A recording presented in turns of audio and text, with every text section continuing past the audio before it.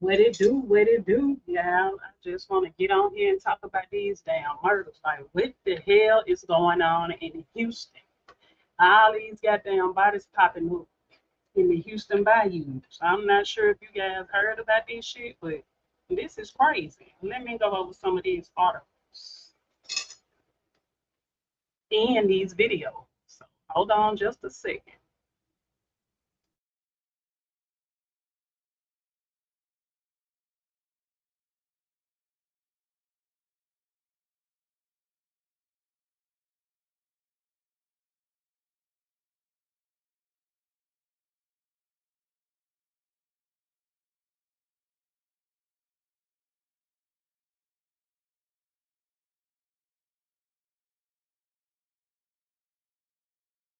Houston Bayous. Houston police report another body was just recovered today from the Buffalo Bayou area near Jensen and East downtown. So if you've been watching and keeping track alongside us, that is 4 bodies recovered in 4 days. Today is Thursday.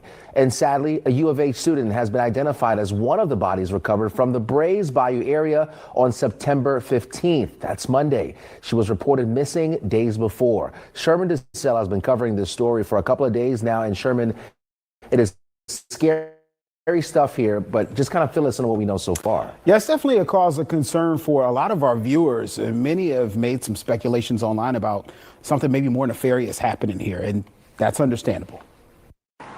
Our Fox 26 count is now at 13 bodies found in Houston Bayous this year by law enforcement and first responders. Remember, the 22 bayous are spread out for miles, so it's a lot of ground to cover, and that comes with tough investigations. Here's what we know. HPD confirms a male body was recovered from Buffalo Bayou on Jensen Street in Edo on Thursday. Our camera caught officers and a dive team on the scene around 3 p.m. There were reports of a man jumping into the water there. We're waiting to hear more on this. And remember when we reported 2 bodies recovered from local bayous on Monday, September 15th? One of them was identified as 20-year-old Jade Sage McKissick. She was a U of H student, reported missing on September 11th, last seen that day near the 3700 block of McGregor by a restaurant. She was a junior communications and advertising major.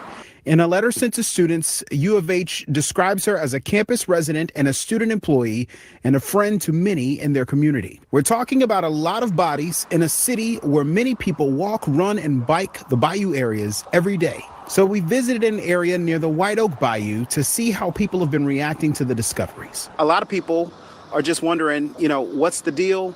HPD hasn't really given us a lot of information either. What questions do you have? I mean, is there somebody paying attention to these? Is there more details to investigation? I don't know. It's just kind of scary at this point. When it's that many coincidences. There's not such a coincidence that happens multiple times. There's long-term plans and there's short-term plans. I would hope that the short-term plans are in effect, and something is being done. Someone's patrolling or someone's watching over cameras or lights or anything's being done right now. One of the guys who just said, is anyone paying attention to these? Yeah. That really brings us right back to HPD. So have we heard anything from HPD on these? We haven't. I have been on the scene of the last 2 recoveries, hoping to hear something from a public information officer. Mm-hmm. Haven't heard anything. We've reached out. They say don't anticipate hearing anything right now. We did reach out to the county. So what the hell y'all think going on in the Houston Bayous? HPD talking about there's not no fucking serial killer on the loose. But this the 13th body that popped up. Shit, within a whole year. Also, the 6 bodies in 1 week, but it's no serial killer. So I'm confused. What about y'all? Let me know down in the comments, because this shit crazy. Let me continue to play this. Forensics department to see if they'd be willing to say something. They didn't give an on-camera interview, but we are requesting more details from all of these instances, especially in the last couple of days. So hopefully we'll get some more information. But we hear what you're concerned about wondering if it's something more that we should be paying attention to, and we're trying to get to the bottom of it. Yeah, we'll certainly continue to ask those questions. Sherman, thank you so much. No problem.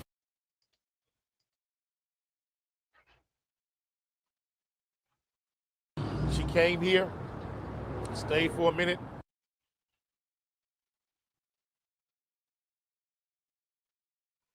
All right, y'all. What the hell y'all think? Let me go to this other shit. Hold on, hold on. Let me go to because they talking about ain't no serial killer on the loose. Let me go to something else. This the Houston Bayous. The sixth body that popped up in 1 week. The last murder was a college student down in Houston. 13th body in 2025.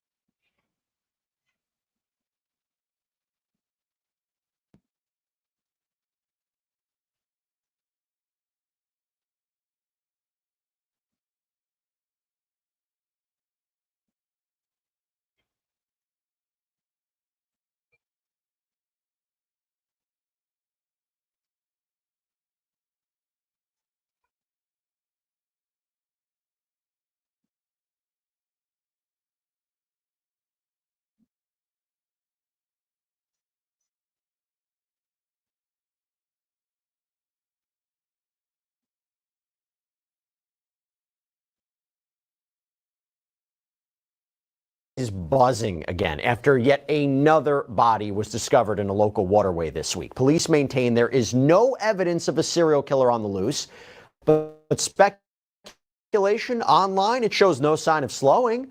And can you blame them? Some have already dubbed the mysterious figure the Bayou Killer. Honestly, it reads like the opening scene of a true crime documentary, but I will tell you, for Houston residents, it's a frightening reality. Maybe not of a serial killer per se, but it's a scary thought about what may be happening here just when the rumors. Okay, y'all. So this is the last body that was found in the bayou so far that I'm updated with. So let me go ahead and play a listen. Shout out to the sidebar, law and crime. I love watching this. So let me go and play this content. Seem to be quieting down a little bit. What happens?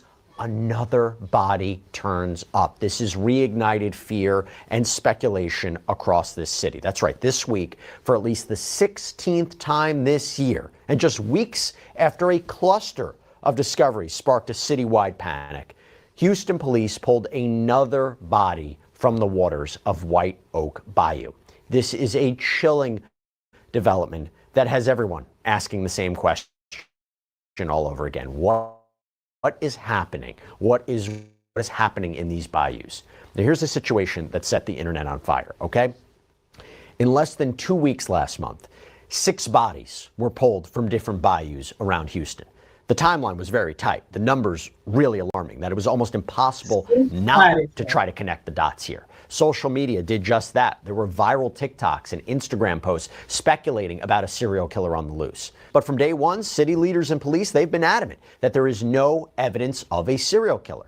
But I want to rewind. I want to break down exactly how we got here to try to make sense. It all started in mid-September when the first body was found on the morning of September 15th in Brays Bayou. She was identified as 21-year-old Jade McKissick, a University of Houston student who had gone missing after leaving a Midtown bar. Now, investigators said preliminarily there were no signs of foul play, but then just hours later that same day, another body was recovered from Greens Bayou.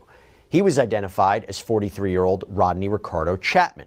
The very next day, September 16th, a third person, 24-year-old Seth Joseph Hansen, was found in White Oak Bayou. 2 days after that, on September 18th, a fourth body was discovered in Buffalo Bayou.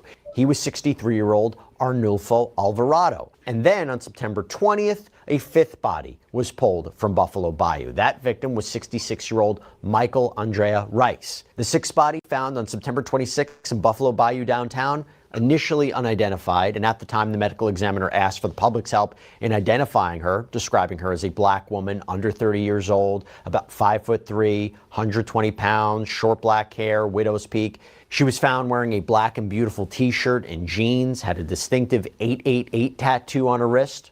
According to the Houston Chronicle, this body has now been identified as Michaela Miller, though her age remains unknown at this point. So what the hell y'all think going on? Because it's not just black people coming up missing. All type of nationalities is coming up missing. So you really can't pinpoint. So if it is a serial killer, they really don't have statistics like who are they murdering. They don't care if they murdering black, white, women, men. So what is it? I heard from a source that it's a lot of homeless people been coming up missing and they not being identified. So it's a rumor going around that they think they just going around down in Houston murdering homeless people. Could be. I don't know. But let's continue to watch these and y'all let me know down in the comments what y'all opinion, because I think it's a bunch of bullshit, to be honest. Bodies, 5 days, and a sixth just days later. So obviously, it was reported that the city was buzzing with both fear and speculation. And what happened in response? Mayor John Whitmire and Police Chief No Diaz held a press conference to address the rumors head on. That was back on September 23rd. We do not have any evidence that there is a serial killer loose in Houston, Texas. Let me say that. Now look at this land snapping turtle looking bastard. He'll talking about he don't believe. Well, what the fuck is in Houston then? You land snapping turtle looking bitch. Again, there is no evidence that there's a serial killer loose on the streets of Houston. If there was, you would hear it from me first. He called the social media speculation false and frustrating. Chief Diaz and Homicide Captain Salam Zia then walked through the facts. Their dive team had recovered the bodies, but they doubled down on the mayor's claims that these cases are not connected. There's no evidence, and I repeat, no evidence to suggest that any of these incidents are connected. In all of the 5 incidents, the medical examiner's office will determine the cause of death. The investigation into these incidents is pending the determination of the ME's office. For us as an agency, rumors stir fear and anxiety in our communities. It's important to rely on verified information and investigations. And Captain Zia emphasized that their job was to follow the science and the evidence and not social media theories.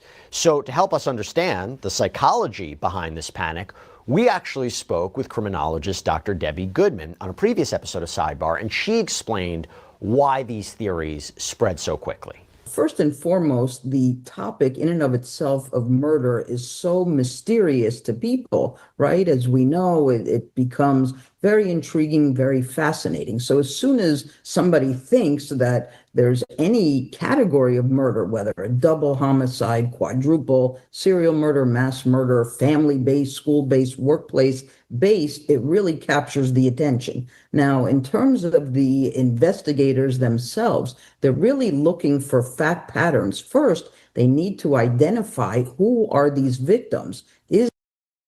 Okay, so they haven't even identified most of the victims that's coming up in the bayous, in Houston Bayou.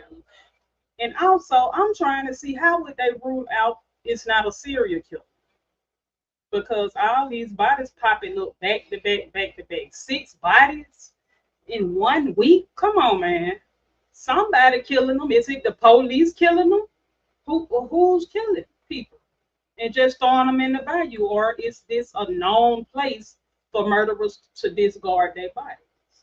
And also, I'm not understanding why haven't, since these murders been going on 13 or 15 or however many they say this year, 6 in 1 week, why haven't they put any type of cameras out there, any type of surveillance to see who the hell dropping these damn bodies off? Like, I know the bayous, it's a stretch. It go all the way through a lot of cities in Houston, but God, dog, let me continue. Is there any commonality? Are they of a similar demographic, right? So we would start there. And then the victimology is so important because we also want to look at the fact patterns. When we say fact patterns, when it comes to investigations, we're really just talking about the 5 W's and the H, the who, what, when, where, why, and how. So we always start there with any type of murder case, but this whole idea of fascination and people really gravitating toward this type of case where we have bodies in a river and immediately people think, well, clearly it's got to be serial murder. But just part of what I do is I look at data analytics as a criminologist, and serial murders in our modern day society is really not as common as, let's say, decades ago. So the real concern today is actually mass murders. Social media really drives people's perspective. Now, is it fact or is it fiction? That's really up to the individual to determine. But again, because we know that any category of murder is so fascinating that people in 60 seconds or less will read the post, see the headline, listen to, a blog, a podcast, and make a determination. Now they're looking for how many likes, how many reposts, and all of a sudden, in a 60-second window, a decision has been made. Now, she urged caution, trusting the investigators to do their work, noted that in the modern age with surveillance and technology, it is incredibly difficult for a serial offender to operate without leaving a digital trail. So with the official word from the city essentially being this is tragic but unconnected, this is when the story began to kind of fade from the headlines. But the Bayous have spoken again. This past Wednesday, on October 8th, the pattern repeated. Just after 8 a.m., callers reported a body in White Oak Bayou. Houston police, their dive team, they responded, recovering the body of a male, and police reported there were no obvious signs of foul play. And as with all the others, the final word on how this person died. Okay, they say no evidence of foul play. That's on most of the bodies that they finding in the bayou. So how the hell do these people keep getting in the bayou? So are they walking and drowning their damn self? What the hell is going on? Houston, HPD, y'all need to come up and tell the people something. Because this is BS. Rests with the Harris County Institute of Forensic Sciences. Mayor Whitmire was again quick to comment, stating we have 2,500 miles of bayous. Like I said, they're not related. It's been politicized by candidates and others, which is unfortunate, probably not paying proper respect to the families. Now, that could be a fair point. He went on to attribute many of these tragedies to personal decisions, the harsh realities faced by the city's homeless population, and said when it comes to these serial killer theories, enough is enough. Quote, I do say enough is enough on speculation out of respect for the families and also the 2.3 million Houstonians in our region. We have challenges. We're meeting those challenges. But a serial killer loose in Houston is not one of our challenges. So to break all this down, I want to bring on former FBI and CIA agent and adjunct professor of criminal justice, Tracy Walder, also a News Nation contributor. Tracy, thank you so much for coming on. It's great to see you.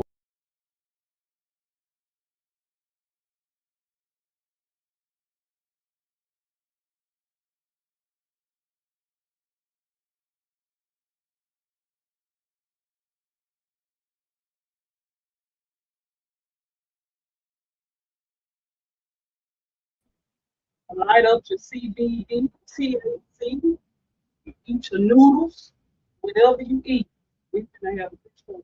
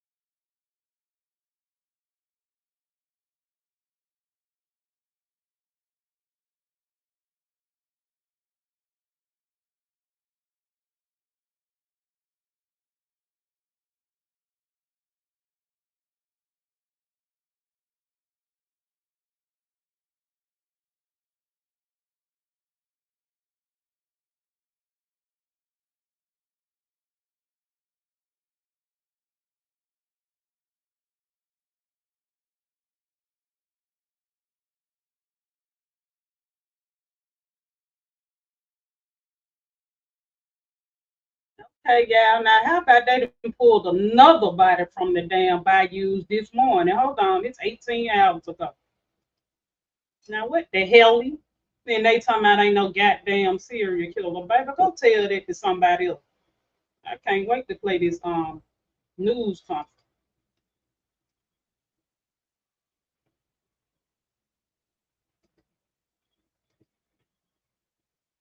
Are back in the spotlight. 18 hours. Houston Bayous are. Let's see. Houston Bayous are back in the spotlight after another body was pulled from the water just this morning. It's the 7th in the past month. On your screen is a look at the locations where bodies have been found recently with today's discovery. Hold on, look at these damn locations now. 7 bodies within a week. Okay, so they starting off this new week with 1 body found already. But Houston Police Department say it's no serial killer on the loose. So what y'all thoughts about that? Let me know down in the comments, please. Let's see what the hell going on in Houston, man. Look, 1, 2, 3, 4, 5, 6, 7 bodies already. So it was 15 within this year. Marking the 7th. Our Rochelle Turner was the first reporter on scene. She's joining us live from White Oak Bayou, right along White Oak Drive and Gladys Street with what she's learning this afternoon. Rochelle? Well, Lisa, I can tell you that HPD confirmed there are no signs of foul play. Now, I did watch dive crews from HPD's dive team. They pulled the man. So why the hell is HPD keep saying there's no foul play, there's no serial killers on the loose, and all these damn bodies popping up within 1 fucking week? Come on now, Houston. There's some y'all down here hiding. Y'all ain't telling people. We want to know. I damn sure do. Man's body from this water right here behind me. It took investigators only about 2 hours to process the scene, but many people who walk along these trails told me that they still feel safe, but they would like to see a little bit more presence along the bayous with the recent incidents that have happened lately. I don't know. It's crazy. You know, when I went down the bayou, there was cops, police, ambulance, fire, rescue everywhere. Now, this is the goddamn 7 body found in Houston Bayous, y'all. Like, what the fuck really going on? But hey, Houston Police Department say it ain't no goddamn serial killer on the loose. You could have fooled me.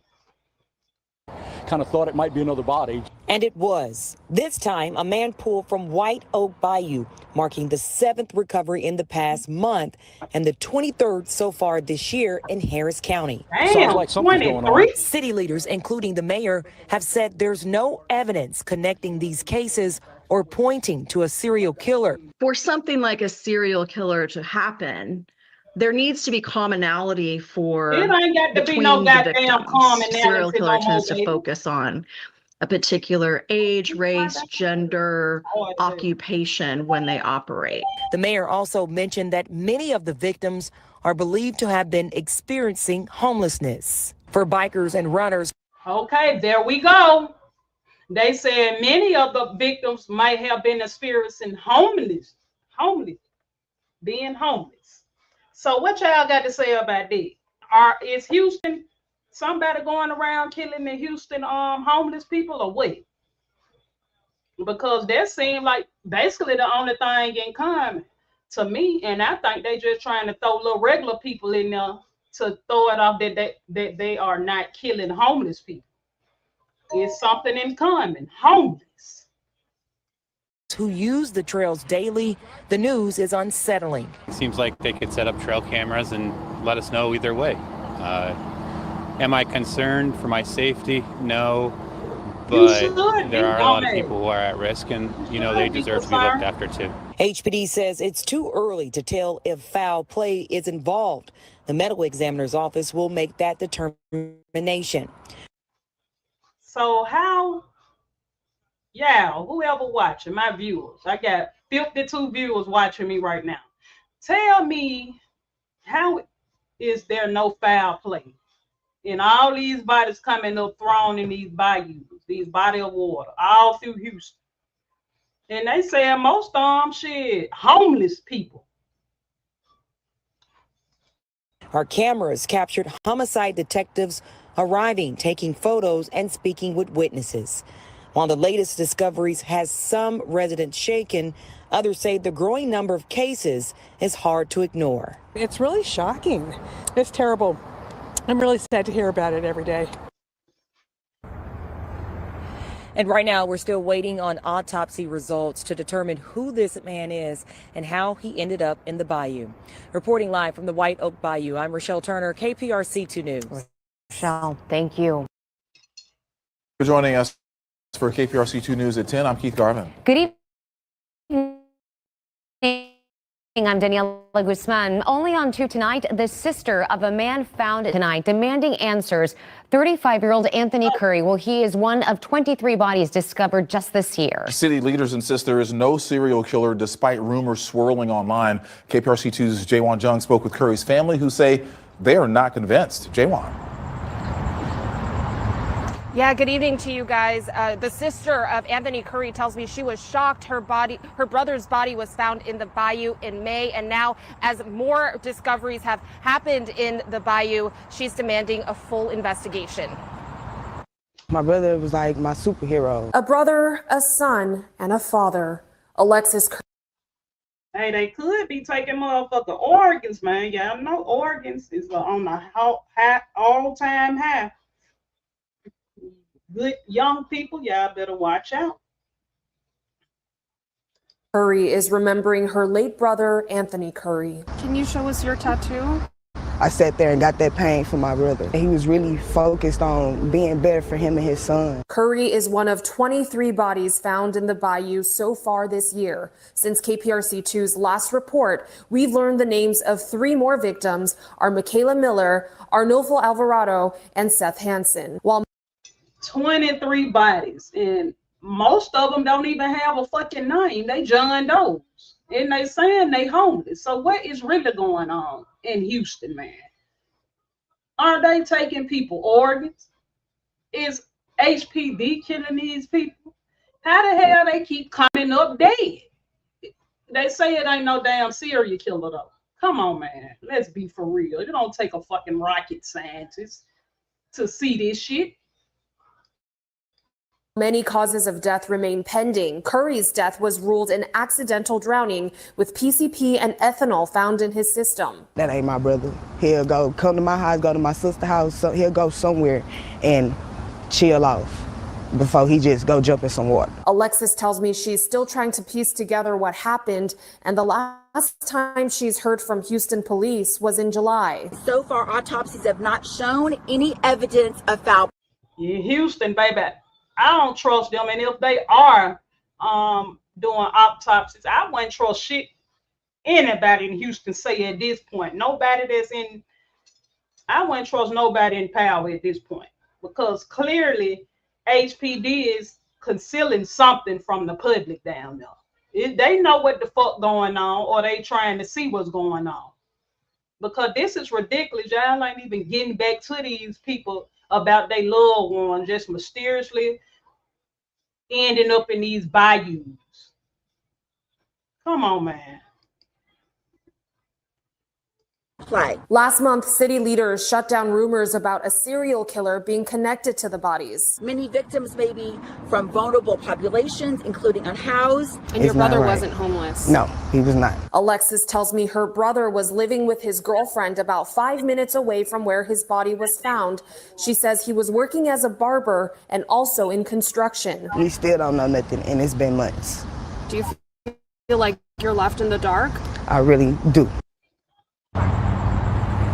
Now back out here live, authorities say there were 24 bodies found in the bayou in 2024. Now, as investigations continue, you can see just how dark it gets here at night. Officials are continuing to urge vigilance in and around the bayous. We're Baby, if I was anybody in Houston, I wouldn't go nowhere. No time at night, period. Because you're lying to get your ass slung in the bayou. Live at Buffalo Bayou Park, Jaewon Jung, KPRC 2 News. For joining us for KPRC 2 News at 10, I'm Keith Garvin. Good evening, I'm Daniela Guzman. Only on 2 tonight, the sister of a man found dead in a Houston bayou is speaking out tonight, demanding answers. 35-year-old Anthony Curry, well, he is one of 23 bodies discovered just this year. City leaders insist there is no serial killer despite rumors swirling online.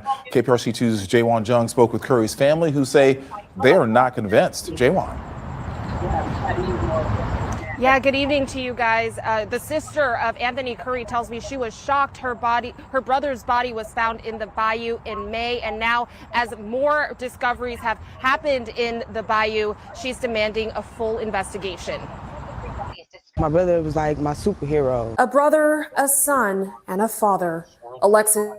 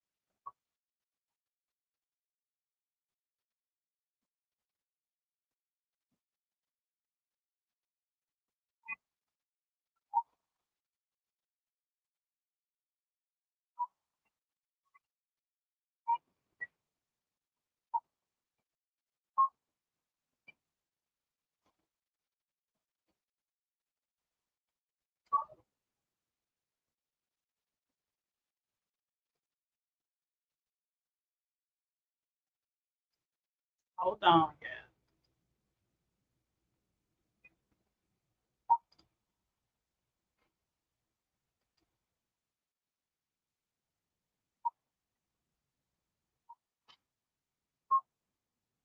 Time.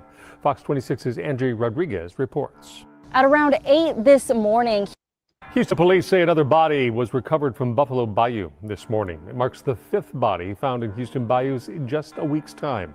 Fox 26's Andrew Rodriguez reports. At around 8 this morning, Houston police were called here to Buffalo Bayou near North York Street for a report of a body found in the water. After officers responded, they confirmed one person was found dead on arrival. That's the 5th one this week and the 14th this year. Another body has been pulled from Houston's bayous. This time, it was a paddler on Buffalo Bayou who made the discovery. It's the 5th body in just 1 week. A male body was recovered from Buffalo Bayou. While on scene, Fox 26 spotted crews from the Houston Fire Department, Houston Police dive teams, and the Harris County Medical Examiner. And this is the bigger picture. Since April, bodies have surfaced across Houston. April 15th, May 7th, May 9th, May 16th, June 9th, August 21st, August 27th, September 15th, September 16th, and now September 20th. Have bodies starting to show up in bayous, it's always a concern for us because we obviously got to determine how the bodies got there, what was the cause of death, was it foul play, was it suicide, was it an accident? I wouldn't want to drink nothing. No type of water down there. Them damn bodies popping up. Hell no. And kind of what the circumstances were. That makes 14 bodies this year, and 5 of them pulled from Houston's bayous in just the past week. 1 city, 1 week. Too many questions. Tonight, we dive into Houston's bayou deaths. 5 in a single week, 14 this year. And ask what's really happening beneath the surface. Even Houston legends like Willie D are talking about it. 5 bodies in just 4 days. People on edge. Whispers of a serial killer moving through the bayous. I got to tell you that people are on the edge out here because many believe that there may be a serial killer on the loose. And he's not alone. Across the city, the question keeps echoing. Are these just tragic accidents or something far darker? In just the past few months, Houston's bayous have turned into crime scenes. 14 bodies this year alone, and 5 of them surfaced in the span of a single week. The first discoveries came back in the spring, with April and May marking the beginning of a disturbing trend. By summer, the bodies kept coming. June, August, September. Different waterways, different days, but all tied to the same city. Police reports describe drownings, accidents, and isolated tragedies. But to a community that keeps watching these scenes unfold on the evening news, it feels like something bigger. People are asking, is this just coincidence? Or is Houston staring down a pattern no one wants to admit? HPD hasn't really given us a lot of information either. What questions do you have? I mean, is there like somebody paying attention to these? Like, is there like more details to investigation? I don't know. You know, it's just kind of like, you know, scary at this point. You know, when it's that many coincidences, there's not such a coincidence that happens multiple times. There's long-term plans and there's short-term plans, and I would hope that the short-term plans are in effect, and you know, something is being done. You know, someone's, you know, patrolling, or someone's watching over cameras or lights, or anything's being done right now. But what we know for certain is this: the bodies keep adding up, and the explanations aren't slowing down the fear. When Houston legend Willie D from the Ghetto Boys went live and said people are on edge, he wasn't exaggerating. This isn't just news, it's a community on alert. Whether these deaths are connected or not, one thing is certain: Houston's bayous have become a graveyard of unanswered questions. Police say there's no evidence of a serial killer.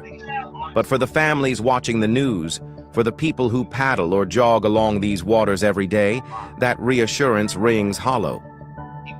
This story isn't about numbers, it's about fear.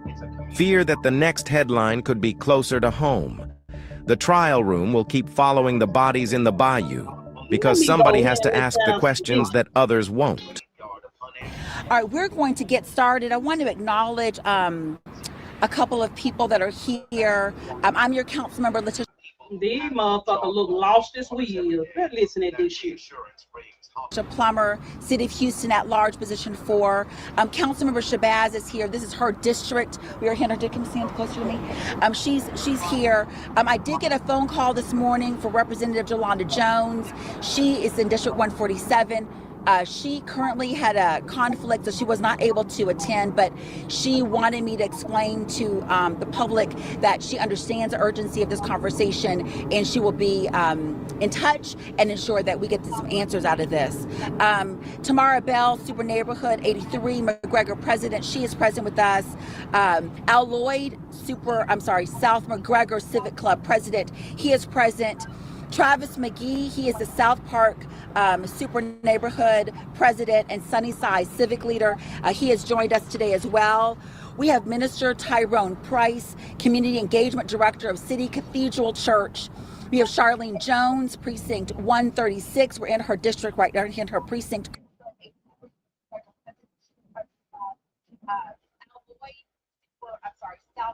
Currently, and we've got Karen Farber. She's from Buffalo Bayou Partnership. They are here present. If I've forgotten any of our civic leaders or community leaders, my apologies. Ken Rogers. Ken Rogers is here as well. Okay, that's great. So what you see here today is a community coming together for a conversation that is past overdue. As a council member at large, I'm the entire city. I live in this community, so this is obviously important to me. But as an at-large member, we have 2,500 miles of bayous in this particular city. So this is not just this particular area, this is everywhere, and this is something we need to be aware of. I want to give a couple of points that we've received, information that we've received. According to what HPD has said, there is no proof that there is a serial killer involved in these killings. Now, I'm saying what we know. Okay, I want to be very, very clear. From the information that we've attained from HPD, that is what they're saying. Police and other city officials have confirmed that there's no evidence of the linking of the deaths that we have seen. The rumors on social media have fueled fear. And what I'm here to do today is, number one, talk to community, ensure that I and my council member Shabazz, is her district, and our community leaders bring the information to the public in a timely manner so we can eliminate any types of rumors that are traveling around the city currently. In 2025, there have been 15 bodies that have been found in the Houston area bayous, 6 in the last 2 weeks. This year's cases are under active investigation, It's with 74, many yeah. awaiting autopsy reports. Identified cases. At least 2 of the recent victims have been identified, including University of Houston student. I'm going to say her first name, Jade. I do not want to say her last name, but of course it's in the media, but I want to be respectful of herself and her family. Several remain unidentified, and the families need to be notified. And let me explain this, and this is in conversation with the administration, HBD. There are goals and deliverables that are going to be reached and met in the next 7 days. The goal of HPD is to identify these bodies urgently, make sure that their families are aware first, and with the families can. Buddy look mad as hell right here in the back. I know they is, man, because they don't know shit neither. And HPD ain't telling nobody nothing. Consent, then we will make sure that you know who they are. Our goal, though, is to know gender, age, background, to ensure that we understand that the communities are aware of what's going on. But HPD and the administration has assured me, and race, yes, I'm sorry, thank you, Tamara, and race, and where they are, who they're coming from. We don't want to automatically assume these are suicides. We don't automatically want to assume that these young people have taken their lives. That is not fair to themselves or their families. So we don't want to give out any information that is not absolutely factual. Harris County Institute of Forensic Sciences is working to determine causes of death. As all of you know, autopsies take a while oftentimes. And so far, I wouldn't trust shit them damn corner officers tell me, because you can't trust nobody. Autopsies have not shown any evidence of foul play. Houston has over 2,500 miles of waterways. Drownings are unfortunate and uncommon. Many victims may be from vulnerable populations, including unhoused. Some of them may have died from natural causes in these waterways. But the current information is this: we don't want assumptions. So they keep talking about it's not a serial killer. Okay, the serial killer, I already know the bayou is over so many thousand miles long at the end of the day. So it's easy for a damn serial killer to confuse the law enforcement, because they don't have to use the same bodies of water. That's common sense. They just told you the bayous are over 24 some thousand miles long of water. This how far the bayous go through Houston. But at the end of the day, a serial killer don't have to use. I mean, they talking about it's not no serial killer, but at the end of the day, he confusing the goddamn law enforcement, because he's not using the same area of water. So it's hard to catch who the fuck throwing all these bodies in the water. Y'all so damn stupid to be law enforcement, baby.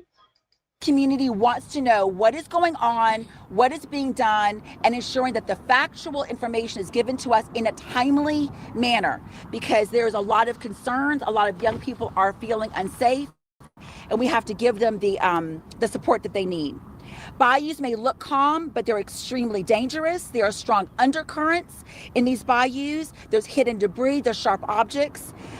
Police Diaz has urged residents to avoid from swimming, fishing, or any recreational activities within the bayous. Residents need to remain cautious. Our young people need to understand that if you're walking around in the bayous past dusk, you are putting yourself at jeopardy. You need to, if you're a jogger, if you're a bike rider, as you know, a lot of our bayous, there's an underpass that you can kind of go under to escape the streets. Do not do that at this time period. Go on the street, cross over safely. When it's dark outside, make sure you're in more than one person. Make sure you have your. Okay, so why are you telling the public don't go under there when it's dark and all that? I hope they got common sense not to do that. But if it's not a serial killer on the loose, why are you giving these instructions to the public? Man, make it make sense, bro. Y'all be contradicting y'all goddamn self. That's why I don't believe shit the news say, period. The police, nobody. You can't trust nobody in these last days, baby. nobody to be trusted because they damn sure ain't gonna tell you the truth. Phone, have something that will allow yourself to protect yourself, like something like mace, but make sure people know who you are. Share your location. Baby, you better have that fat. Fuck that mace. Have a bullet to put in that bitch ass. Don't be secretive. Share your location with your family. It is time to be very cautious and careful during this time while we're getting more additional information. I want to reaffirm that the fears that are from the community are necessary and they're relevant and they're important. I'm urging HPD and the administration to make sure that we give the information, demographic information, to us as soon as possible so that we can kind of dismay some of the fears that are there. Listen, I want to thank the residents for showing up and committing to making sure that our communities are safe and are healed. I want to also acknowledge the families of the people that we have lost in these spaces, and I want the families to understand that we are going to make sure that we know what's happened to your loved ones if you're unaware of that, and our office is available to you. Councilman Shabazz's office is available to you. If anyone sees anything, hears anything, please call 911 and let us know what is going on. At this time, I want to pass the mic over to my Councilmember Shabazz for any comments. Thank you and good morning, and thank you, Councilmember and Tamar Bell, for assembling the people of the community. I am Councilmember Carolyn Evans Shabazz, the council member for District D, what I call the District of Destination. Certainly, whenever we have deaths, it seems like they not even telling the council people shit. They ain't even telling them nothing. They confused. Look at her. She done had her shades on the whole time. He been mad looking like an armadillo the whole time back here, baby. He evil, and I don't blame these people. of any kind, it is a concern. I have particularly this is personal to me. I have a friend a couple of years ago that was found in the bayou down by the police station. And there was never a resolution regarding his death. And so certainly this is very important. I live not very far from this area as well. Down by the police station, quote. But I want people to just know that we're not making assumptions just based on assumptions. We are getting information from HPD. I certainly got detailed information regarding the death of Jade. There's evidence that shows that there was nothing done. She was not tampered with in any way with foul play. There's evidence that she actually walked to the location and actually walked in. I guess people just commit suicide down here in Houston, Texas. And they keep saying most of the victims, it seems to be no foul play. And this is what the coroner office is telling me. Baby, please, baby, And most of these people are homeless. To the bayou. And so we are just really, really concerned because we do have two major institutions here. And we want our students to know that we are here for them. If they're having some type of mental issue that makes them feel that they are lost, because at that age, sometimes you feel that no one is listening and no one is there for you. But you are very important, and we want you to grow into adulthood so that you can be great citizens for this city. But we don't want people to panic. But that you could tell she holding back tears, man. Prayers go up for Houston. Does not say that we do not want you to be vigilant. You should always be vigilant. I walk in the evenings in this area, and certainly I have to be mindful of my surroundings. The council member gave wonderful, wonderful things that need to be done. Travel in pairs, which of course I don't, but I walk in my main community. But certainly we have to remain vigilant regardless of what's going on around us, because we are in a major city and things do happen. But we don't want people to panic unnecessarily, but always be mindful of your surroundings. When you get out of the car, look around. I know I tend to get in my car, maybe coming from the grocery store and decide I want to send a text message, make sure you lock your car. Someone can jump in the car while you are sitting there doing your text, and they may be armed, and you may not get the opportunity to get out of the car. So we do have to raise the height and heighten our surroundings, our awareness of our surroundings. But again, I thank you. We will stay on top of this. We are engaged with HPD and the Precinct 1 Constable, who has assured me that this most recent death was not foul play.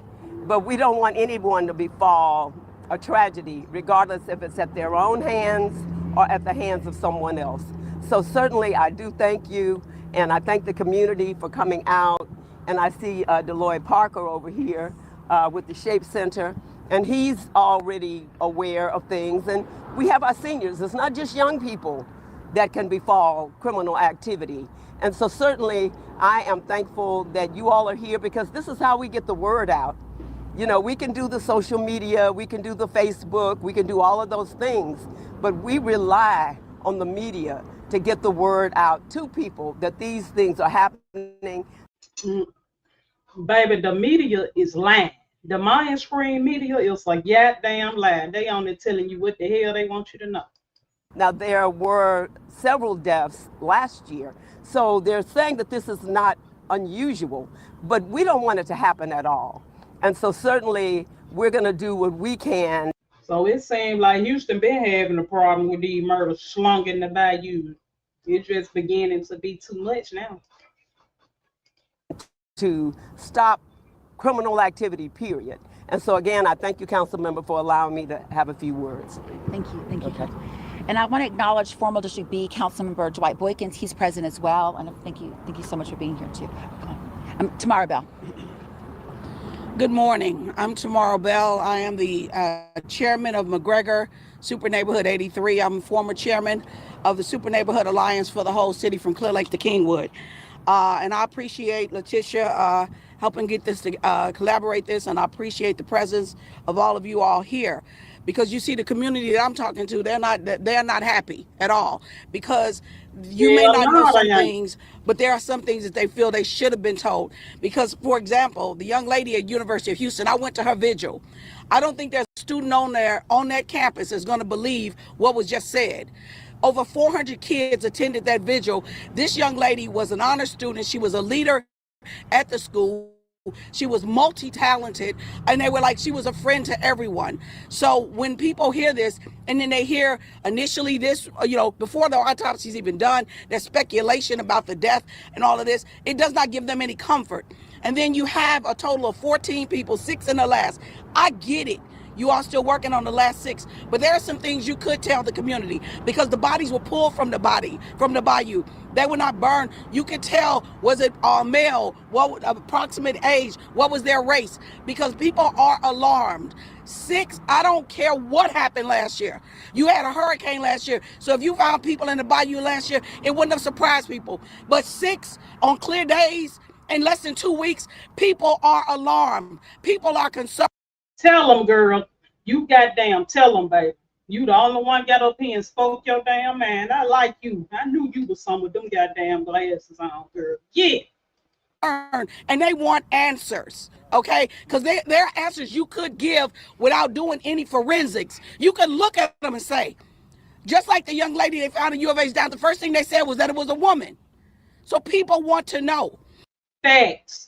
Because at the end of the day, y'all got to remember, Houston is mostly black. It's black. There's so many thriving black-owned businesses down here. So I feel like if it was another city or whatever, like a predominantly another white city or something like that, they'll get to the bottom of it. But since we in the black communities and stuff, they really don't give a damn. And like they say, most people coming up in the bayous, they homeless.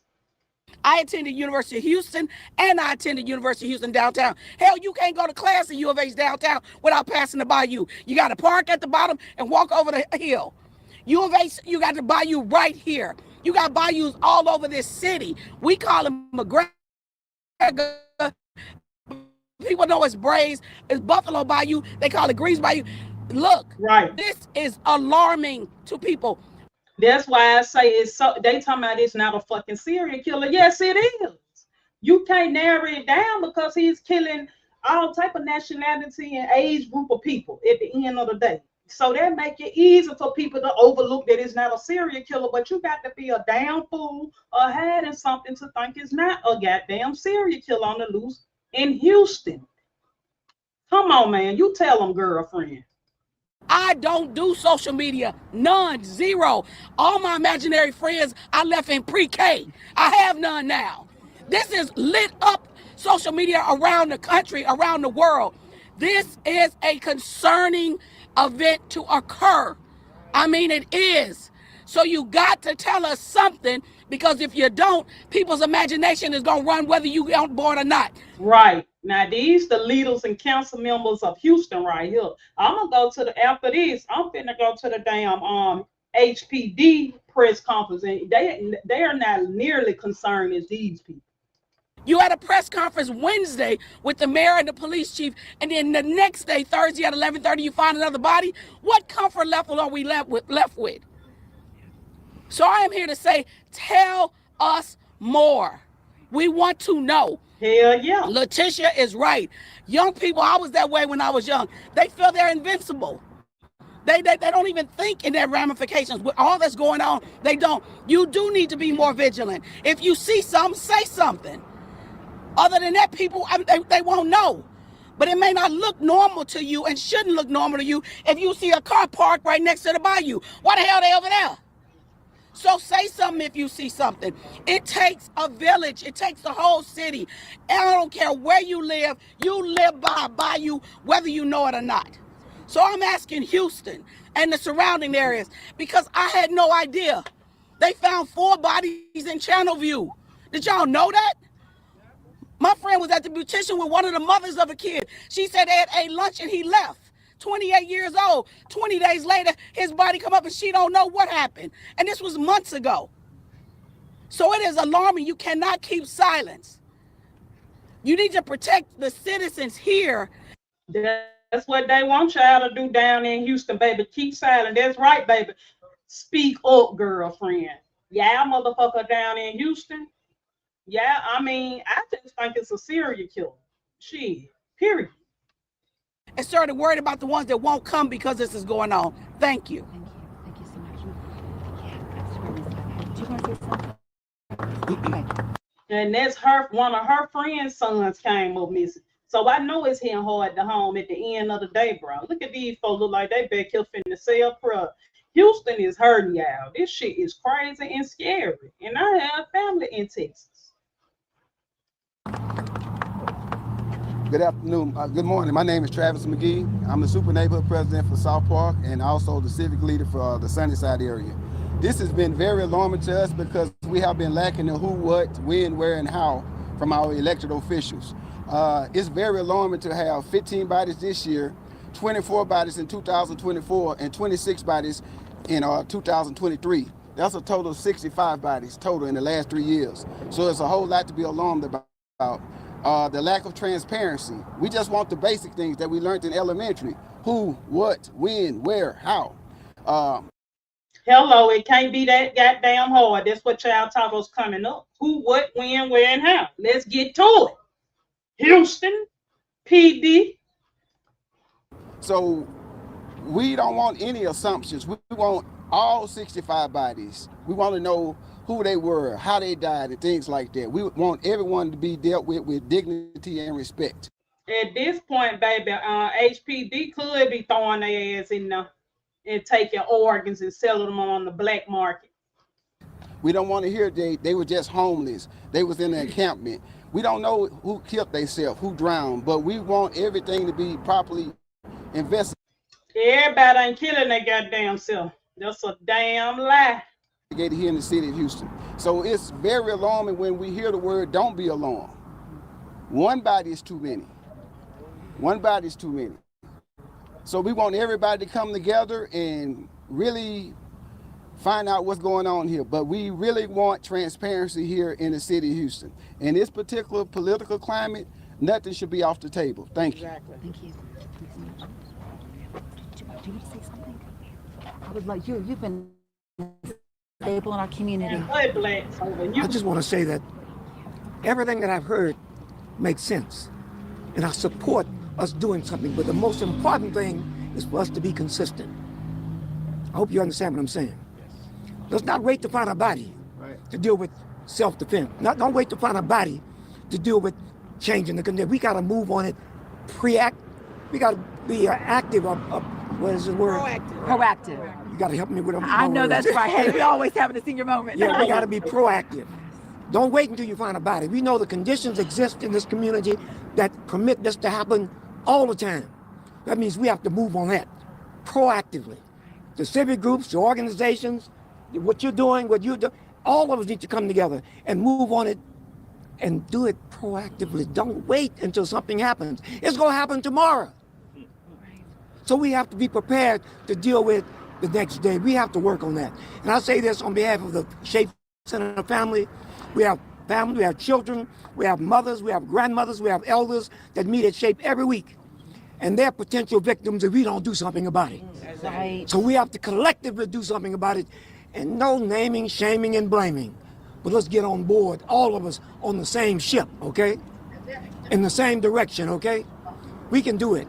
So I say that, give me this. Repeat after me if it makes sense. I am. I am. Because we are. Because we are. We are. We are. Therefore I am. Therefore I am. There's no me. There's no me. Without you. Without you. And there's no you. There's no you. Without me. Without me. We all part of a family. We all part of a family. Of interdependence. Hey y'all, we need each other. Across the board, okay? Right. Wow, thank you. Thank you. Hello.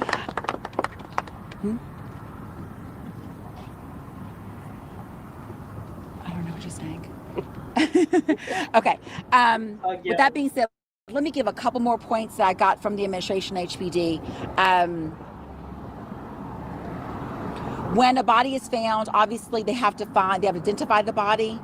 They've got to find their next of kin. There has to be a coroner's report, and then a detective is assigned to that particular person, right? There are people. And then that's, how the information, what we're asking for is basic demographic information. To be clear, we want to know age, race, where they're from. We don't need a name. Am I missing anything tomorrow? Race, age, community they're from, just the basic information. Where were they found? Where were they found? We want the basic information. What I understand, out of the 7 most recent, okay, I want to focus on the 7 most recent. HPD is able to identify 6. Well, they're going to identify 6 of them. One of them is severely decomposed, and so it's a little bit more challenging. So we may find a little bit later on that particular person, but their goal and task right now is to identify 6 of them, and we should have that information, incredibly soon. I want to. I'll put up for any questions you may have. If you have any question you may have for me, yes. Retired police officer Marcella Guidry could probably speak from HPD's perspective right here. If she wants. Okay. I'm just throwing it out. I don't want to put anyone. I want to be really respectful of your position. I'm glad that you're here. I do want to be respectful. When HPD comes out and does a formal press conference, that is their position, and I want to make sure that I'm not putting any words in anyone's mouths and making sure that we're sticking to it, because that's going to continue to put out information that may not be supported. So I want to acknowledge that. I want to take questions from the media. Why they are not giving out this information that you all are It's just timing. They're just I'm giving you what they're telling me. Okay, I'm not saying this the right information. I'm just saying what they're giving me. They're just saying they need more time. But they understand. Let me tell you this though: the fact that everyone is here today, the fact that we called this meeting and this press conference, the urgency is there. They understand that the community is asking and wanting a ton of questions. So I'm assuring everyone that we are going to know information very, very soon. Have they announced any, beefing up security in that area? I know we know it's a really big, distance to cover, but What have they said? What are they going to do? So because it's a bayou and it's 2,500 miles of bayou, it's very difficult because it's a current. So I know that on the surface it looks like it's really calm, but I know that when it doesn't, if you live in the area, you know that small narrow channel that's in the center, there's a very heavy undercurrent there. So even though a body may be dropped in one area, that may not have been specifically where they've died. It could have started somewhere else. So in terms of security, I think that may be a bit challenging, but I will ask the question and get a better answer for you. Can I say something? Yes. Oh, I just wanted to add something Yes, to that. yes. We're asking the surrounding communities, if you have camera footage, could you make sure that you check your cameras? Because of it being Yes, 2,500 absolutely. miles, we can't feasibly put cameras all over the bayou. But there are people who have picked up certain things in their cameras at home. So if you don't check it on a regular basis because you're not having a personal issue, we're asking that you do check, especially when you hear that these things have happened, because you may be that piece of information that is needed to be able to let people know if there is something to be alarmed about or whether they can rest easy. Right. So Because thank you. yeah, because keep in mind, every single person that has been found will get assigned to a detective, and there will be a specific investigation happening. So questions, knowing who they are, where they're from, who their families are, who their friends are, what they've been up to in the last couple of days, like all those normal investigative activities are happening to all of them, and that's ongoing. Yes, absolutely. To back up what she said, as they said, it's 14 bodies. They found 6. The other bodies they found back in April, I just don't believe those other 8 people are unidentified. Right. Seriously. Right. That part could have been released. And as I said, the things that we're asking, it doesn't take an autopsy to do most of the things we're asking. And that's sex, approximate age, and race. Right. That's a visual. Right. No, absolutely. And that's something that I know my office and Councilmember Shabazz's office are going to be diligently working on to making sure we get that basic demographic information. Are they doing anything directly to communicate with the local universities? Is there any collaboration in encouraging students to be proactive in what they're doing? No, absolutely. It's a great question. I've actually reached out to University of Houston and Texas Southern. We're engaging the young people. My goal is to, myself and Councilmember Shabazz, we're going to go and have meetings just like this at the school. So we're letting the students arrange those for us. We also have some police officers that do a lot of community outreach, and they're also willing to go in and talk about safety and how they can be more safer and watch their surroundings. And just some tips to ensure that they're safe and protected. And one other thing, we do have... Constable Smokey Phillips is actually here too. Thank you, Constable, for being here. I appreciate you. Yes. Okay, hold on. We do have several law enforcement agencies in this area, including Texas Southern and University of Houston, Houston Community College, and certainly Constable Smokey Phillips and his office. So we're asking that they all step up the patrols. As Deloitte says, we want to be proactive. We don't want to be reactive.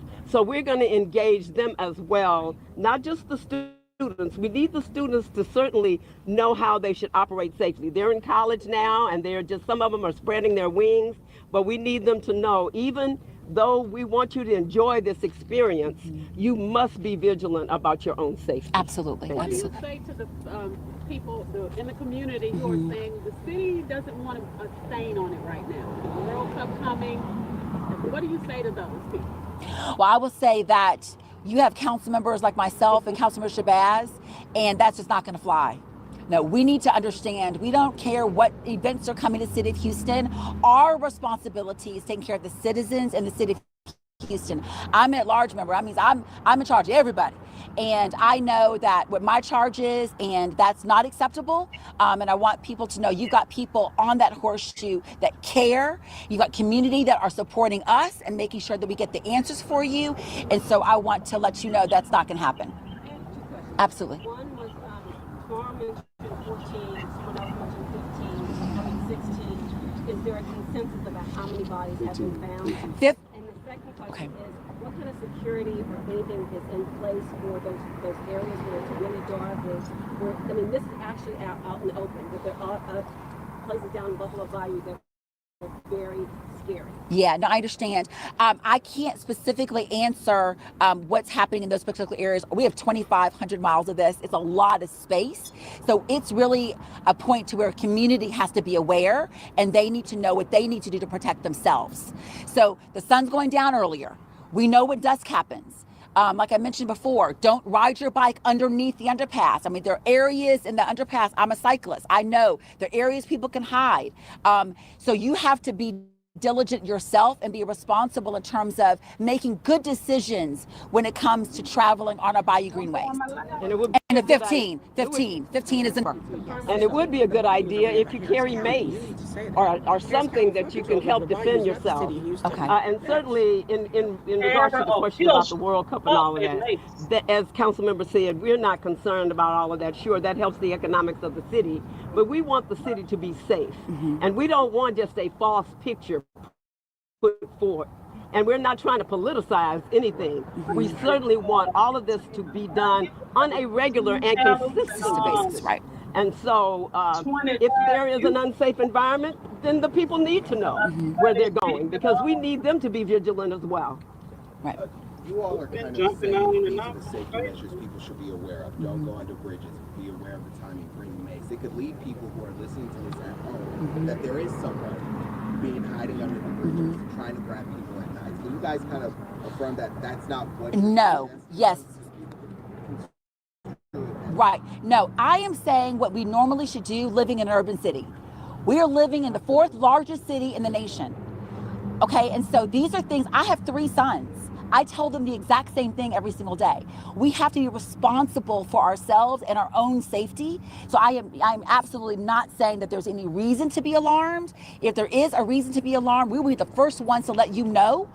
Because that's important. Our responsibility is protecting our community. But no, I'm just saying we live in an urban environment, which means that there are protections that you have to naturally take to make sure that you are responsible for your own safety and your own well-being.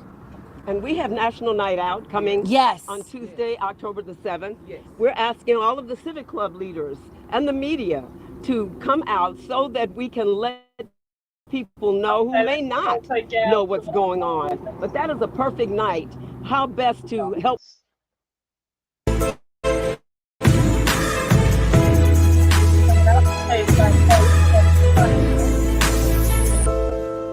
Houston's bayous have always carried an uneasy reputation, winding waters that cut through the city, beautiful by day but unsettling at night. Over the years, they've been places where secrets surface and to make sure that you are responsible for your own safety and your. Houston Bayous are back in the spotlight after another body was pulled from the water just this morning.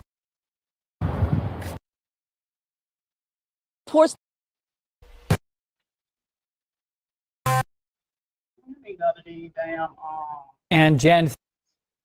So far this enough is enough.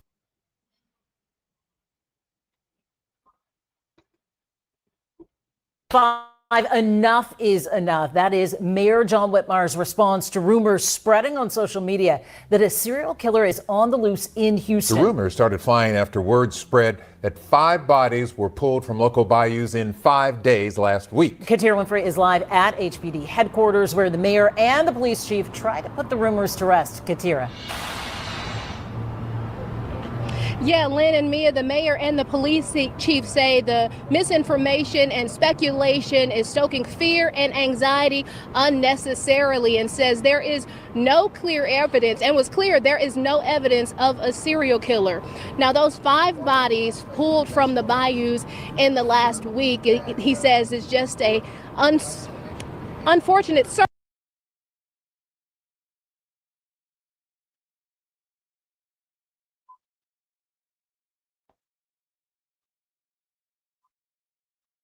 Hold on, y'all. Let me find this. Trying to see real quick.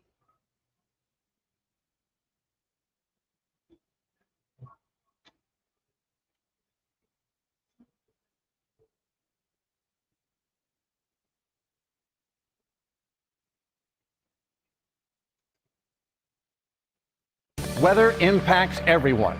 Our priority is to make sure you have enough time to prepare for anything.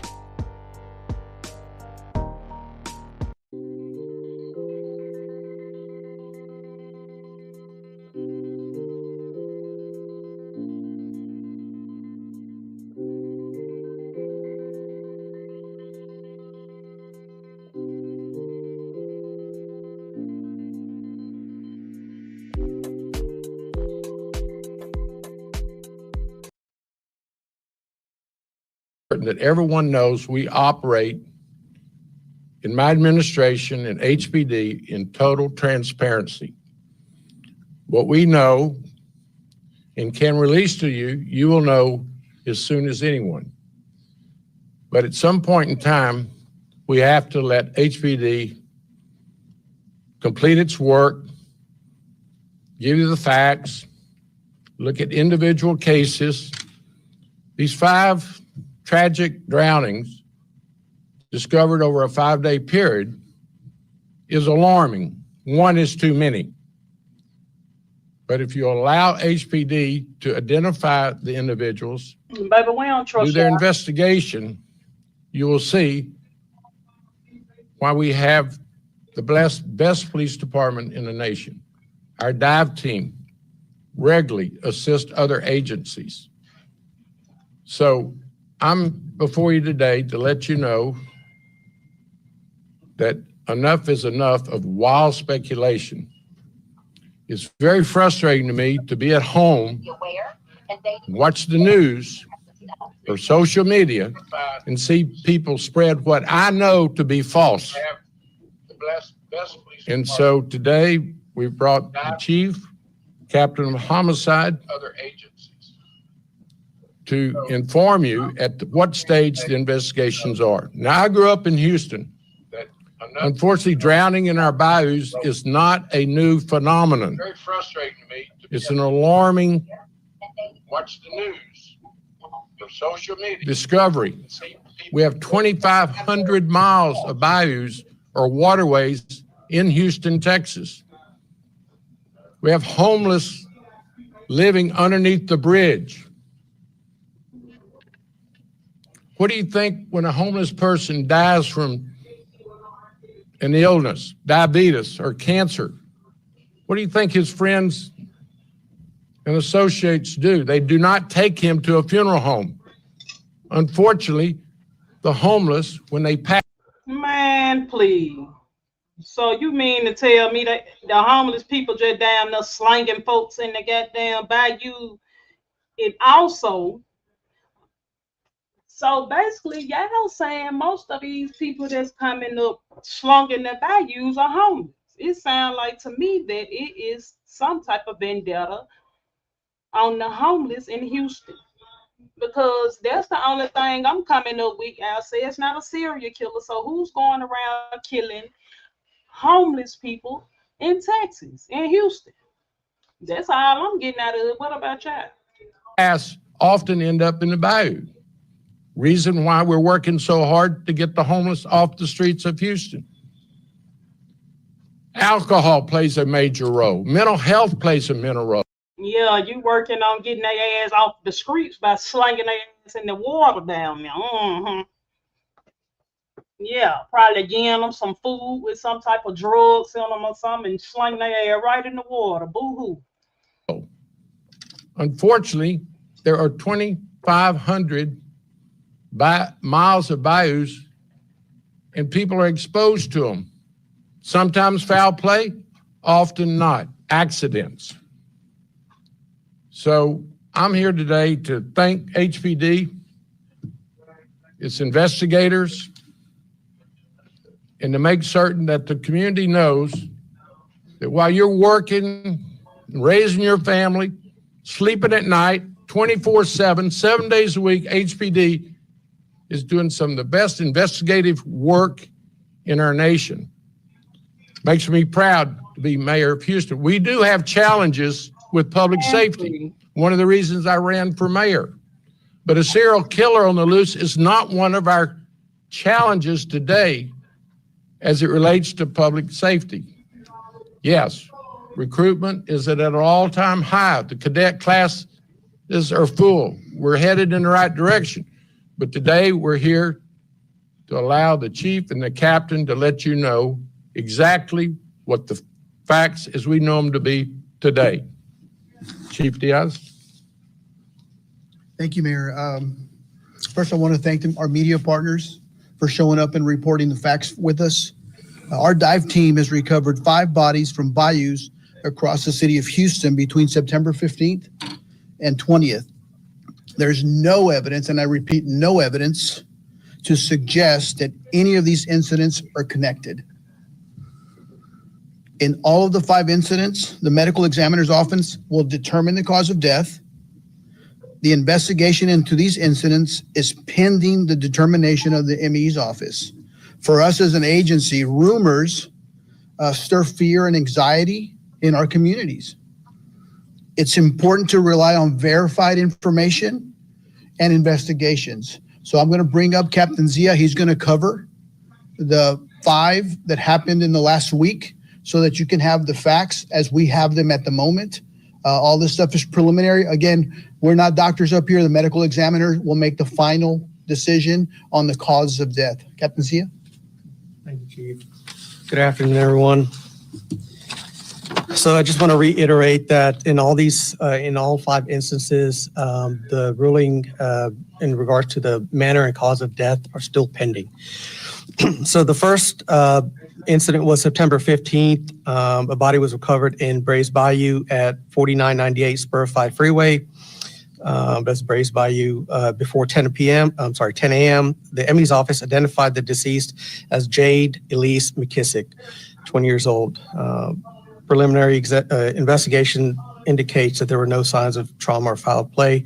But again, I reiterate that we have to wait until the actual autopsy results come out. Another body was recovered on the same day. It was located in Hunting Bayou at 13,400 East Freeway at about 11:50 a.m. The ME's office has not identified the deceased individual in that incident. The next one was September 16th. Body was located at White Oak Bayou at 2200 White Oak Drive at about 1:25 p.m. Again, the ME's office has not identified the deceased individual. There was one on September 18th. Body was located in Buffalo Bayou at 400 Jensen Drive at about 2 p.m. ME has not identified the deceased in that incident as well.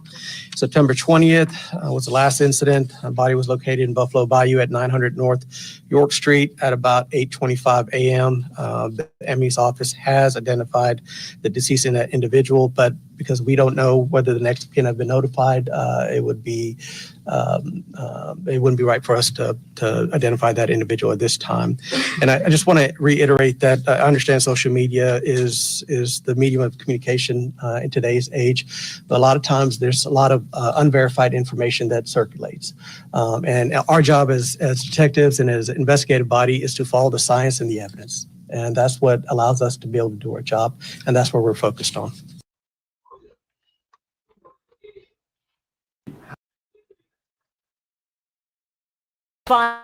Enough is enough. That is Mayor John Whitmire's response to rumors spreading on.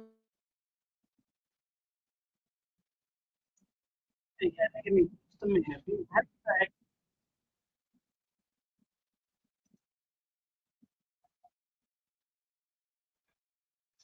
We finna talk about some more stuff going on. It's real, honey. So much shit going on. Yeah.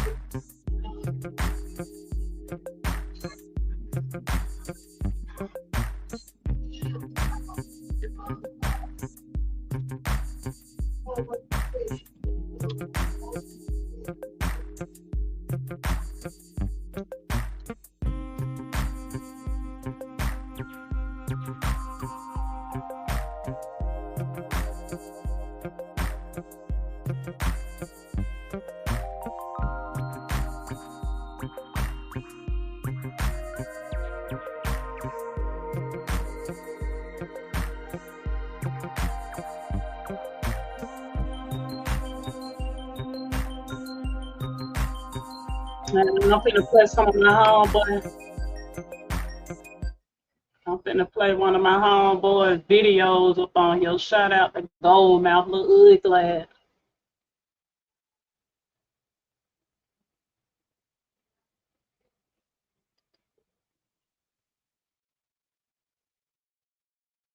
My homeboy,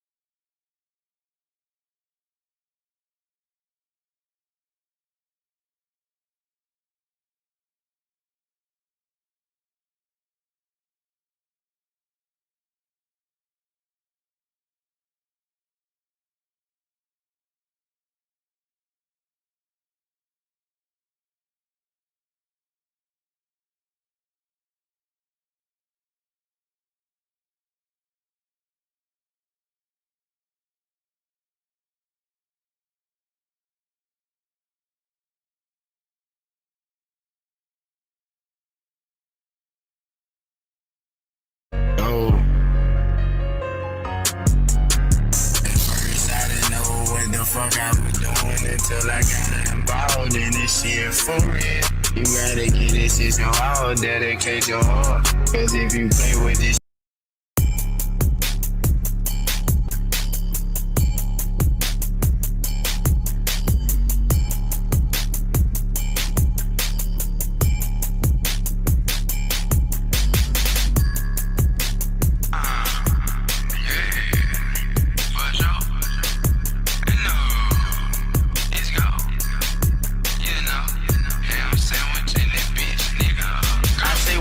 to the trap, bitch don't bring it back. It's big gold in it, bitch, and I'm finna take them back. When I had in the seat, I was twerking in the mix. Had that bitch with the stick, she gon' hit you, she gon' miss. Had the dog in the front, got the J work in the back. I was posted down the street, I didn't know how to act. Got the shooters in the car, and they posted at the stop sign. Had my nigga working at McDonald's, trying to jump the line. Niggas hitting Family Dollar, trying to get a taste. I was working on the block, had to hide my face. Everybody smoking rock, I couldn't give away. Every nigga know me, got that money, okay. I ain't got no fucking credit, so don't even hit my door. If you calling on my phone, you better not talking like the folks. I don't really, and no joking, I ain't playing with no bitch. If she don't got my money, I ain't trying to see that bitch. I don't need no fucking pussy, I always have my two hands. I'ma stand 10 toes, I'm a motherfucking man. Do this shit because I can, and these niggas can't try. I'm the realest ever living, walk around screaming down. Yeah, I'm a soldier like I'm Master P, built like a tank. I don't know no nigga real as me, and no niggas can't come up in it, bitch. I'm really be real right they ain't. I don't see no nigga real as me. I'm posted on the dick, and I got it on deck. I used to ride with a tick before I made my invest. Hold up, shorty, we next. Everybody won't flex, but I don't play no type of game. I had tatted on my chest. Yeah, I don't know nothing. I ain't seen nothing, and I don't know nothing, and I ain't seen nothing. No faces, and no cases, no witness. Just forget it. I'm like, I don't know nothing. I ain't seen that. I don't know nothing. I ain't seen that. I don't fuck with them, and they don't fuck with me. Who you think I am? You can't see, yeah, I don't know them guys. I was twerking by myself, I ain't tell no lie. I had to get it out the shelf, I ain't had no silver spoon. Who the fuck is these niggas? I've been out of San June. Hold up, drumming like platoon. Every time I had a clip, I was posted by myself. I ain't need no fucking clip, and I'm buying like a pit, and I ain't backing down for shit. Who the fuck is these niggas trying to get all in my mix? 12, I ain't got shit on a nigga like me. I kill my business to myself. I don't got no idea. Street nigga, I rep. That's who I used to be. Now I'm just a grown man trying to handle my business beat. Yeah, 30 fucking days, then the nigga gon' be free. Can't wait to see my mama. Know she wanna hug me. Yeah, I'm all about the comas. Fell off on the drugs beat. Trying to get my children back. I know how I was. See, yeah, my baby mama don't think a nigga gon' change, but on my road to recovery, man, and I'm dedicated to.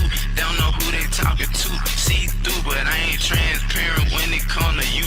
Yeah, and I'm a damn parent. These niggas my son. I'm the fucking chosen one. I'm my mama on the son. Yeah, I'm feeling like the done. Hold up, bitch, gon' let me come. I know I fucked you about an hour. Tell that bitch to don't run. I'm just having fun. Yeah, I don't know now. Yeah, I ain't seen that. Who you must be dreaming? I'm like, I don't know now. I ain't seen that. There's no faces, ain't no cases. I'm like, boy, I'm 10 to left. You better find a reverend. I took that shit to trial. I know I got a while. He about to book eyes, but he is not an owl. I walked that bitch down the aisle, but she was not my child. Yeah, they love the style, this they ham sandwich shit. I speak this shit up off the dome, they can't handle it. They cannot write the shit, they do not like the shit. I'm checking shit and I'm doing it till like Nike. Go!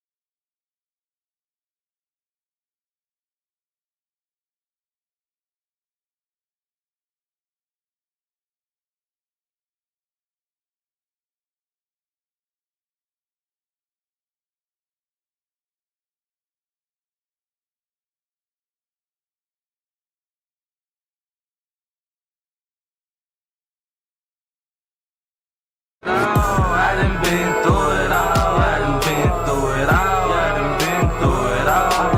I just wanna ball. I just wanna ball. I just wanna Shout out to my ball. little I just cousin. wanna ball. Set my back against the wall. Nobody to call. Money from the bill coming. Bro, I need it all. Feeling like Jesus, cause I seen it all. Feel like Future, I deserve it all. I've been through it all. I've been through it all. From breaking the law, from selling the weed, the hard and the raw. It might take a fall. Get back up and wipe it off. These niggas and these hoes get close so they can cross. That's why I keep that bitch with my red to knock you off. I learned from the street, took a million fucking losses. When my daddy died, then when I started thinking, then when I started hustling, then when I said fuck it, I'm tired of going to school with the same old shoes. Bitch, I been through it all, you know I pay my dues. From rapping and hustling and doing what a nigga do. Before the folk rockin' with my, I know I fuck with you. I've been through it all, I've been through it all. I just wanna ball, I just wanna ball. Back up against the wall, back up against the wall. Nobody to call, nobody to call. Money for the bill coming. Hey, money for the bill coming. Hey, I've been through it all, I've been through it all. I've been through it all, I've been through it all. Man, I feel like Doe B, working like Quick Kente. Hey, everybody know I'm in the truck trying to get that big cake. There ain't no way I switch up. No, fuck nigga, you know I did it. Stay down, nigga. And I'm straight committed. Shout out to my niggas that handle business. Shit like a man. Stand up for your dog. If you down, nigga, then just make a call. Cause I got you good. One way a dog. One way at all. I won't change it all. Bitch, I want it all. Yeah, I want it all. I just wanna ball. I just wanna ball. Feeling like got it, cause I been through it all. I done been through it all. I done been through it all. I done been through it all. I just wanna ball, nigga. I just wanna ball. I just wanna ball, nigga. I just wanna ball. Say my back against the wall. Nobody to call. Money for the bill coming. Bro, I need it all. Feeling like Jesus, cause I seen it all. Feeling like Future, I deserve it all. I've been through it all. First of all, dog, shout out to Mama Cool. Shout out to the drummer, that shit made me wonder, bro, if I'ma make it out. Cause there's so many niggas in the street, my nigga, they ready to take you out. They ain't for no reason. Probably cause you fuck they old lady. Probably cause a nigga getting cheese, man. And these police says, man, they so greasy. See, I've been through it all. I'm trying to teach ya. See, nigga, keep your right pair on. Hey, nigga playing games, but I don't be trapping on no iPhone. I feel them hoes club. You know I'm in the trap. I gotta keep a scrub, cause I can't trust them, yeah. I remember time, nigga, I was on the grind.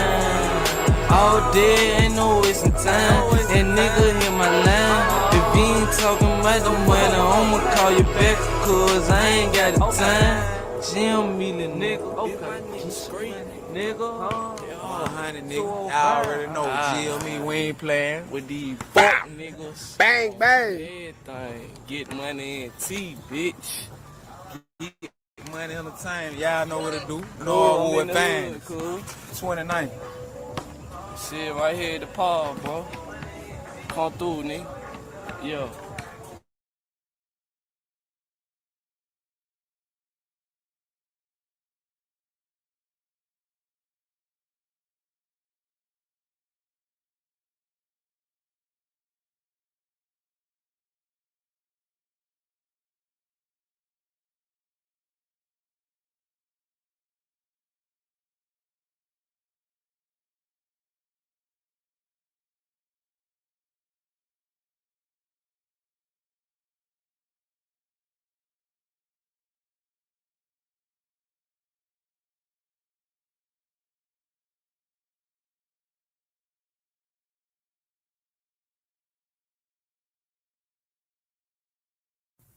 I hit that bit.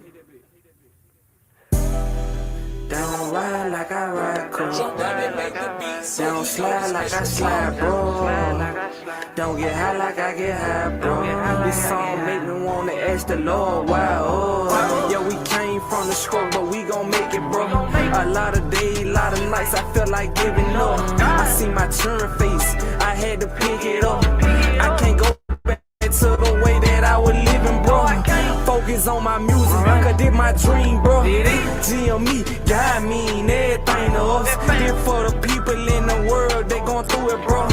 Just believe in God, He get you through it, bro. I had to make a way for the family, bro. Cause where I come from, you gotta keep a gun. Especially if you in that jungle with line bears and anacondas. The hardest thing in life is to stay humble. Sometimes you gotta ask yourself how I keep from going under. When these niggas want your fame, bitches want your money. And these white folk would hate to see us with money. They say blood thicker than water, blood will turn on you. And you can't trust a soul when you're on that corner. In my hood, fucked up, ain't no big homies. If we beefing, you know me, I'ma slide on. I know I'm about to do wrong, still pray to make it home. Don't ride like I ride, cool. Don't slide like I slide, bro. Don't get high like I get high, bro.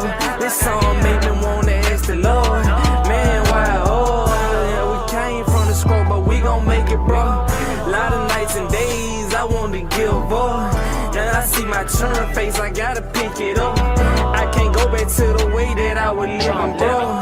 Focus on my music, cause this my dream, bro. GME, God mean everything to us. This for the people in the world going through it, bro. Just believe in God, swear to God, He get you through it, bro. I got a message in my road, if you pay attention. So that's why I go hard every time that I be spinning. I be asking Lord, man, this the way we living. This the way you put us in, but you know I'm winning. I can't let this shit right here knock my fucking vision. Yeah, we came from the struggle, but this ain't how it's ending. And I grind for everything, nigga, that's how I'm winning. God told me I'ma get to you, just stay humble with it. Don't ride like I ride, cool. Don't slide like I slide, bro. Don't get high like I get high, bro. This song make me ask the Lord, nigga, man, why, oh. Yeah, we came from the struggle, we gon' make it, bro. Lot of nights and days I want to give up. Then I see my turn face, I gotta pick it up. I can't go back to the way that I was living, bro. Focus on my music, cause this my dream, bro. GME, God mean everything to us. It's for the people in the world going through it, bro. Just believe in God, He get you through it, bro.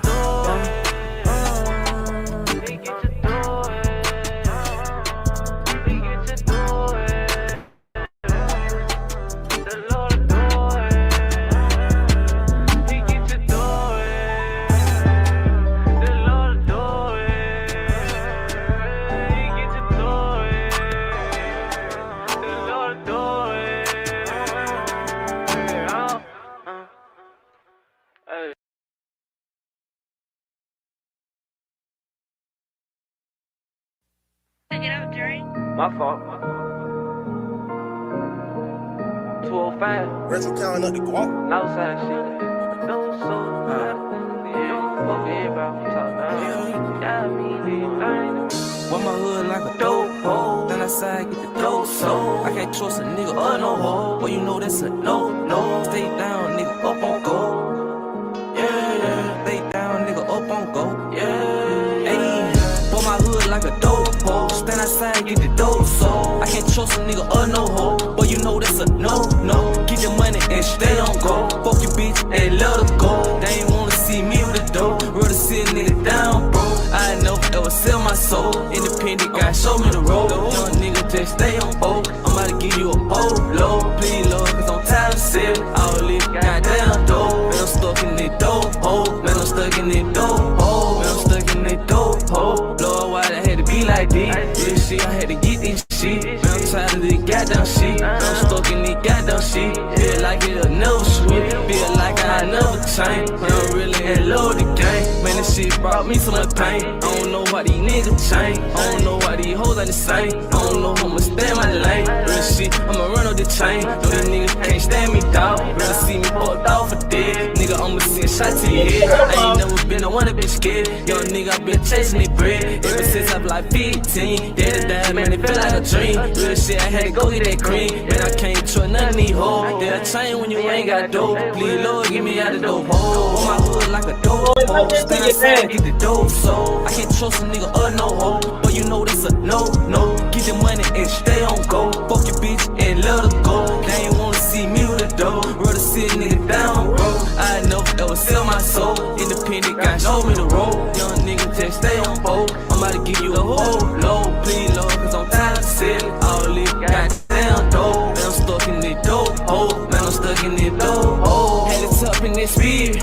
Young nigga, you don't feel shit. Young nigga, I know you hear this. Coming all the way live, bitch. 205 with that 5 shit. Young nigga, I keep that 5 stick. Put a nigga on box 6. Won't keep never that drop, bitch. Tryna give me a little drop, bitch. I was standing on the block, bitch. Tryna dodge all the car, bitch. Man, watch out here the car, bitch. Whole part of the game. Just to really make it out of it. Y'all nigga breaking bad this shit. Man, this shit really lame as shit. Man, I'm about to change the game shit. Cause I'm really on this thug shit. Young nigga feel my thug spit. I'ma tell you how I supposed to get. Get your money and get rich. Young nigga make a way out of it. That's the only way I know about this. Hell no, I can't die like this. On my hood like a dope hole. Stand outside, get the dope sold. I can't trust a nigga or no hoe. But you know that's a no. Get your money and stay on go. Fuck your bitch and let her go. They ain't wanna see me with the dough. Rather sit a nigga down, bro. I never ever sell my soul. Independent guy, show me the road. Young nigga, just stay on board. I'm about to give you a low. Please, Lord, cause I'm tired of selling all this goddamn dope. Man, I'm stuck in this dope hole. Man, I'm stuck in this dope hole. Man, I'm stuck in this dope hole. Man, I'm stuck in this dope hole. I'm stuck in this dope hole. Lord, please give me a low. I can take care of all my foes. Please, Lord, send me that low. Please, Lord, I swear to God, I know. I know it'll sell my soul. Yeah. Swear to God, I know it'll sell my soul. R.I.P. Julio, bitch. Lord, the kids break up. With the full bitch.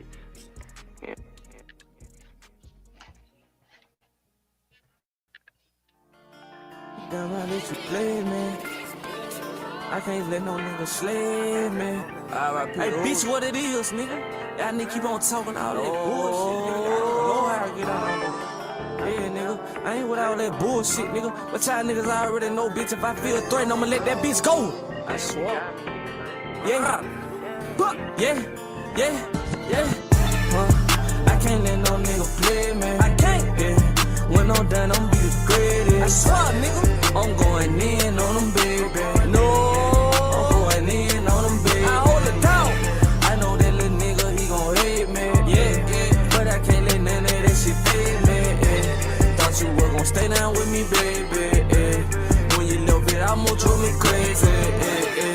I can't let that shit up phase me. Going hard, nigga, I been grinding on the daily. I don't know why all these fuck niggas wanna hate me. I'm standing in the jungle like fuck nigga come and take me. Flip up on that motherfucking top already blazing. Give a fuck how you be feeling, bitch, I ain't been lazy. Up on my grind, I'm doing homework, nigga. I can't wait to catch you, bitch, and do some dome work, nigga. Think a nigga slip and come and play with me. Bitch, you know I'm all the way out there. Nigga, first degree, all up in the street. Give a fuck how you gon' feel about that. God don't let me take me, cause I ain't through with my little mission, Fred. Yeah, I can't let no nigga play me. Yeah, when I'm done, I'm be the greatest. I'm going in on them, baby. Yeah. I'm going in on them, baby. Yeah, I know that little nigga, he gon' hate me. Yeah, but I can't let none of that shit fade me. Yeah, thought you were gon' stay down with me, baby. Yeah. You love it, I'ma drive me crazy. I'ma drive me crazy. Yeah, I'ma drive me crazy. Yeah, I'ma drive me crazy. They lie on live, baby. They life I live, baby. I'ma thug it till I make it. Yeah, I know I'm gon' make it. This shit was destined for me, baby. This shit was destined for me, baby. Destined for me, baby. Destined for me, baby. then I let them play, man.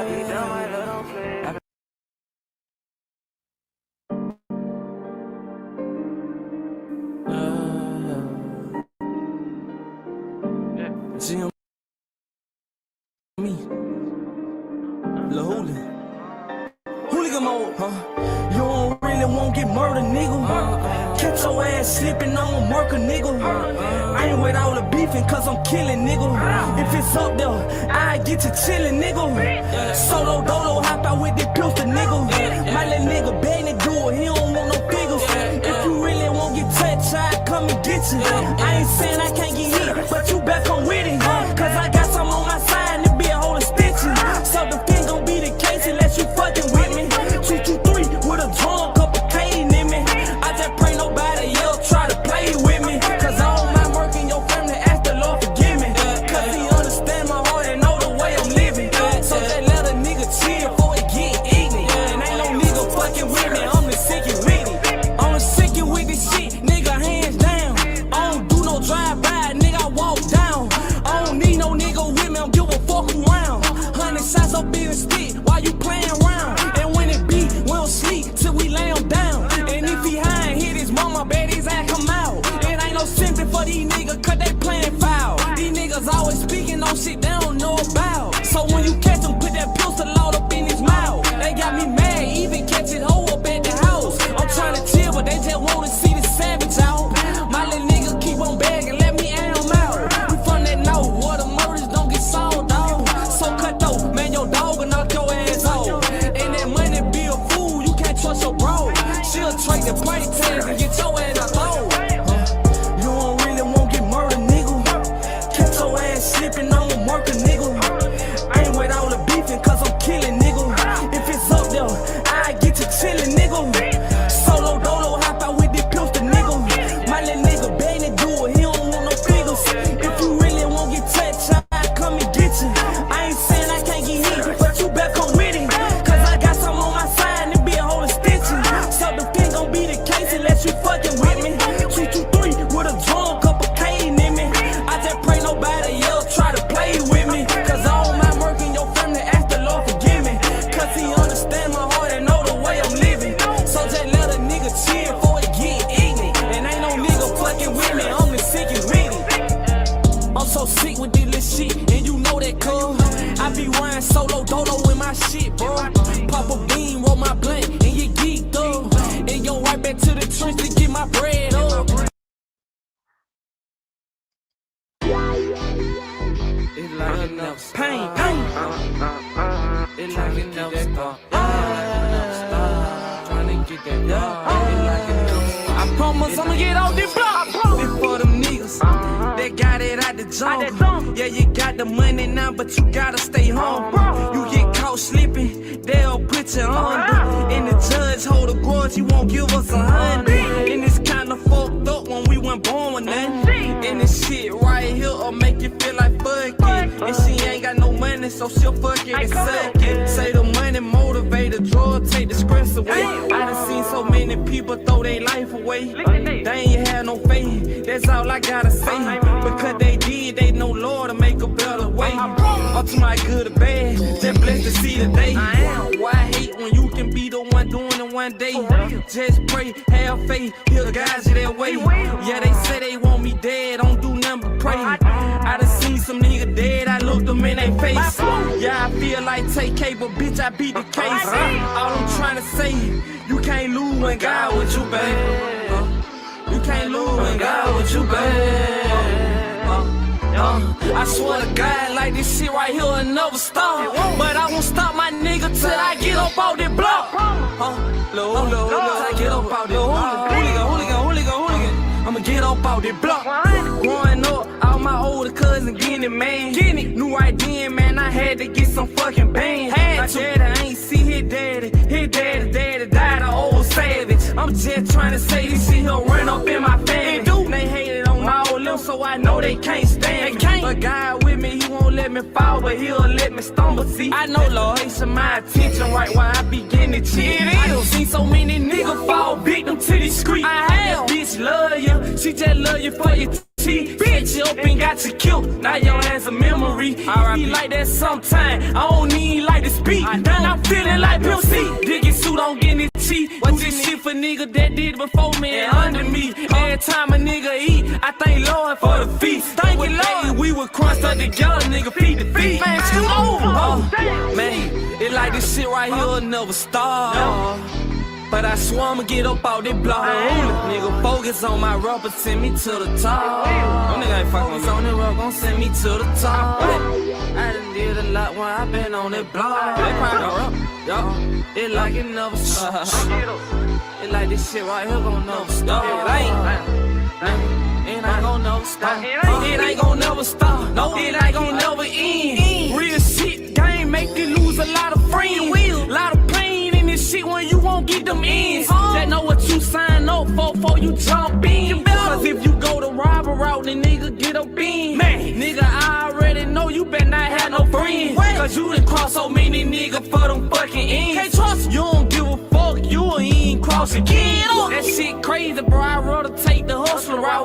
Cause I done did some shit, my nigga, that had me assed out. I had cash then, but I ain't got cash now. I don't. Off them double ass schemes I was thinking about. Past like we stuck up in this shit until they take us out. Man, like they threw us in this shit, we gon' make it out. But we live when we learn, that's all life about. We them people in the Bible, God be talking about. Tell me. Did that real GMB shit, nigga, you know what I'm talking about? God mean everything, nigga, you hear me? Man, nigga came a long, long way, you know what I'm talking about, you know what I'm saying? Like, I promise, nigga, we gon' get up out this motherfucking situation we in, nigga. You know, keep your head high, nigga, you know. Keep a lot of faith, nigga, you hear me? And pray every day, nigga. And he'll guide you. Real nigga shit, huh? Hey.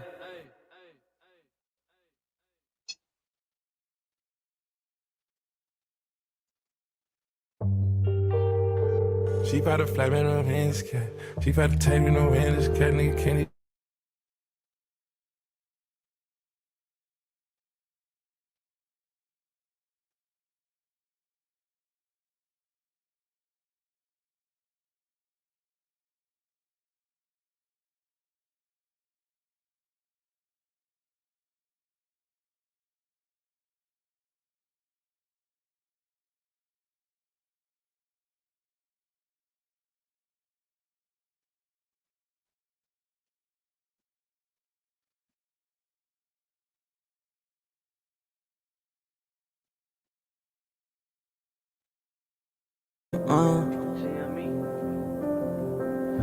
I was born in the struggle, but I ain't gon' die in it. Get the game out like that, baby. When you fucked up, you can't cry about it. I was born in the struggle, but I ain't gon' die in it. Get a game out like that, baby. When you fucked up, you can't cry about it. Just hit the ground running, keep your mind on it. I was born in it, but I ain't gon' die in it. Get a game out like that, baby. When you fucked up, you can't cry about it. Just hit the ground running, keep your mind on it. Just hit the ground running, keep your mind on it. You can't never let no nigga tell you shit. Stay down, nigga, and just say that shit. Watch everybody when you say that shit. Cause when you don't know who might be 12 and shit. When you down bad, you just on your dick. Ain't nobody really gotta give you shit. Man, I had to learn that real damn quick. Cause I had mama for some money and she told me I ain't got no money, I got 3 damn kids. But I got your little ass something to eat in the fridge. I'm like, goddamn, man, I'm tired of this shit. Went out the house and I broke up in some more shit. Man, I'm just thinking I'm really on some more shit. Mama, she said, baby, you gotta just go quick. I know it hurt her cause she really had to let me go. I was born in the struggle, but I ain't gon' die in it. Get a game out, I die by it. When you fucked up, you can't cry about it. Just hit the ground running, keep your mind on it. Get it born in, but I ain't gon' die in it. Get a game out, I die by it. When you fucked up, you can't cry about it. Just hit the ground running, keep your mind on it. Give the game my all, I die by D. I've been through some trials and tribulations in this shit. I've been through it all, that why I act like this. Baby mama tripping by my motherfucking kid. Don't wanna see me shine, but I'm still gon' shine, B. Long as God with me, give a fuck who against me. And I've been on the edge, so you better not tell me. And we don't pull a temper, we pull murders. And I come from a city where they ain't heard of. I was born in the screw, I grew up jumping hurdles. Trying to jet, shots fired, man down murder. Why did you lit up in your circle? Cause that shit'll hurt you. Yeah, that shit'll hurt you. But you lit up in your circle, cause that shit'll hurt you. Yeah, that shit'll hurt you. I was born in the screw, but I ain't gon' die in it. Get the game my all, I die by it.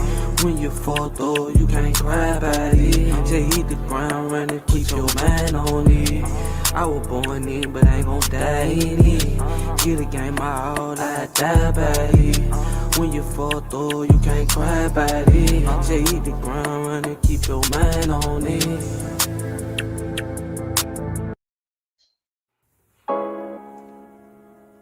It's a cold night, it's a cold night, I get it right. I was on that block, until my own flight. Yeah, play with me, I put it in your life. It's a cold night, cold night, it's a cold night, it's a cold night. You play with me, I put it in your life. And we ain't catching feelings. Yeah, go dummy, Kyle. It's a cold night, it's a cold night. I was just on the block, trying to get it right. You been on the flight, I'm talking about all night. You don't understand, cause you ain't live that life. I had some cold nights, I had some cold nights. I had to sacrifice, just to get it right. Have you ever lost it all, talking about on the dice? Ain't nobody won't give your ass shit, that shit ain't even right. That's some cold nights, I'm on a flight. Feel like I waste my life, trying to get it right.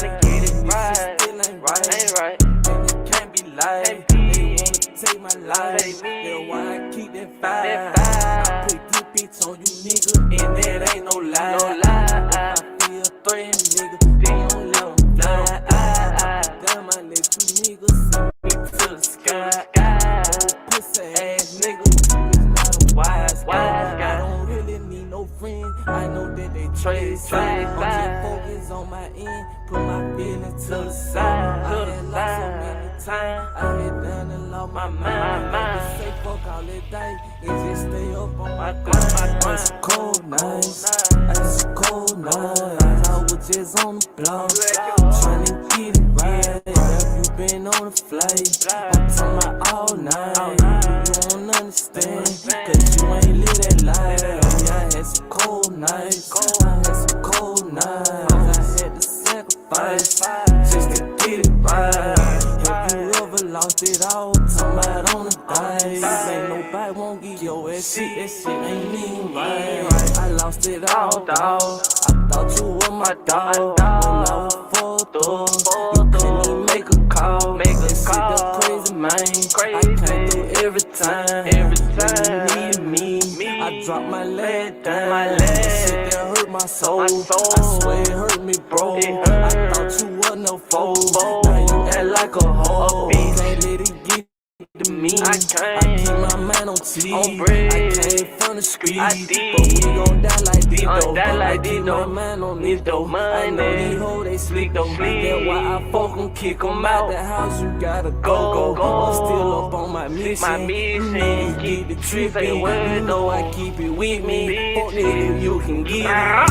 It's a cold night, it's a cold night. I was just on the block, trying to get it right. Have you been on a flight? I'm talking about all night. You don't understand, cause you ain't live that life.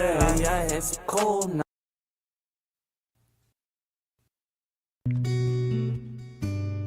I got faith in me. Yeah, ain't no breaking me. God, I'm not taking me. What? Stupid dog. Stupid. That ain't way to be. That ain't the way. That ain't the way to go. Ain't the way to go. Yeah, I got faith in me. I faith. Ain't no taking me. Ain't no taking me. I've been through everything. On God, it ain't no breaking me. I swear they wanna see me fail. On God, but I'm a fuck succeed. I put this on my seat. Yeah. See, I got faith in me. I do. It ain't no taking me. It ain't. I've been through everything. I swear. It ain't no breaking me. On God, I'd rather be myself. It ain't no faking me. It ain't. Them niggas hate a G, but they can't fucking see that I'm gon' be the best. I will not settle down. They thought I was gon' stop, but I won't stop at all. I'm just gon' get that money. I just won't walk my dog. I just won't thank the Lord, cause without I ain't nothing at all. Yeah, I just won't thank you, God. Man, you done did a lot. I swear my emotions running high. They running. I really won't pop the clock, but I'm just chillin' though. I'm just gon' stack the guap. I know so many wanna see me fail, want me to stop. Hey, turn up a little bit, little nigga, break the night. On God, the nigga don't wanna see me up in that fucking spot. I swear, they know a play won't hit the door. I'm right there at the door. Until I stand up on the pole, rain, sleet, snow. Young nigga, I know I can get it, cause I got me a soul. So many niggas sell it, and nigga tell it. You know that I'm really out there, bitch, and I ain't no felon. I ain't play with me, I swear to God, bitch, I bust your melon. God, faith in me, little nigga, that's why I keep getting blessings. Ain't no time to sit around, little nigga, acting like a pet. Man, get up off your ass, little nigga, and go out there, get it and blitted. I remember breaking in them holes, anything to get it. I can't even lie, I'm thankful that the Lord turned my direction. Thank you, Lord. I can't even lie, my nigga, I remember days stressing. I speak it to existence, I'ma keep on getting these blessings. I got bitches wanna set me, I got niggas wanna wet me. Push, you know the fuck, nigga, how I feel, nigga, catch me. I was raised with it too, bitch, I work it like a bitch. Nigga talking like they gangster, but they really just be extra. Stop it, never caught nobody, they just won't get them election. They just won't act like they special. Nigga, stop it, I bless you. Send your way to the doctor, or the hell, or the heaven. I don't really give a fuck, let nigga know how I be stepping. And I don't be with the ripping. See them meet that word on rip. Okay. Give a fuck, nigga. Bitch, I'm stepping in the name of the Lord. On God. You play with me, swear to God, boy, you gon' meet my rod. All this shit I been through, nigga, that's why I got a big heart. And I'm so thankful that the Lord saved me, nigga. Oh my God. See, I got faith in me. I do. It ain't no taking me. It ain't. I been through everything. I swear. It ain't no breaking me. On God. I'd rather be myself. It ain't no faking me. It ain't. Them niggas hate a G, but they can't fucking see that I'm gon' be the best. I will not settle down. They thought I was gon' stop, but I won't stop at all. I'm just gon' get that money. I just won't walk my dog. I just won't thank the Lord, cause without I ain't nothing at all. Yeah.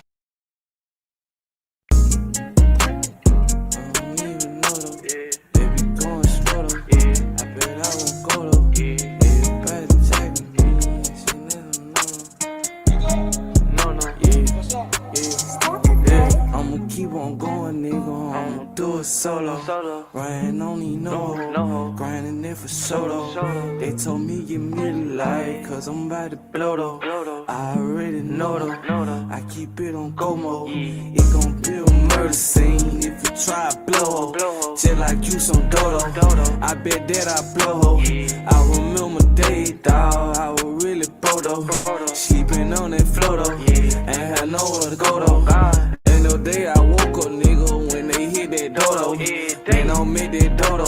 Serving at that front door. Keep the dope up in the store. I just try to dope the phone. When the people keep the dope, man, I wish I was a gold. Man, the foe had kicked the dope. Man, I wish I was a gold. Man, my life so fucking crazy. I been going through the mold. I'm just trying to handle the business. Nigga wanna see me in it. Nigga wanna see me dead. Shots out in my fucking head. Break it, nigga, take that bread. Solo dolo down thuggin'. Nigga, I can give a fuck cause I ain't never asked for nothing. They crawl by my closest, nigga. Man, this shit here hurt me, nigga. They don't understand. Plus, I lost a couple real niggas. Daddy gone. I been like this nigga since I was little, nigga. Black it down. I be down, I let them take me here, nigga. Even though my faith in God, man, I still keep that ride. It's so many doubting me, but bitch, I bet I beat the odds. Oh God. Keep on going, nigga. I'm do it solo. Riding on you, no.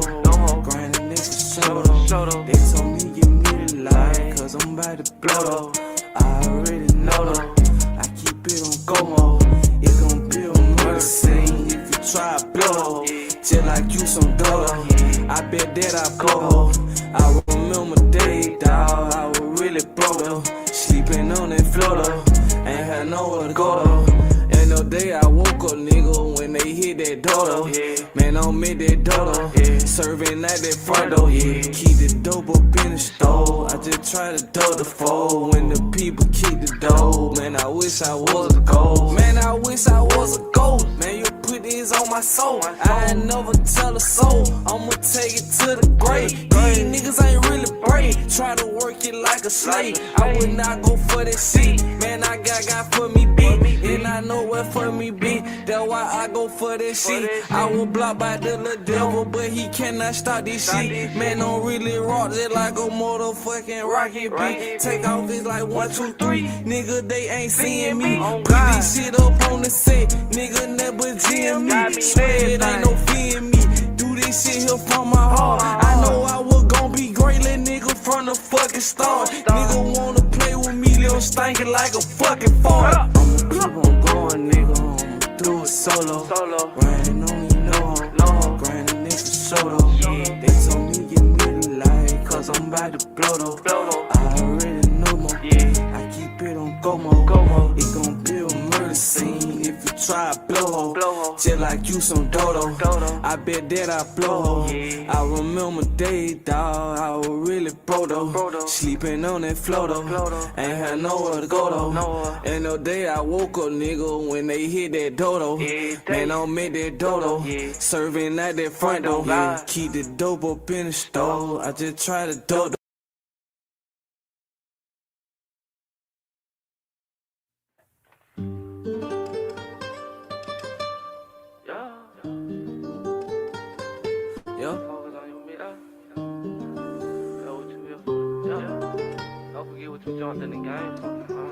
Hey yo, Nash, you go crazy. I ain't never had a handout. What you mean a nigga handout? Stay down and I grind it up. Young nigga, I'ma stand out. Elevated, now they mad now. Used to focus on my past, huh?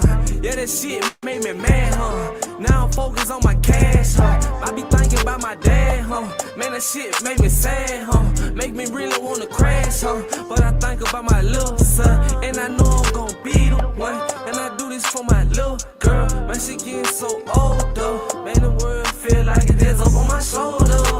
Feel like it this big, ain't never gon' start, though. I'm still up on the block, though.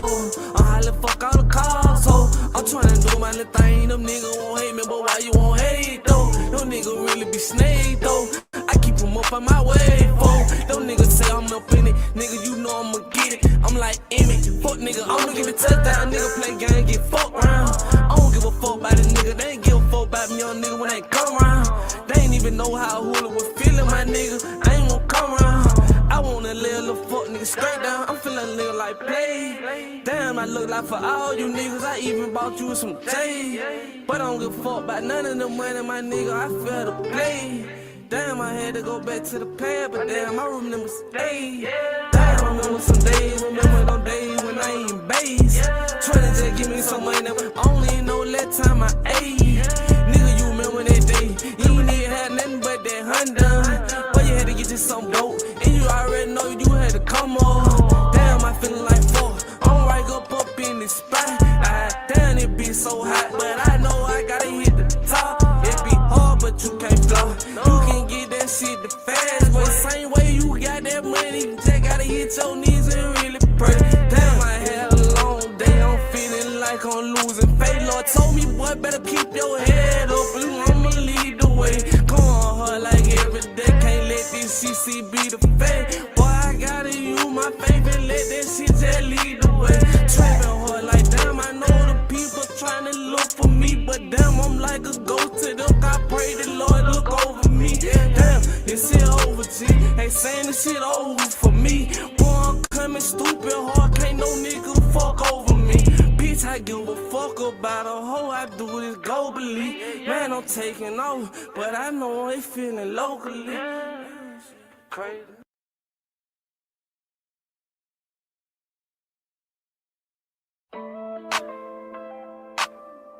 I put down on these niggas on rush though. Had to stay down on the grind, get a tickle. Yeah.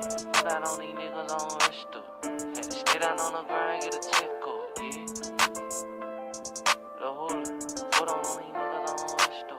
Put my foot down on these niggas on wrist though. Had to stay down on the grind, get a check go. Young nigga, but I move like a vet, bro. Young nigga, but I move like a vet though. I'm too swift to be caught up in that mess though. Young nigga get the money, then invest, bro.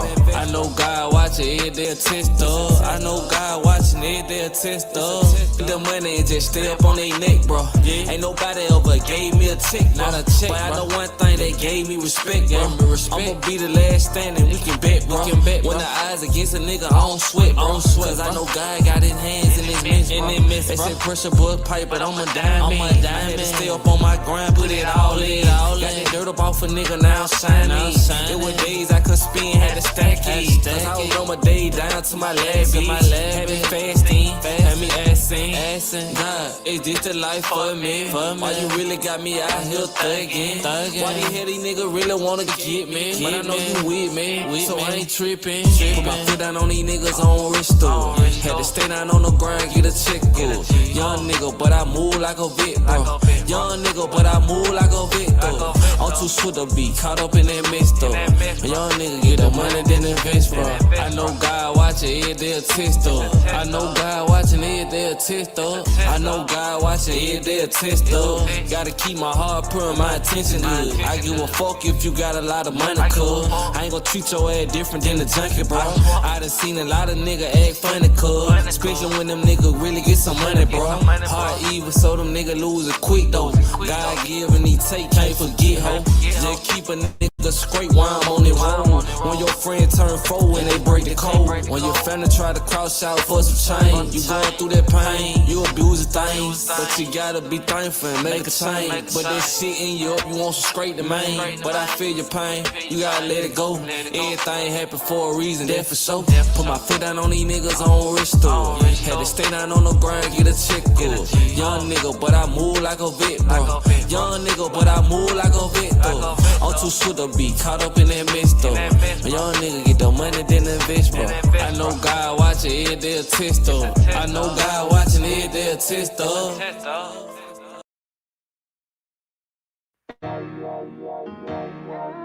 Okay, on the beat.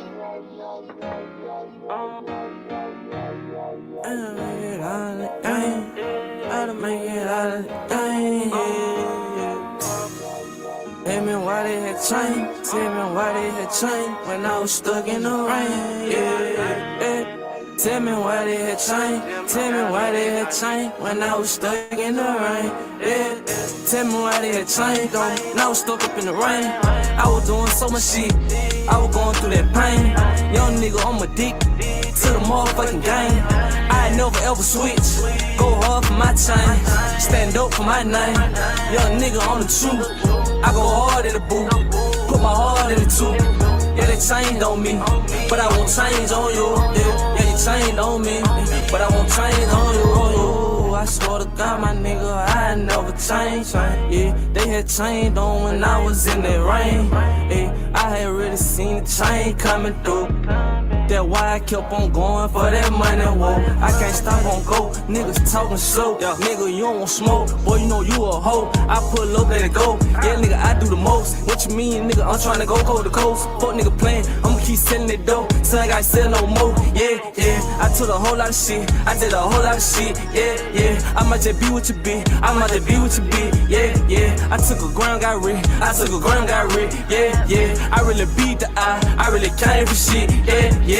You gotta go with your move, you gotta take your risk. Yeah, it might be hard someday. Nigga, just pray by it, hey, stay on your grind, stack it up, fuck that bitch, hey, cause if you gon' chase that hoe, then nigga, you gon' lose your dough, hey, I bet down, nigga, I had to do the most, hey, man, these bitches so nasty, hold you really gross, hey, y'all done got a little older, but bitch, I'm still a soldier, hey, nigga play game with me, knock your head right off your shoulder, hey, and my mama told me, baby, gotta get sold, hey, cause I go to court my turn and they get older, hey, and this shit right here can't need a whole load on me. Cause my baby mom, she really tryna fuck over me.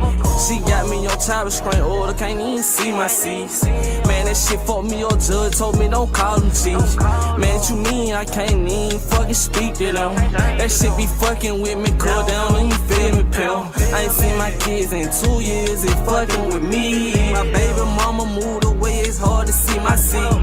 If you look up in my eye, you see the hurt in me. They say how you still smile, dog, I know the Lord got me. They say how you still smile, I know the Lord got me. They say how you still smile, I know the Lord got me. Yeah, I done did a lot, my nigga, while I was in the street. No pain, no pen, I put my whole heart up on the beat. Yeah. I forget, see me, yeah, I mean everything to me. Lil Julio, R.I.P. to Julio. When they come in the church, they be like, hooligan, bitch.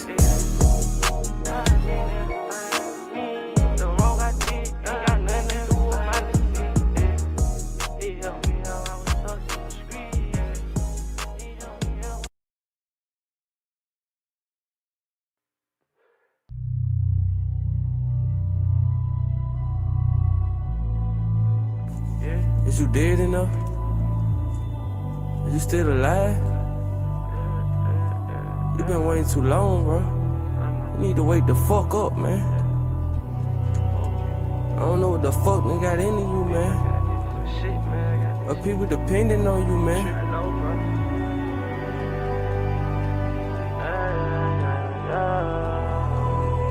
Yeah. Get a gang all I got. Get a gang all I got. I was standing in the spot. Fool that ran in the spot. Soon as they let me out, I was right back in the spot. Get a game all I got. Get a game all I got. Been had a little dream, dawg. Ever since 15, dawg. I won't stop and get my green, dawg. Man, I know this shit gon' pay. Get a game all I got. Get a game all I got. Know the Lord gon' bless me. Many eyes done seen a lot. Time ticking, I'm just watching the clock. Peeping out the blind, watching for call. God told me get a gang all you got. I can't trust you, baby, I trust my Glock. Young nigga, get this shit all you got. That's the only way you gon' hit the top. Fuck a friend, nigga, focus on guap. Told myself, boy, you all that you got. Mama really installed in me when I really was a young chick. Boy, don't never ever silk the feet. If you fall, then get back on your feet. Shout out to the street, they made me. Ain't no bitches down there raised me. Had a P when I was 16. Got out of school when I was 15. Mama said, get your GED. Daddy died, boys all up to me. Mama said, boys all up in me. You don't need no chain, no clothes. Be the one that trying to find the host. Everybody selling dough. When you took my OG from me, man, that made my heart cold. Oh, get a gang all I got. Get a gang all I got. I was standing in the spot. Folks that ran in the spot. Soon as they let me out, I went right back in the spot. Get a gang all I got.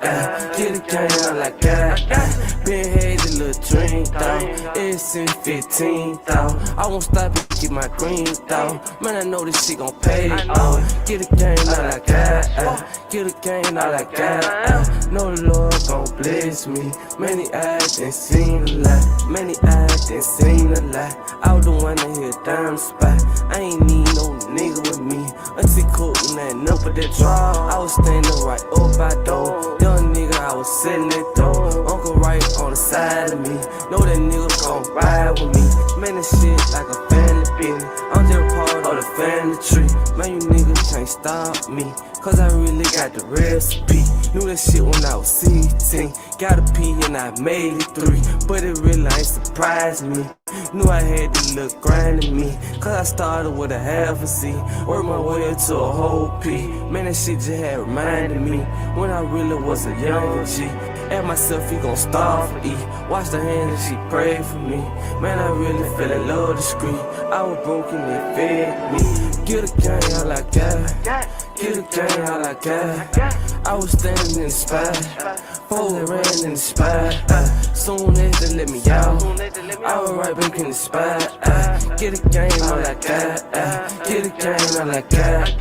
Been had the little dream down. It's in 15 down. I won't stop and get my green down. Man, I know this shit gon' pay off. Get a gang all I got. Get a gang all I got. Know the Lord gon' bless me. Many eyes ain't seen a lot.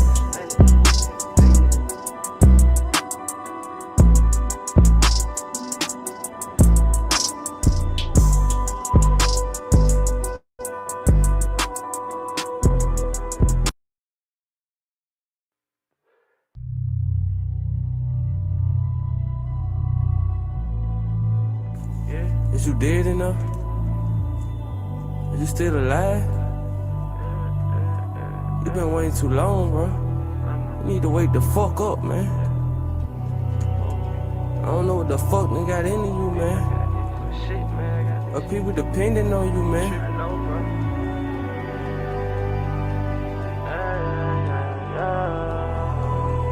Yeah. Get a gang all I got. Get a gang all I got. I was standing in the spot. Foes that ran in the spot. Soon as they let me out, I was right back in the spot. Get a gang all I got. Get a gang all I got. Been had a little dream down. It's in 15 down. I won't stop and get my green down. Man, I know this shit gon' pay off. Get a gang all I got. Get a gang all I got. Know the Lord gon' bless me. Many eyes didn't seen a lot. Time ticking, I'm just watching the clock. Peeping out the blind, watching for call. God told me get a gang all you got. I can't trust you, baby, I trust my Glock. Young nigga, get this shit all you got. That's the only way you gon' hit the top. Focus from you, nigga, focus on guap. Told myself, boy, you all that you got. Mama really installed in me when I really was a young chick. Boy, don't never know the silk defeat. If you fall, then get back on your feet. Shout out to the street, they made me. Ain't no bitches down there raised me. Had a P when I was 16. Out of school when I was 15. Mama said, get your GED. Daddy died, boys all up to me. Mama said, boys all up in me. You don't need no chain, no clothes. Be the one that train the family host. Everybody selling dough. When you took my OG from me, man, that made my heart cold. Get a gang all I got. Get a gang all I got. I was standing in the spot. Foes that ran in the spot. Soon as they let me out, I was right back in the spot. Get a gang all I got. Get a gang all I got. Been had a little dream down. It's in 15 down. I won't stop and get my green down. Man, I know this shit gon' pay off. Get a gang all I got. Get a gang all I got. Know the Lord gon' bless me. Many eyes didn't seen a lot. Many eyes didn't seen a lot. I was the one that hit down the spot. I ain't need no nigga with me. Auntie cooking that number that draw. I was standing right up by door. Young nigga, I was sitting it though. Uncle right on the side of me. Know that nigga gon' ride with me. Man, this shit like a family business. I'm just part of the family tree. Man, you niggas can't stop me. Cause I really got the recipe. Knew that shit when I was 16. Got a P and I made it 3. But it really ain't surprised me. Knew I had to look grind in me. Cause I started with a half a C. Worked my way up to a whole P. Man, that shit just had reminded me when I really was a young G. Ask myself, you gon' starve for E. Watch the hand and she prayed for me. Man, I really fell in love discreet. I was broken and fed me. Get a gang all I got. Get a gang all I got. I was standing in the spot. Foes that ran in the spot. Soon as they let me out, I was right back in the spot. Get a gang all I got. Get a gang all I got. Been had a little dream down. It's in 15 down. I won't stop and get my green down. Man, I know this shit gon' pay off. Get a gang all I got. Get a gang all I got. Know the Lord gon' bless me. Many eyes ain't seen a lot.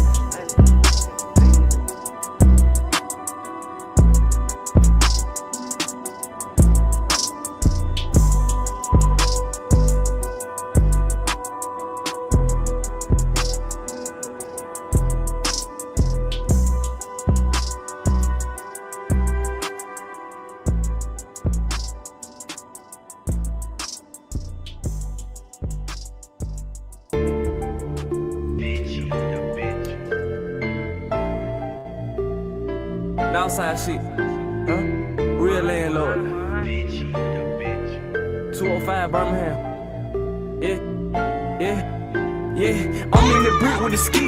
I'm in the brick with my ski. Nigga, don't run up on me. You might just get in your teeth. Fuck nigga, don't play with me. I got that thing for tea. I got this shit out the screen. Ain't nobody gave me. Damn thing look cool. Still got the plug. Nigga, fuck the plug. Shoot the bitch up. I don't give a fuck about shit. I don't give a fuck about a beat. Fuck her and deal. I'm back up on my little shit. Nigga gon' catch a little drill. I got them niggas on me. They wanna play with a G. They gon' just see. I keep that bitch on my seat. Nigga don't play with a G. I'ma just let the bitch squeeze. Came out the motherfucking brick. Still in the brick. Still got a whole lot of shit. I ain't even see me no brick. I see me a brick. I might hit them dead in this shit. I really came up for shit. Really for shit. I cannot die with this shit. But nigga, I gotta get rich. I gotta get rich. Hey, I gotta get rich. Do this for my clique. Do this for my fam. Be who I am. Young nigga, damn. Why them niggas won't hate? Cause I came with the cake. For what they say. I'm pulling they face. Pulling all in they face. For what you say. You get out of place. Shoot your dead in your face. Bitch in my state. I'm running the city. My young nigga with it. We pull out for Hemi. We won't tell a soul. Not leaving our mama, we know how we get it. We out by that drama, we came from the struggle, you know what it is. I do it for real. Don't play with me, nigga, pop you like a pill. I'm really for real. Do this shit right here for all of the trill and all of the real. Them fake people can't feel how I feel. Don't know what it is. Don't know what I've been through, ain't have no crib. Had to get a high live. My nigga, this shit here too real. I know what I gotta do. I cannot stop, I just gotta move. Yo nigga pussy, I know it too. For what you talking, you a whore too. I got a little bitch, you a whore too. I might just smoke one, smoke two. I cannot love you for whole crew. I cannot love you for whole crew. Solo dolo, I don't need a crew. Nigga too pop, bitch, I got the juice. Feeling like pill, cause I tell the truth. Nigga, if it fuck me, then it fuck you.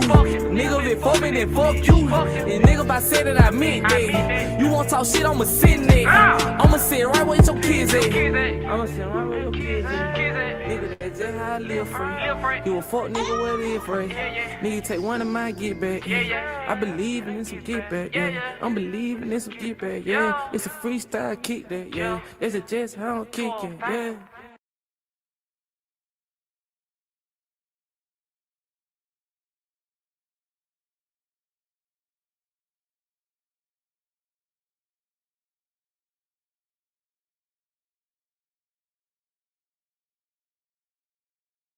Really know what's up.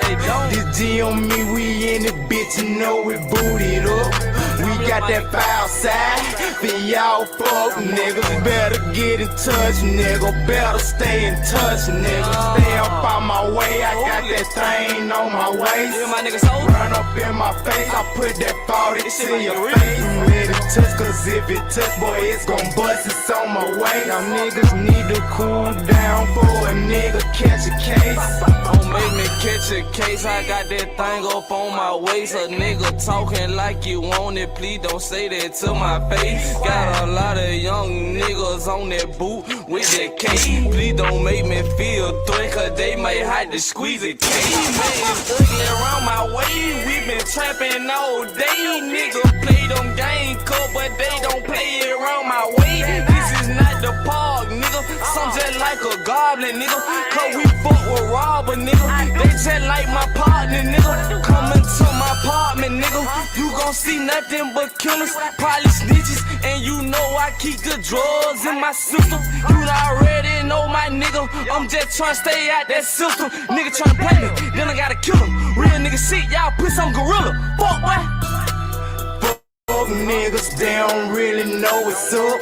This G on me, we in the bitch, you know we booted up. We got that foul side for y'all fuck niggas. Better get in touch, nigga. Better stay in touch, nigga. Stay up on my way, I got that thing on my waist. Run up in my face, I put that 40 to your face. Let it touch, cause if it touch, boy, it's gon' bust, it's on my way. Now niggas need to cool down for a nigga catch a case. Cause it's easy to catch a case the way a nigga told the K. On the block all day, you know I'm trapping all day. Got you fuck niggas hating, got these niggas wanna plot. Got the rocks in my sock in case the O won't hit the block. Yeah, I pop him with the Glock. Yeah, I knock him out his sock. Cause he running this damn mouth, he just don't know I'm off the block. Need to close your fucking mouth, that's how young niggas get popped. What you see ain't what you saw, so close your motherfucking mouth. Pussy nigga, it's a drought on that motherfucking south. Hit your ass with that chopstick, watch your body bounce. Pussy lay your ass down, seem to stomp that nigga out. Side the club, he talking shit, gon' watch me whoop that nigga out. Fuck niggas, they don't really know what's up. This G on me, we in the bitch, you know we booted up. We got that foul side for y'all fuck niggas. Better get in touch, nigga. Better stay in touch, nigga. Stay up on my way, I got that thing on my waist. Run up in my face, I put that 40 to your face. Let it touch, cause if it touch, boy, it's gon' bust, it's on my way. Now niggas need to cool down for a nigga catch a case.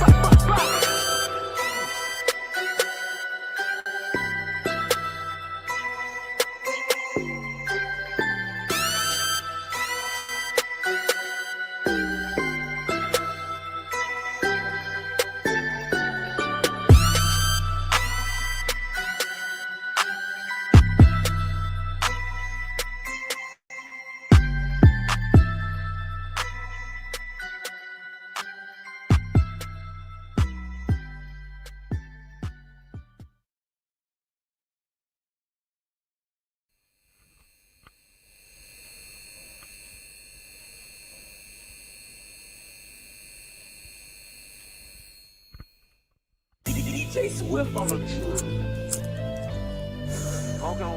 Is it the truth? You know, it ain't no sleep side, ain't no hate shit, you know. It's just the truth, nigga. You know, we can't take back what we did, you know. 205. But then my side, bitch. They like, why you and your brother don't hang no more? Cause he was tripping by the bitch that wasn't even my hoe. If I knew you liked the bitch, I wouldn't have fucked the hoe. I just had to tell you I love you for the day I go. Me and your little brother had an altercation, you know. When he had lost on the game and won't act like a hoe. They had brought envy, main reason why I kicked your door. I can't take it back, just had to let you know. Had a baby by your sister, you something like my bro. I hate shit happen, sometimes I pray that you let it go. I just had to write that letter to my big bro. Remember day we was in your money car low. Smoking, rapping over boots and with the seats low. And I'ma still love you even if we don't speak no more. Another situation happened with my other brother. I pro my baby mama, nigga, I thought you were my brother.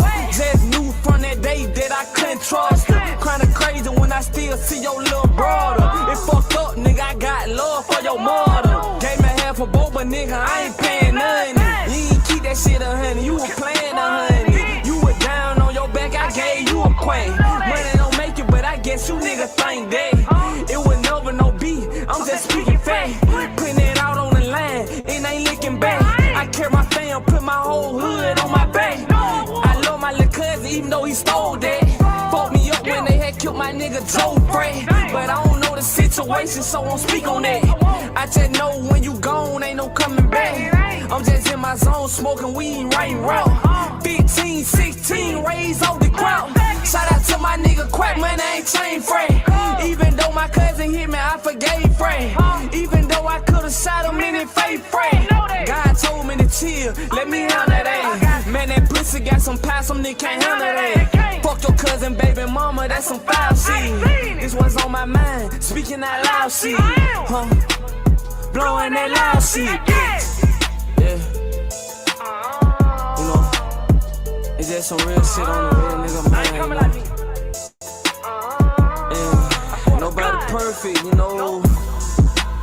And I could've did some shit, you know, but nigga don't always be in their right mind when they doing some shit. Yeah. You know, I seen a nigga that I had did some shit too. And I told that nigga, man, hey bro, I remember you. He like, from what? I said, bro, I had did such and such. I said, bro, we can take it in the way how you wanna take it though. But I ain't on that shit. He said, respect. Yeah. See, I done been in a situation, nigga. That you wouldn't even believe. But get what? Nigga, I stood strong, nigga. I ain't need no nigga, I did it on my own, nigga. I did it on my own, nigga. Pray the Lord, and I know he got my back on wrong, nigga. Even when I'm wrong, nigga. Mama.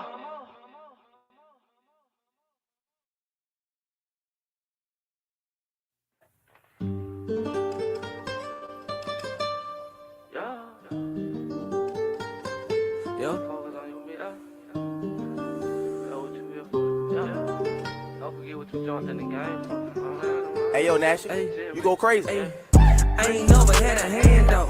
What you mean a nigga handout? Stay down and I grind it up. Young nigga, I'ma stand out. Elevated, now they mad now. Used to focus on my past, yeah, that shit made me mad, Now I'm focused on my cash, I be thinking about my dad, Man, that shit made me sad, Make me really wanna crash, But I think about my little son, and I know I'm gon' be the one. And I do this for my little girl. Man, she getting so old though. Man, the world feel like it's just up on my shoulder. Feel like it this big, ain't never gon' start though. I'm still up on the block though. I'm highly fuck all the cars, ho. I'm tryna do my little thing. Them niggas won't hate me, but why you won't hate though? Them niggas really be snake though. I keep them up on my way, fo. Them niggas say I'm up in it. Nigga, you know I'ma get it. I'm like, Emmett, fuck nigga, I'ma give it touchdown. Nigga play game, get fucked round. I don't give a fuck about the nigga. They ain't give a fuck about me, young nigga, when they come round. They ain't even know how Hula was feeling, my nigga. I ain't gon' come round. I wanna lay a little fuck nigga straight down. I'm feeling a nigga like play. Damn, I look like for all you niggas. I even bought you some J. But I don't give a fuck about none of them money, my nigga. I feel the play. Damn, I had to go back to the pad, but damn, I remember stay. Damn, I remember some days, remember those days when I ain't base. Trying to just give me some money, but only know that time I ate. Nigga, you remember that day? You didn't have nothing but that Honda. But you had to get you some dope, and you already know you had to come up. Damn, I feeling like fuck. I'm right up in this spot. Damn, it be so hot, but I know I gotta hit the top. It be hard, but you can't fly. You can get that shit the fast way. Same way you got that money, you just gotta hit your knees and really pray. Damn, I had a long day. I'm feeling like I'm losing faith. Lord told me, boy, better keep your head up. Blue, I'ma lead the way. Come on, hard like every day. Can't let this CC be the fate. Boy, I gotta use my faith and let that shit just lead the way. Trapping hard like damn, I know the people trying to look for me, but damn, I'm like a ghost to them. I pray the Lord look over me. Damn, it's shit over, G. Ain't saying this shit over for me. Boy, I'm coming stupid hard, can't no nigga fuck over me. Bitch, I give a fuck about a hoe, I do this globally. Man, I'm taking off, but I know I ain't feeling locally. Crazy, I don't know what I like the best. I ain't tripping.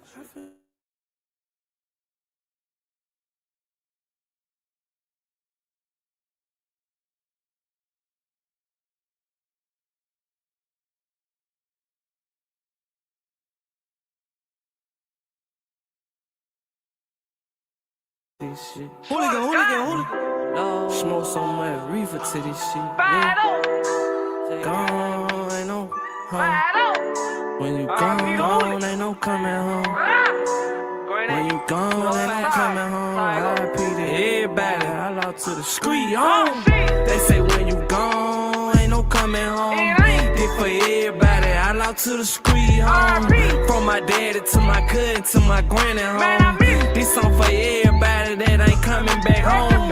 Yo, say when you gone, ain't no coming home. This for everybody, I lost to the street home. From my daddy to my cousin to my granny home. This song for everybody, man, who ain't coming home. God say when you're happy with your life, then you gone. I feel like they was at peace, that's why he took them home. One day you here, next day you gone. In the hood I roam. If you ain't had your hands on me, God would've been gone. This for everybody lost somebody, man, stay strong. God take people away for a reason, home. When he took my daddy, I was like, is he gone? When he took my daddy, I was like, is he gone? When I opened my eye, man, I was all alone. I did so much.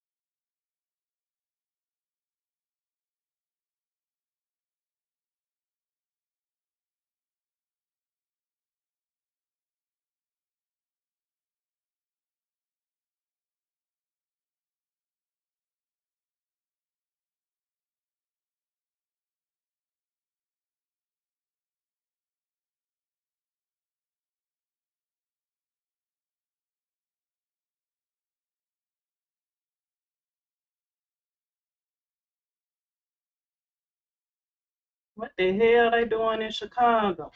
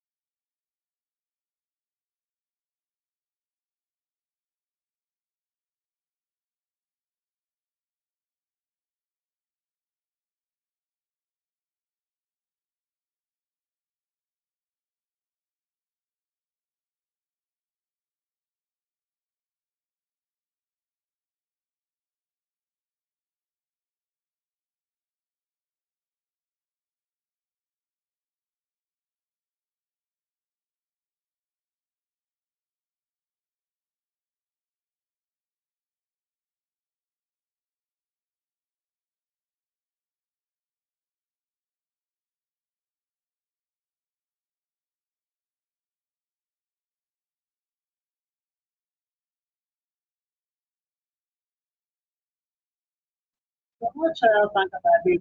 This Marshall won't get his finals.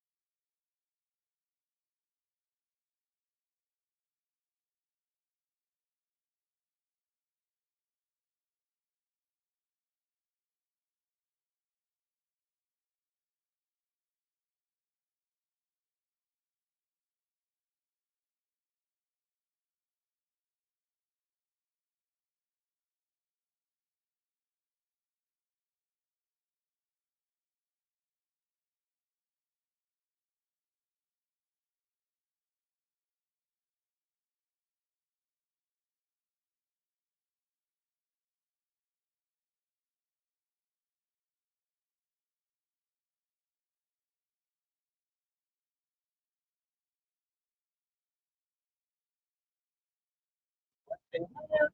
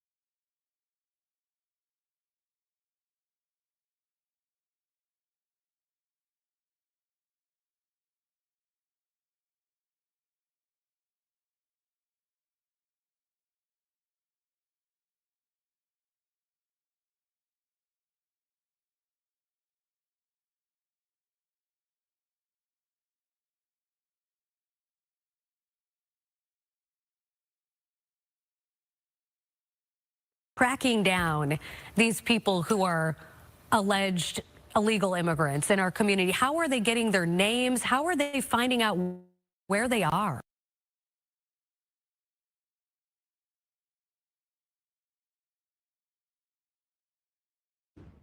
We do have some breaking news that takes us out to Chicago. And for more on that, we're going to head over to our Fox 32 Chicago team, where there is a helicopter over the scene where an ICE vehicle collided with another vehicle. And that has led to some chaos right there. I'm Stephanie Quinu. You are watching live now from Fox. Christy Mattino, my colleague, will carry our coverage in just a bit. There's such a contentious. So sometimes they do go in to the police, the district office there to the police, and in the past that's what they had been doing. I don't know that they're still doing this because this has gotten so contentious, but they would go in and just kind of inform local police, hey, we're going to go to 105th and Avenue N. There's something. Yeah, you wonder, had someone, were there people leaking where they were going? They were fearing for their safety, and that's why? As bad as the relationship is between public officials and the federal government right now, they have maintained somewhat of a dialogue with the police, and Snelling has mentioned that. Again, just going in and informing them, we're going to be here just so you know, just so you're informed. We know we can't, per the law, you can't come help us, raid a house, but you should know for public safety purposes where we're at. And Snelling has said that they've still kept that dialogue and that communication. As you see, police clearly are there, and I can attempt here to get some further clarification from the police department. Yeah, why don't you try to do that? And then I'm just going to give people a lay of the land who might just be joining us. So around 12:28-ish this afternoon, we got a tip via Sky Fox that there was some sort of federal agent activity in the East Side neighborhood. That is in the southeast side of the city, very close to the Indiana state line. This is 104th and Avenue N. And so we were able to zoom in on the scene, and we witnessed at least 50 federal agents, including ICE, maybe Border Patrol, on the scene there. They were blocking. There we are. We're showing you video now because the scene appears to have just been cleared. But this is what we witnessed, and we saw them running after people in the neighborhood. We'd heard this all began with some type of car accident. We don't know if maybe those federal agents were in pursuit of someone. And that's how it began. But you see a lot of people there wearing dark clothing, just running and scattering. And then those agents blocked off about a block radius of this particular neighborhood, this East Side neighborhood. And they deployed several times pepper balls to kind of disperse the crowd. We saw Chicago police officers approach as well. And then soon after that, that's when those pepper balls were deployed. And now the scene looks pretty clear. Those about 5-6 SUVs that were there that we assume were being driven by federal agents left. The Chicago police left. This is what the scene looks like right now at 105th and Avenue N. Looks like some debris in the roadway. But boy, Paris, there were quite a few protesters that gathered at that scene very quickly. Yeah, and you would imagine because of the Hispanic Latino population on the southeast side that there would be undocumented immigrants in that population, or perhaps asylum seekers, and clearly neighborhood residents coming out, as they have in every neighborhood that ICE has come to. Rogers Park, Lincoln Square, Albany Park. I mean, we got dispatches from Kenilworth. I mean, so it's been, you know, it's been all manner of all across the region, all manner of neighborhood.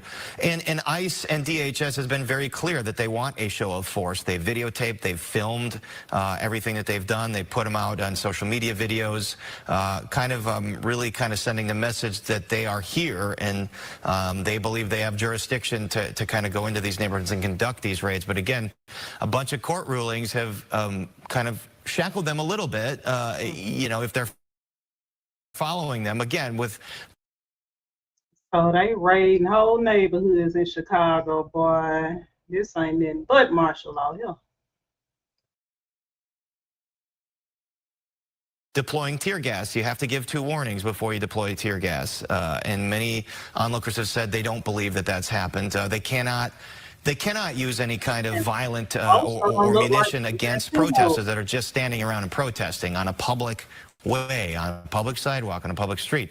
But as you saw, some of those protests can get contentious as guards are staring down the protesters, and that's where they can use their warnings and then deploy tear gas. And we saw tear gas multiple times being deployed here. How have you heard that the federal agents are tracking down these people who are alleged illegal immigrants in our community? How are they getting their names? How are they finding out where they are? Well, they certainly have long had you know, databases of who some of these folks are, especially folks that have been convicted of criminal activity or folks that have been charged. But beyond that, we really don't know what they're using to justify going into certain neighborhoods or going after certain people. And they have said they are literally going up to places like the other day in Marquette Park, just going up and screening people on things like reasonable suspicion and the Customs and Border. It's an update going on. This is something going on in Chicago. They done raided a whole neighborhood up down here in Chicago. So I'm trying to see what's going on. The neighborhood look like mostly Latino people to me. So let's see.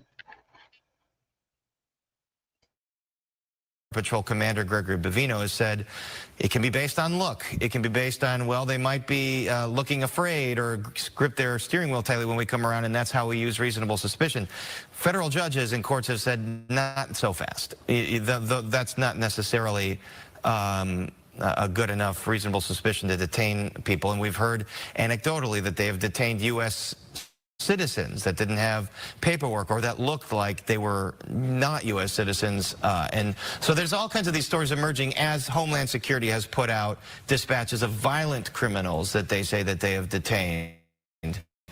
So it's been both. I mean, it's been, and from their own data, the majority of folks they've detained have not had criminal convictions on their record, which is belying the point of what they said they were going to do, is just go after the worst of the worst. But what they've said is because there are sanctuary protections here, then you're not going to cooperate, then we have to go into neighborhoods. You could avoid this by cooperating and getting rid of those sanctuary protections. But as part of the sanctuary law, they have to present, if they present a warrant signed by a judge, we got a judge signing this warrant that we're going after so-and-so in this house, then the cops can cooperate and say, okay, we know about this person. We have records. Here's our records that we have of this person. You know, tell us how we can assist. That is perfectly legal. And clearly DHS does not want to go through the process of getting warrants signed by a judge because of the volume that they're trying to do. They've said they've gotten 1,500 folks so far in Operation Midway Blitz. So it's hard to get a warrant for 1,500 individuals. And they don't, by law, they don't have to do it. Okay. So. Hey, we want to thank you for your expertise. Stay right here. Still waiting for some comments from stay CPD. by my side, please, Paris. Our noon show is going to be wrapping up in about 10 minutes here, but we are staying on top of this breaking news. My colleague Anita Blanton is standing by. Hi, Anita. Yeah, here in Studio 32, and I think that Paris brought up a good point about the federal judge rule. It's going on in Chicago. It's crazy, man. This martial law, to me, this is the National Guards. That's how they clowning up in Chicago.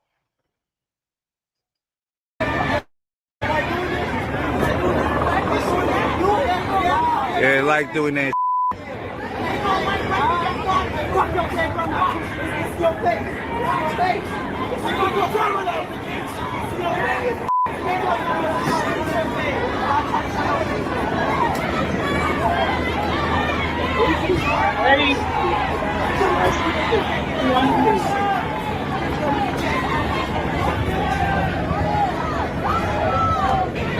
They coming down and turning me up there. You know, you're gonna be like,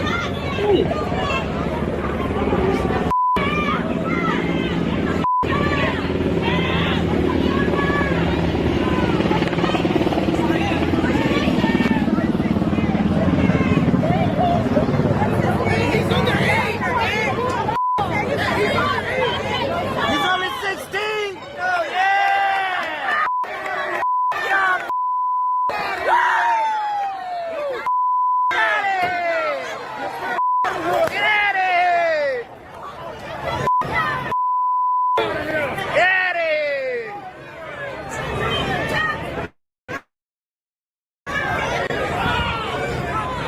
and they throwing tear gas and everything at these people, man.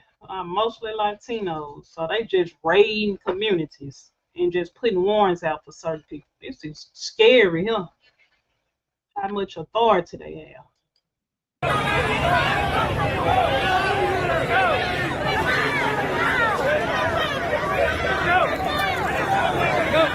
To your own people, man. To your own people. To your own people. This is happening to your own people.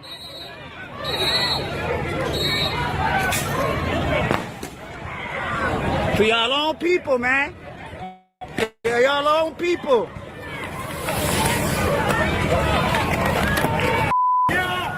Now, while they talking, they just threw tear gas at them. That is crazy, man. Yeah.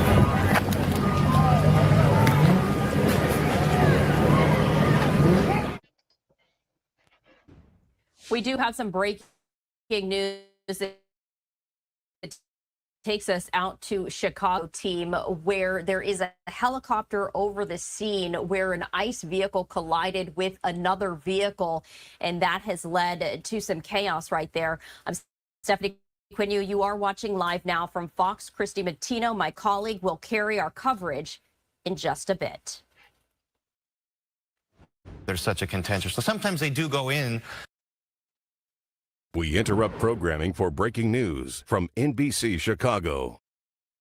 Good afternoon. I'm Alex Maragos. We have some breaking news this afternoon, monitoring some sort of clash and confrontation between ICE on the south side on Chicago's east side neighborhood and some community members there.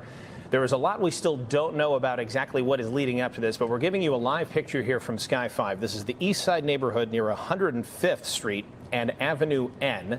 The scene involving some federal agents and some sort of confrontation and clash with community members there. You could see a group standing around some cars and some people in the street. and we're still working to find out exactly what ICE was doing in that area, what kind of operation it was, and what other federal operations there may have been. We have Mike Lorber up in Sky 5 right now. He's got an eye above the scene. Mike, what have you seen?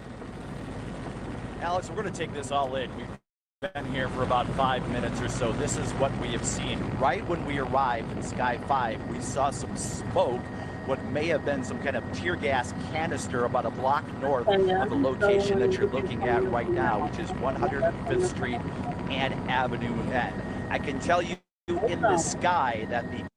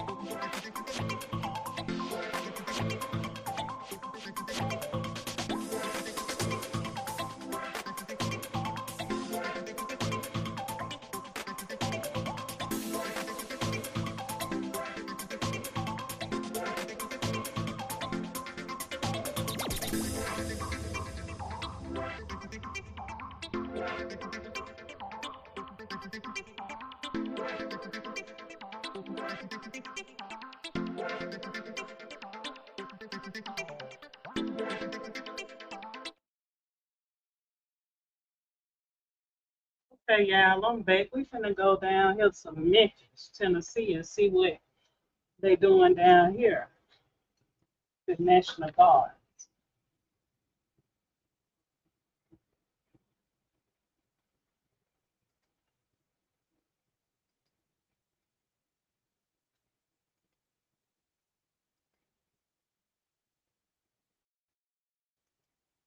According to a spokesperson with the Department of Justice, 627 arrests have been made and 155 firearms have been seized since their inception on September 29th. Residents we spoke to say they expect that number to increase.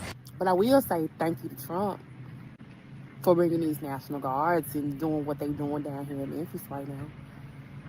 You know, for the first time in 5 years, and for the first time my kids have been able to play in the backyard and be able to do it comfortably. When I tell you that the past 24, 48 hours has been the absolute craziest, I've had everything from politicians to racists to supporters. It's been a lot that's been going on. And we're back, y'all. Thank you for watching today. Go ahead and hit that like button, my people. You know that it helps us out a ton. And of course, it helps you because it helps us keep bringing you these stories every day. Now, y'all, today, what you're going to see in today's report, you're going to see that the National Guard has gone into Memphis. You're going to see that this is part of a concerted, huge surge of law enforcement resources.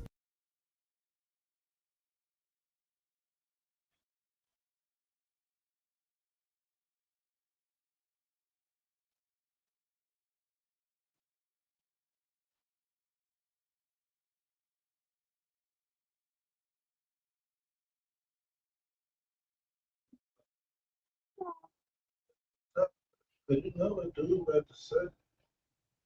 Pause like every 2 or 3 minutes or something, or 3 or 4 minutes. Say something. Let's be professional.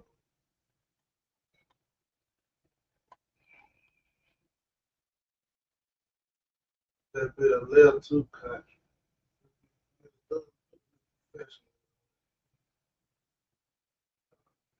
Yeah, they kind of don't do that.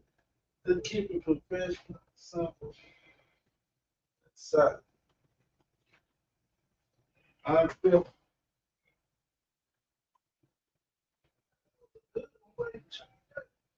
I'm finna go back. You don't know how to get that ready while that's playing.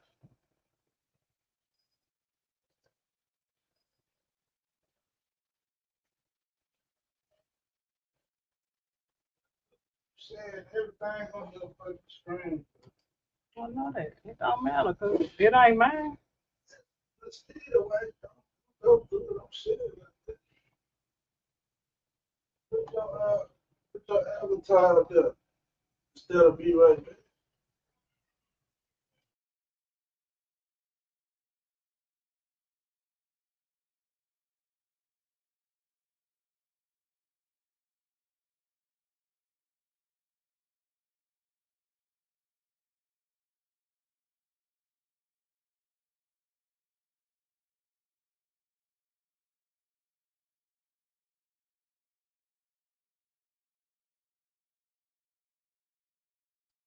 Okay, y'all, hold on. I got to find my video again.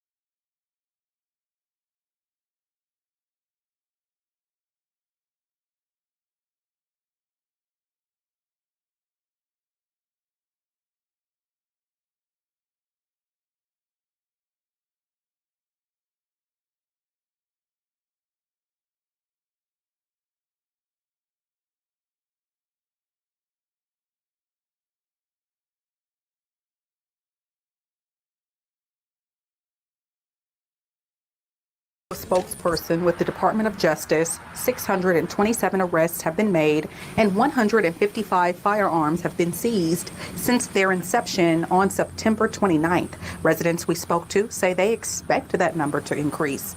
But I will say thank you to Trump for bringing these National Guards and doing what they're doing down here in Memphis right now.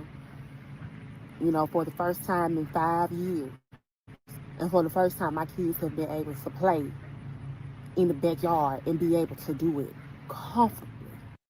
When I tell you that the past 24, 48 hours has been the absolute craziest, I've had everything from politicians to racists to supporters. It's been a lot that's been going on. And we're back, y'all. Thank you for watching today. Go ahead and hit that like button, my people. You know that it helps us out a ton. And of course, it helps you because it helps us keep bringing you these stories every day. Now, y'all, today, what you're going to see in today's report, you're going to see that the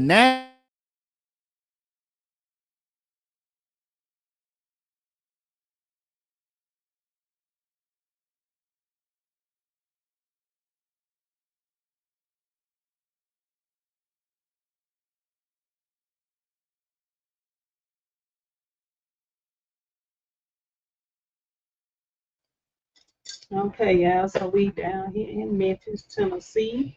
The National Guard's down here. So let's see. You see this girl, she got a little backlash from her opinion about the National Guards being in Memphis. So let's hear what she has to say. Shout out to this channel as well for the content. Yeah, go follow the page.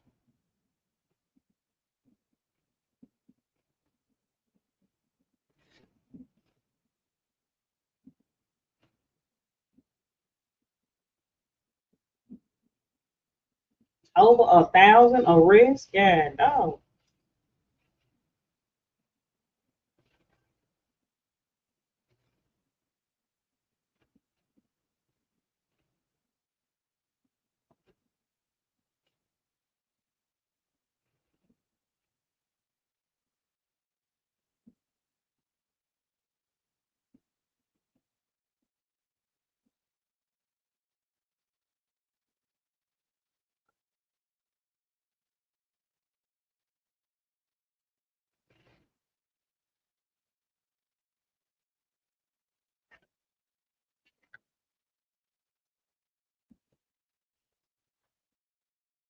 kids, and we always complain, kids don't go outside anymore. All they do is stay on their phones. I guess her kids stay inside due to fear. And she says thank you. And now, according to her, she's receiving backlash. So we're going to take a look at her story as well. So y'all, without further ado, let's go ahead and jump into it. But before we do, y'all, we have a new webpage for my people out there who are like, yo, I have money, but I don't want to give it away to the people who are trying to speak to our WREG's Raven Copeland asked the district attorney how his office is handling the changes.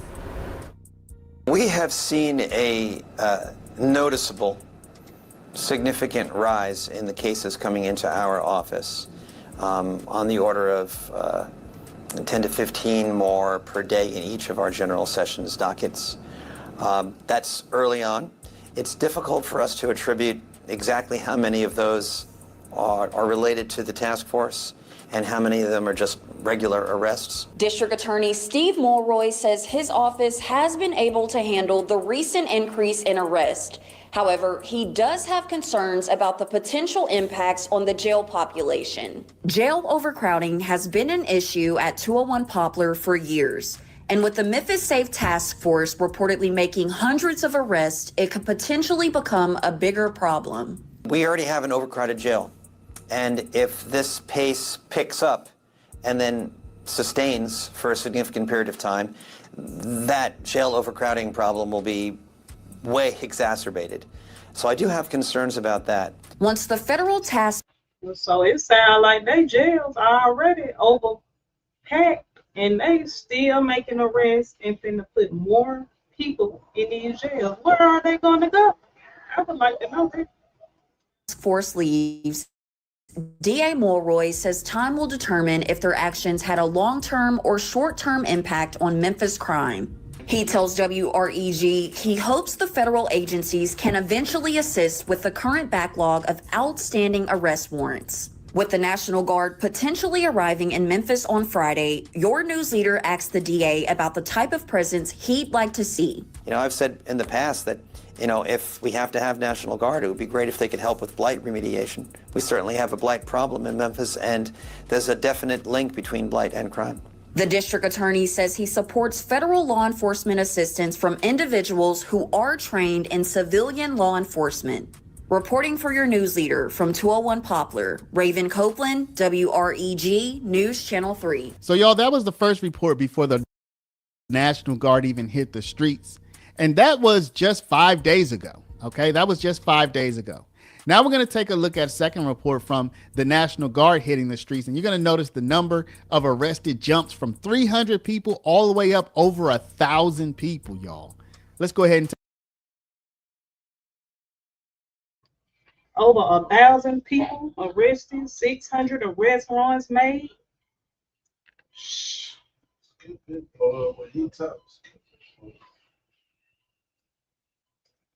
2 weeks, and officials with the Department of Justice say more than 600 arrests have been made by the task force. WREG's Quimitra Wilborn breaks down the numbers. You can't hide. There's no way to hide. Federal and local law enforcement surround a home on Buchanan just off of National early Friday morning.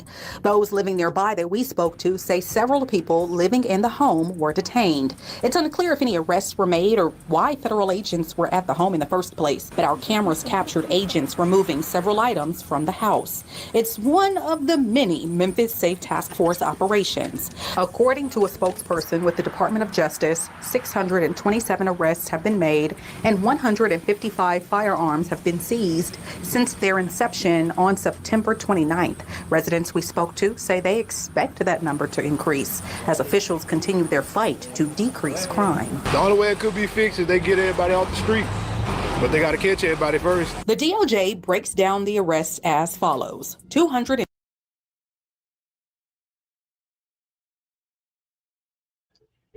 Look at these arrest warrants. You got, look, 224. This is crazy. 24 warrants, 131 ICE administrative arrests, 79 were for firearms, 60 for narcotics, 28 were sex offenses, 4 were homicides, 2 were for parole and probation violations, and 99 are listed as other. I wonder what the others are. There's certain things that they need to be doing because we have a lot of like murderers and stuff that's out here, rapists that's.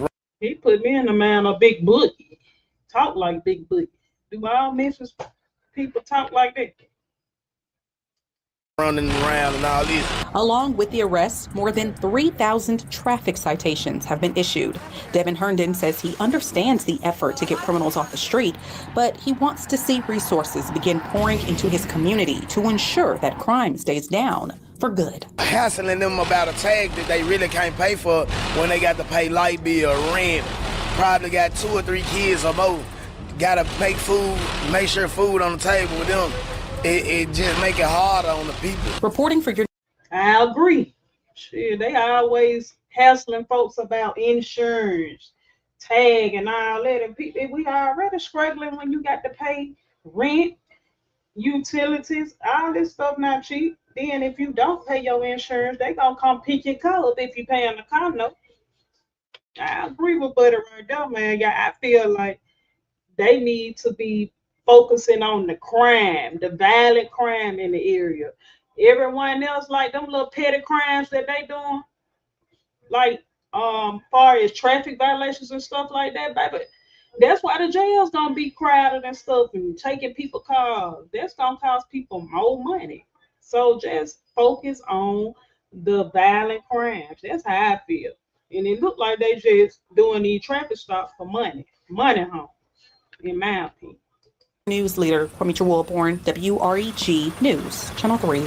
And we reached out to officials about the law enforcement presence on Buchanan Street early today. We're still waiting to hear back. So apparently, I don't know.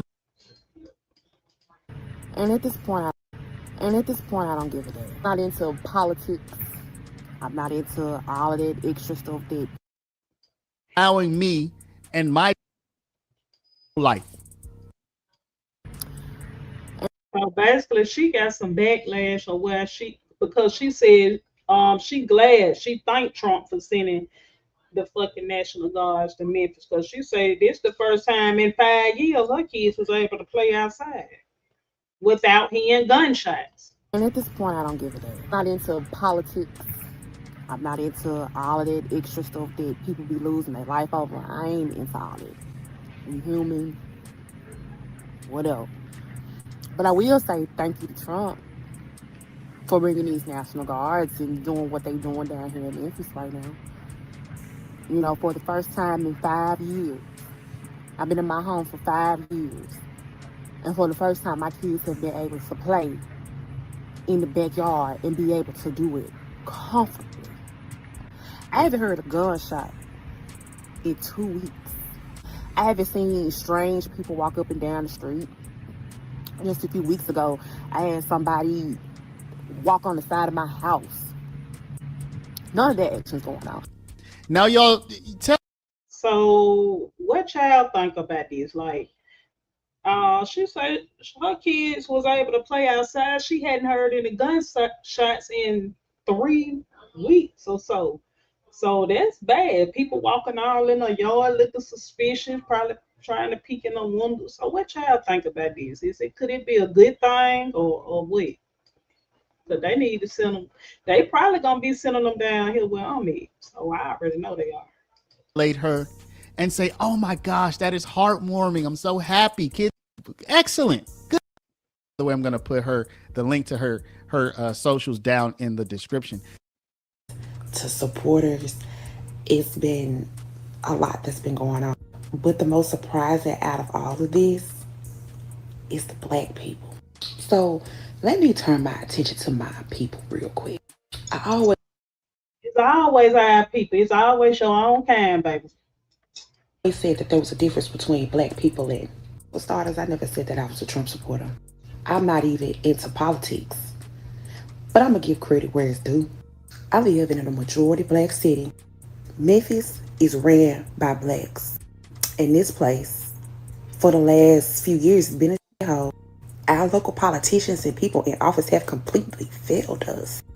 Most of the black communities are full of shit, and we always have the same problems in all black communities, especially when black people are in charge. You're gonna always have a high crime rate when black people are in charge. So bad to the point that MPD was investigated by the FBI long before they even got here. Crime in Memphis is out of control. It's because we don't have enough officers, enough police in here to even delegate the criminals. So yeah, yo.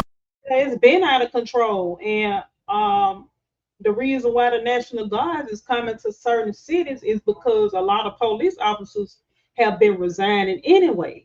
So I can understand they don't have the help to regulate the crime. So the crime can be out of control when you don't have enough officers and things like that. Because like I say, the pay crazy. They don't want to pay these officers to go out here and risk their life. So a lot of them have resigned in the last few years. So I can understand why the crime rate is high, but that's why they call it the National Guards in these high crime areas.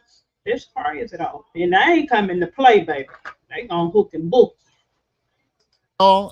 Anything that Donald Trump does is controversial. Just today, in case you're watching this in the future, just today.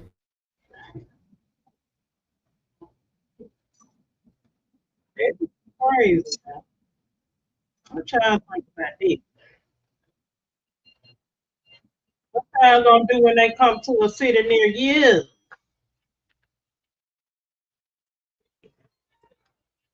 I want to see how many crimes and murders are gonna be going on when they come down here. Now let me go right here, y'all. I got some crazy stuff I be looking at on line, but I be wanting to share this because I know a lot of y'all don't even keep up with stuff that be going on anyway. So I might as well share with y'all. Ain't that nothing. Give me a minute. Let me find it. Let me see here. I got to find it.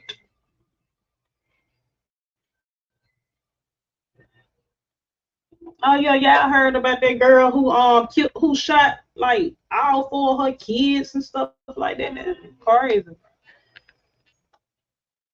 These folks going crazy out here.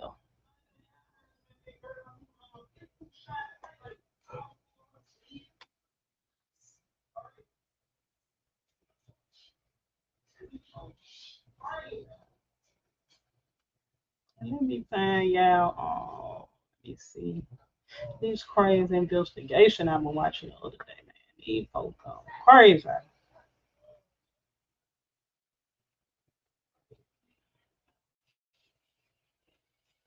The world dumbest criminals.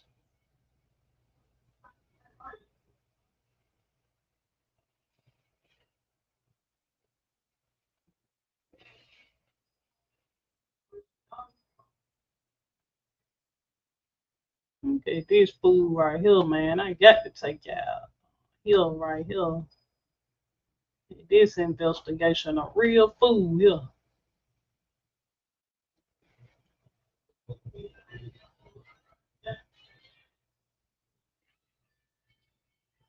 Let's see.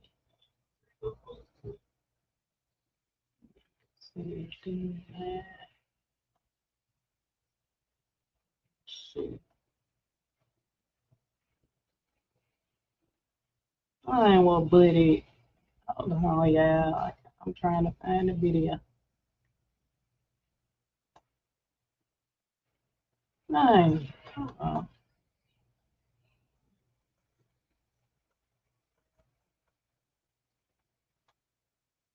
Man, y'all gonna be so weak off this.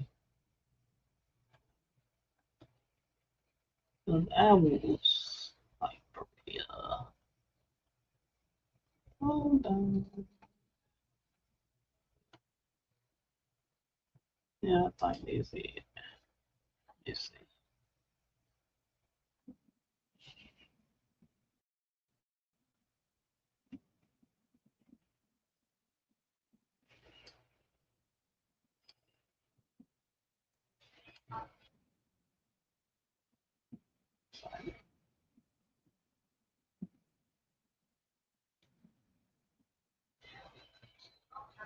Hold on, yeah.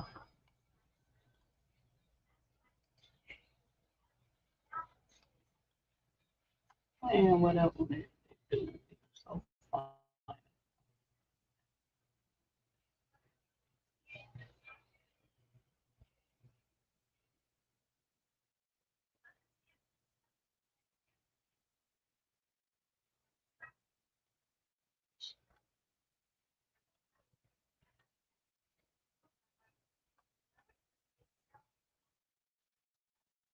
I also want to show y'all this documentary of Western Nile Water too. Give me a minute, man. To show y'all this. Hold on.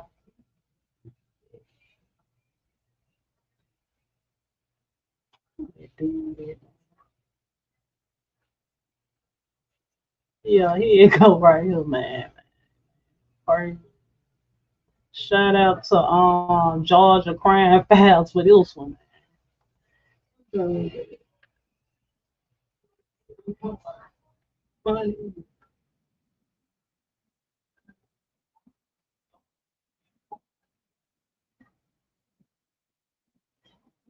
Story apart piece by piece. While waiting for the lead detective, Dryden is left stewing in the interview room, pacing, knocking on the door, laying down for cat naps, then popping back up to talk to himself. Restless, jittery, and nervous. They even bring him breakfast, but he can't sit still, just mumbling about being set up, trying to convince himself. Nah, this lady. Hold on, yeah.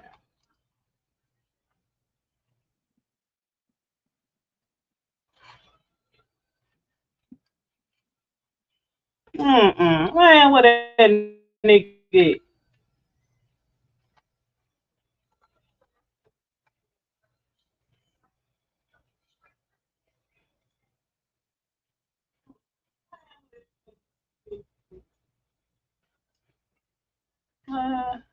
Yeah, that's a lot. Just relax. That's really good. You know what I'm saying? That's a lot of.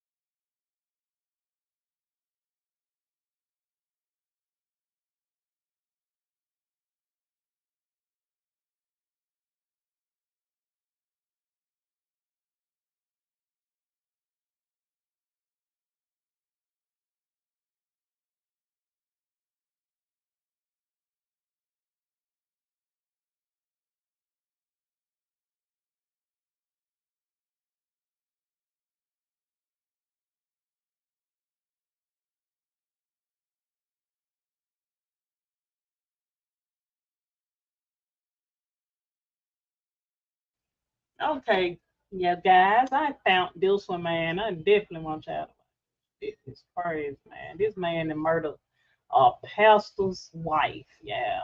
And he in interrogation, man. It was one of the funniest interrogations I ever watched. Let me show you how this mess, man.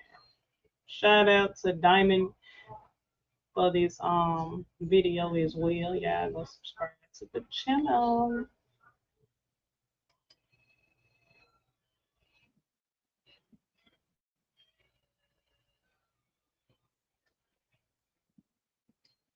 Man, look at this child. Specifically, breaking into people's homes, holding them hostage, and helping himself to whatever valuables they've got lying around. But Ronald doesn't see himself as the bad guy here. No. In Ronald's mind, he's kind of like a courteous burglar, a gentleman thief. He might tie you up, but he'll do it nicely. In fact, according to effort to call for help. And the detective's theory is that this all began when Ronald showed up at Lucy's front door, pretending to be some kind of community outreach officer. The old, I'm with this. Okay, y'all. So basically, this guy right here, Ronald, he is in interrogation for murdering a preacher's wife, and he ended up showing up to her door, acting like he was from the city, and all that. End up bomb rushing the lady and all this stuff. Yeah, let's see. Lucy's home. He ended up hey, taking jury. let's not jump to conclusions. Let's give Ronald the benefit of the doubt. After all, he says he didn't do it. So, let's hear what he has to say. Well, he on point. You understand your rights? Yes, sir. All right. So, yes, home invasion robbery. Okay. That's what one of the charges is. Okay? One of the charges. Yes, sir. The others we'll cover in a minute, and we'll get to those as we talk some more. But there are 3 total charges right now. Okay, and we'll cover them as we speak. But here's my thing. Earlier, you told me, your story of where you were yesterday. Let's start over. Yesterday. Well, it's been a whole night, whole new day. Yesterday. Let's start over with yesterday. Okay. What did you do yesterday? I went to the store twice. I went one time in the morning, and then I went one time by 5:30 or 6 o'clock again to Sitco up there to buy some beer. I had a receipt, tabs, and everything. So that was my movement. And I just stayed home with the fellas. We were in the back, we played with the kids, we drank beer, and we hung out a little bit. And that's what my movements was for yesterday. What kind of beer did you buy? Natural ice. When did you buy the beer? The first time or second time? I bought the beer both times. That's why I went to the store. I went to the store 5:30, well, it was like early in the morning, and then I went to the store again like 6:30, 6 o'clock. Is there like a time Some places they don't sell beer before 10. No, but feel me. Some places they don't. He sound like he lying already, baby. Just listen to these lies. I was so weak. Let's see what he lying about. Sell beer before like 10 o'clock in the morning. Is there a specific time, like, kind of we can narrow it down a little bit? Like the time? This store here, no, ballhead store don't do that. They don't do that. I mean, He just sells beer whenever. I go like, okay, in the morning time, I say it had to be like 8 o'clock, because my wife go to work at 8. Okay. You know what I mean? So this store open, I can get up like 7:30 and the store be open. And one time they don't sell beer, like on the weekend, like, you know, stuff like that. Who'd you buy? Who went with you to the store? My wife, Diane. Okay. Diane Willis. I thought she had to go to work. 8 o'clock, but she didn't work yesterday. She was off yesterday.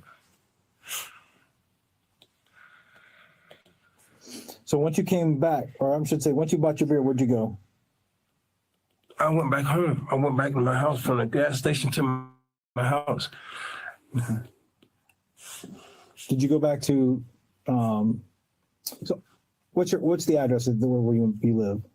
It's Telstar, sir. Telstar? Yeah. At the dead end. What color's the house? It's blue. Well, I was staying blue. Yeah. Okay. The house you're staying. Where you see? Yeah. I'm painting a picture for the people that are just listening to us talk. Okay. Feel me?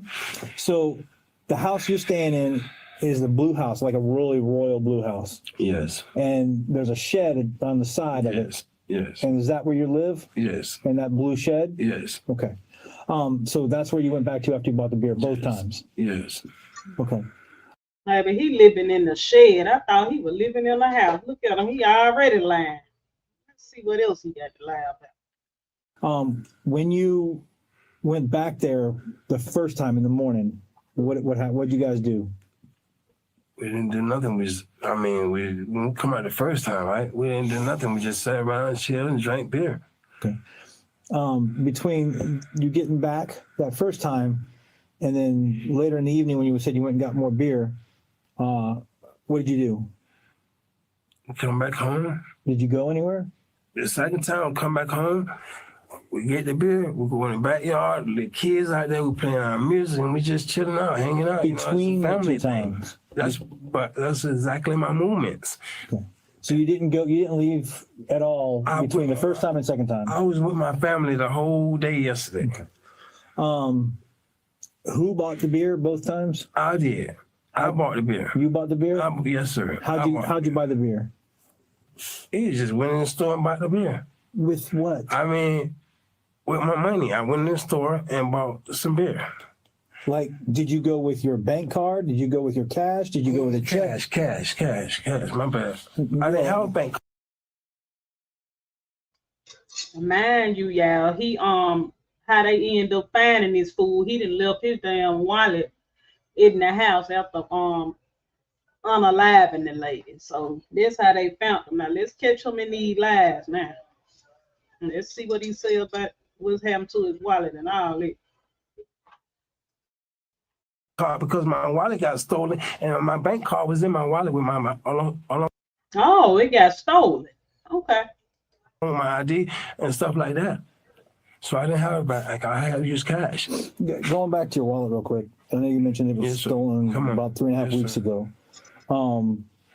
Your bank was Truist Bank? It's Truist. Is that the bank account your mom set up for you? Yes. Okay. Who deposits money into that bank account? Either my mom or either my sister Kathy. Okay. So your mom or your sister Kathy? Kathy, I spoke to there at the house. That's my sister. Okay. So either one of those do. Who has access to the money in that account, like to take it out? I guess me, my mom, Kathy, because those the only 3 people that supposed to be over my bank account. My mom, and my sister. Okay. You know.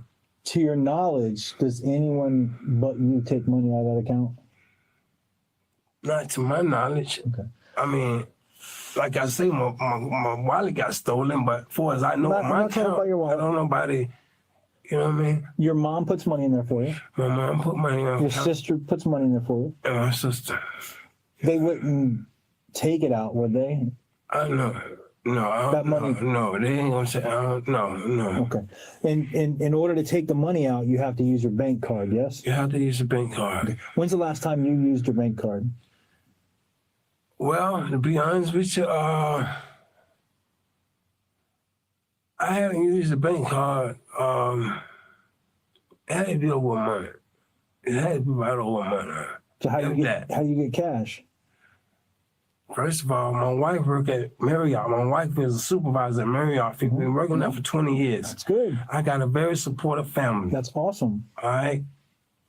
That's how I get my money. My people look out for me. My people, my family support me if I need something. So I really don't want for nothing. I'm not hurting for anything. But listen to what I asked. Your mom and your sister put money into your bank account, and that's a way to get money out is through a bank card, like a debit card or an ATM card, right? Yes.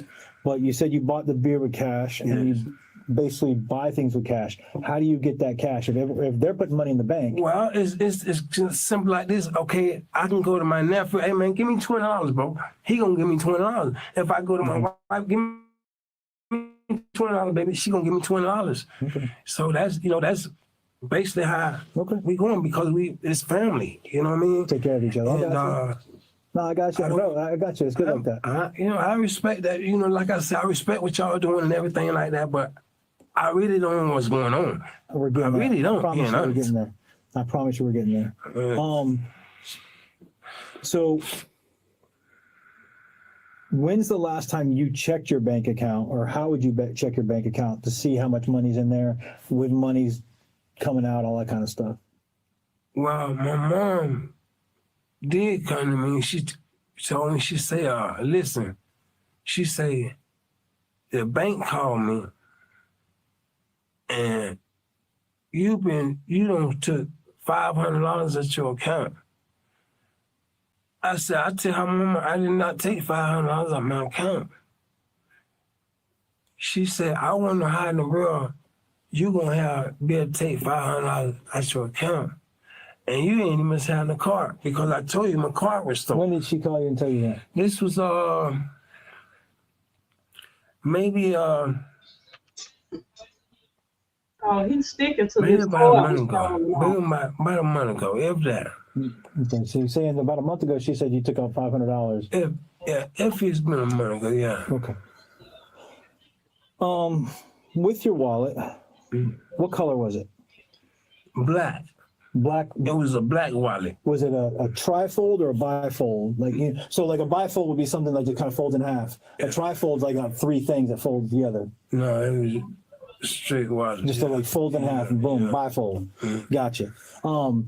What all was in that wallet? Black wallet. It was my ID card, a piece of paper, a brown, like a paper bag with a phone number somewhere. And then there was my bank card.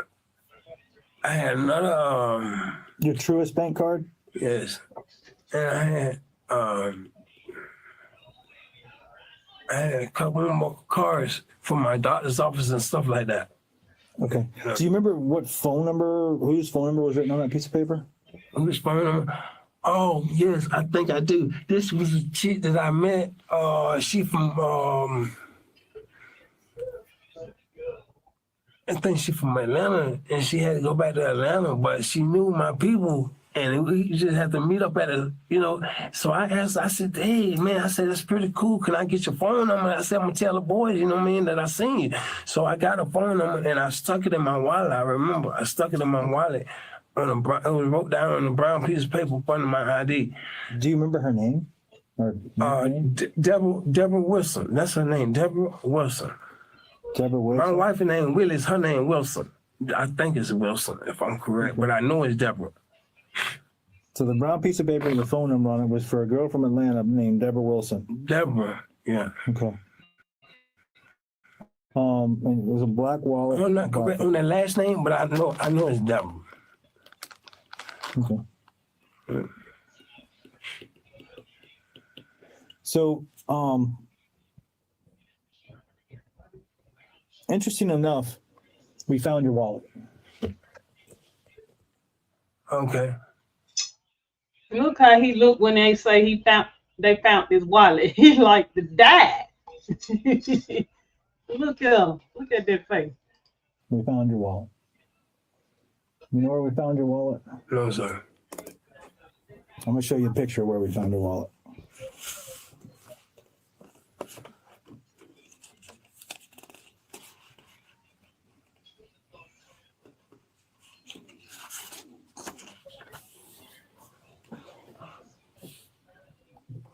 See how it's in this little corner? That's my wallet. That's my wallet. That is your wallet. Let's hear the close-up of it. With your ID. He look like he trying to see how the hell did they find that wallet, boy. It look like he just seen a ghost. How ugly he look. ID, your driver's license, That's my identification wallet. card right there. Yes, sir. Your truest bank card, Yes, laying no, wide I got, open. that's the paper, but I got my bank card in there. It's my bank card supposed to be in there. And is that brown piece of paper you're talking That's about? the brown piece of paper, yes, sir. So your ID, the brown piece of paper, your truest. He just don't know, boy. He just put his own butt on the limb to go to jail, but they finna knock back your butt, man. We finna see how these lives finna go. Bank card. I had like $40 in my wallet. All that's inside. All that, but I'm not talking about the cash yet. Okay. But the ID, the little brown piece of paper, the phone number, and the Truist Bank card, or you can see those right there, right? Yes. So that's your wallet, right? That is my wallet. It's in the corner of this house right here. Yes, sir. On the floor right here. Yes, sir. Okay. So that wallet was found today inside this house. I have no idea of that, sir. And I thank you for finding my wallet, but I swear for Jesus in heaven, I have nothing to do. My car was stolen. My wallet was stolen about 3 weeks, 3.5 weeks ago. Jesus. Yeah. And my phone. No, he lying. Right up there to the gas station. And Ronald, that's what's going on, sir. Ronald. Yes, sir. Listen to me. I've been honest with you. You sure have. And I've been respectful. You sure have. And you've been kind of respectful to me. I'm trying to be better. But listen, respect. Sir. Respect includes honesty. Yes, sir. Yes, sir. If you think I'm a chump, I can't. Okay. I can't. I can't. Then stop lying to me. I'm not lying. I'm giving it to you, Black. I'm giving it to you just how it is. That is my wallet. I'm admitting to you. That is my wallet. I know it is. I mean, your ID is in it. My wallet was stolen about 3.5 weeks ago, 3 weeks ago, something like that there. And that's the God heaven truth. I went to the store and I bought one time. I bought a 4-pack. Then I went to the store that evening by 5:30 or 6 o'clock, and I bought 4-pack and 2 more beers, which was making a 6-pack because they don't sell the whole 6-packs. They sell you got to buy a 4-pack or either a 12-pack. I know how you. So she gave me a 4-pack and 2 more beers, and when I got ready to pay for the stuff, now he really trying to explain himself now after that wallet that came with. I get my money and my phone. Set it on the counter. I pay the people. They carry me the plastic bag from front of the counter. I take the plastic bag, put the beer in the fucking bag, and I forget all about my wallet sitting right on the damn store. Right out the damn store, my wallet sitting there. And my phone. And you didn't call the police to report it? I didn't even know that it was gone until I went home. So when I got home, being honest with you, I must have sat around and me and my wife, we sat in the room for maybe hour. Look at him. He looking in the air for that lie. He know he lying. Now his wallet got stolen. Baby, he look like he ain't finna leave no wallet, period, in no store. He would have turned right back around and go get that or act a fool if somebody stole it. Before I even know it was gone. And when was that? But when I sat up and I said, damn, but I said, hold on, my wallet gone. I went back up to the sick coach, to the store, to the gas station, and I asked the guy, and I said, excuse me, sir, I say, oh, you see a phone or wallet up here? He said, no, I ain't see no phone or wallet up here. But I know the guy that was behind me, he was a black guy with dreads, and I know if he come out to the clerk say that he didn't see my wallet, the dude behind me, he know he the one, whoever he got, you can check with handprints or something. He the one got my goddamn wallet. Mm-hmm. That's just ridiculous. Why would I want to do something like that and leave my wallet there? That's that. Come on, man. I don't think you intentionally. No, I didn't do it by mistake either because I didn't do it. Ronald, relax and listen to me. I understand. It just make me. I understand. I respect, sir. It just make me hyperactive because I know this is my wallet, but I didn't have nothing to do with no home invasion robbery. I didn't do that. I've been out of prison since June 11th. I know. No problems. And baby, he just got out of prison June 11th. What this is? It's February. And he right here. So he must got out in 2024. No problems. And now here we go with this. But here's the thing. Back in there. Listen, I don't believe you. I'm not calling. Listen to me. Look at me, man. I'm straight with you. I understand. I'm not calling you a liar, but I don't believe what you're telling me right now, man. I understand. Because the wallet is in this house. Yes. Okay. Yeah. Your wallet is. And where? I mean, I'm gonna show you now. Okay. I promise you, I'm going to get to that. Yes, sir. I like to just kind of work on each segment as we go through. Yes, sir. It's easier to go piece by piece instead of just slamming everything on the table. All right. But your wallet is in this house. Everything is exactly where you said it was at in the wallet. So, like, come on, let's be real. If someone stole your wallet, I know what was that. Don't you know what's in your pocket right now? I dang sure did. It's like my wallet. I know what was in my wallet. I had $40 But if in my someone wallet. stole my stuff, they're probably going to be using my stuff. And they're going to be, my bank card's going to be missing. They're going to ditch my wallet fast. They ain't going to keep my wallet. My wallet ain't worth crap. But the items in it are, right? The cash money was in it. The bank card's in it, right? The ID and stuff, they throw all that away. Let's be real. You did time, you know just like I do. I understand. You ditched the wallet, but you keep the cash. Sir, that was, I swear, my wallet was stolen like 3.5 weeks ago. But you never reported it, and your mom even said you took $500 I went to the out? store because they can't use my bank card. They don't know my PIN number. Then how did somebody take $500 out of your account? That's what my mom said. I know that I didn't pull no $500 out of my account. You can call the bank and have them bring us bank statement up. I will get to all that. I know in my heart and my soul, I did not pull no $500 out of my account. But my mom said that. Tell me this. Yeah. We'll set this aside for a quick second. Yes, sir. Did you give your old lady Diane some jewelry today? I didn't give her no jewelry. She got her own stuff. That's funny, because you know what she told me? The 3 rings she had on, you gave to her today. I didn't give her no rings today. Okay. I didn't give her no rings today. She got her own. You got any jewelry inside your house there? I got my stuff, my little jewelry, and it's just this silk. But that's you know what I mean. I don't have. Do you collect anything? I might, being honest with you, I might buy something from niggas on the street that I mess with a little bit. Hey, well, what's up, boy? And the nigga might come up to me, hey, boy, I got this here for sale. If I got it, and if it's nice and if I want it, I'm gonna pay for it on my street hustle. You know that? Well, I totally understand. I respect that. Yeah. You gotta earn the money, make money, sell, whatever you gotta do. But I don't hurt like nobody. A street pawnbroker, right? Yeah, I don't do that. My life is over with, man. I went through hell the first part of my life, man. Listen to me. She had on 3 rings today. She had 3 rings on. 3 rings that she said you gave to her today, this afternoon, or yesterday, technically. Okay. That's what she told us. She told you a lie because I did not give her no jewelry, and that is her jewelry.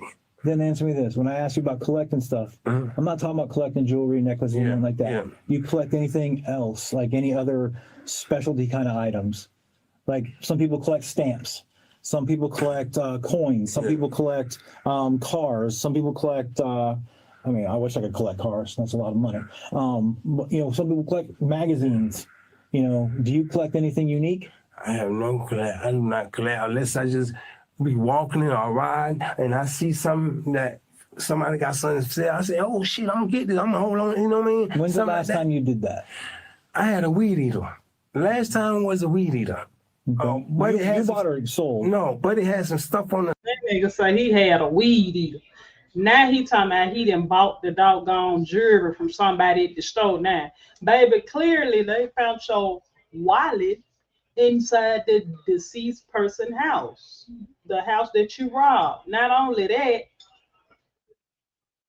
they have the jewelry. The jewelry that you stole from the robber when you battered this old lady, a pastor's wife. You already know.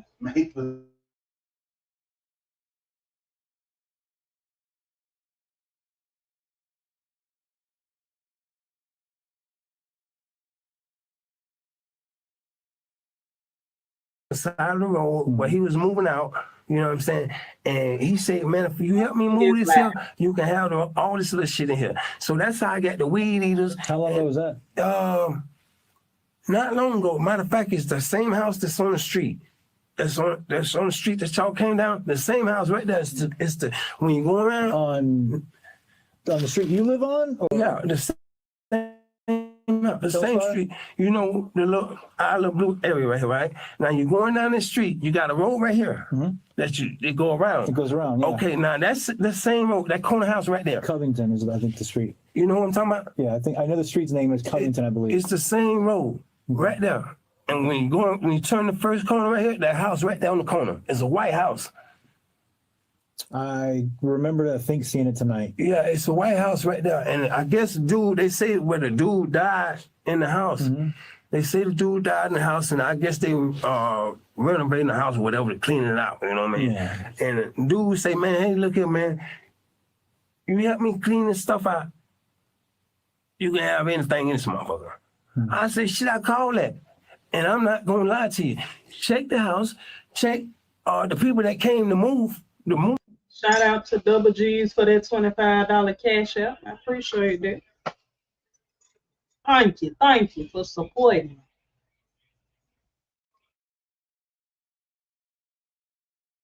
Now let's get back to the content. Yeah, help support the channel so I can keep this content coming. Because they had a big dumpster in the yard. So ask them, I got 2 weed eaters, I got a blower, and I got 2 fishing poles. Okay. That's what I got. All right. You don't collect anything else then? Does your wife collect anything? I have no idea what she do on her side, but not as I know. I mean, she find all kinds of little goodies when she come. Babe, look what I found that birthday. Babe, look what I found at the birthday. You know what I mean? She didn't go to work today, though, right? She didn't go to work today. Or yesterday, I guess. I'm still on this whole loop with my day. So, so she didn't go to work yesterday. So she didn't bring home anything special yesterday. No, none as I know of. Not to my knowledge. She been with me all day yesterday. We was together all day yesterday. You see any jewelry boxes or any of that kind of stuff inside where you live, your shed? She's a woman. It's a lot of family. Yeah, it's jewelry boxes and that. I mean, what about coins? Coin. Now, how is a jewelry box in a shed? Man, let's be real. Come on. The wife already done told on you that you gave her the ring. You think she finna go to, baby, she ain't finna go to jail for you. Let's continue. Coins that are like in little packages. I found some. I got all kinds of little tinker toys. I mean, little shit, bullshit. Let's see if you recognize. Tinker toys. Man, please. Now they done also found coins in his possession. Baby, you know your broke butt ain't got no damn coins that's worth all that money, man. And them jewelry and rubies that lady had in her jewelry box. Baby, you know you finna go to jail. I was in this stuff.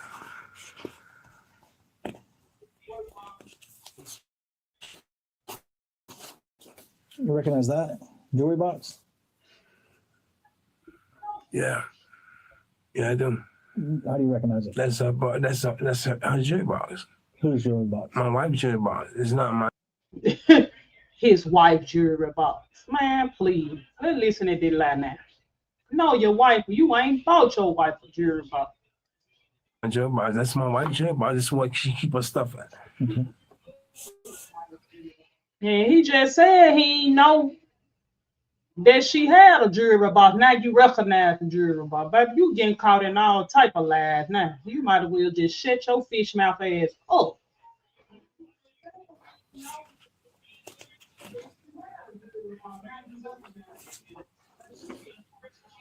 Make sure I put these right. What about these coins? Man, she probably had them things there for so long. And that's being honest with you, man. She probably had them so long. I don't know.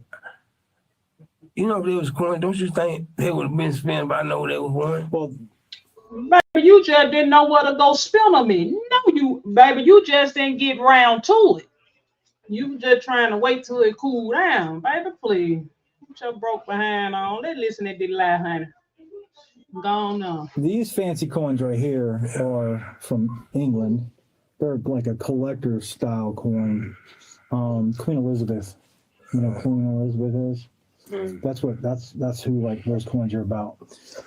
Weird thing is, this is the weird thing, which I'm interested in hearing what you have to say on this. These coins belong to the guy who lives in this house where your wallet was found with his wife. Well, I have nothing about this house. I know nothing about this house. Only thing I know is that is my wallet. That's my wallet. But these coins, I don't know nothing about no I coins. don't know how your wallet got These there. coins were in this house.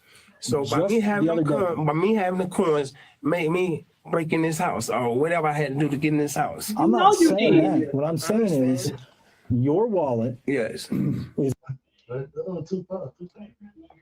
don't know. Look at these lies. Don't you think they would have been spent if I know they was one? Well, these fancy coins right here are from England. They're like a collector style coin. Queen Elizabeth. You know what Queen Elizabeth is? You know he ain't been nowhere near Italy and they got Queen Elizabeth on it. Baby boom. Hold on. That's who like those coins are about. Weird thing is, this is the weird thing, which I'm interested in hearing what you have to say on this.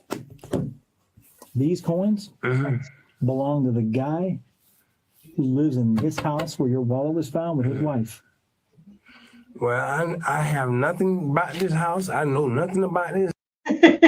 He know, look how he, now you know that's a lie. Then he had a smirk on his face, like, look at this. House. Only thing I know is that is my wallet. That's my wallet. He just hung himself out to dry, baby. You say that's your wallet, but how did it get in the house? But these coins, I don't know nothing about no coins. Well, these coins were in this house. So by me having the coins made me break in this house or whatever I had to do to get in this house. I'm not saying that. What I'm saying is your wallet is in this house. Okay. Where these coins were just stolen from. All right. And in this house yesterday, the continuation of where we are right now, there was a home invasion in which a person forced their way in.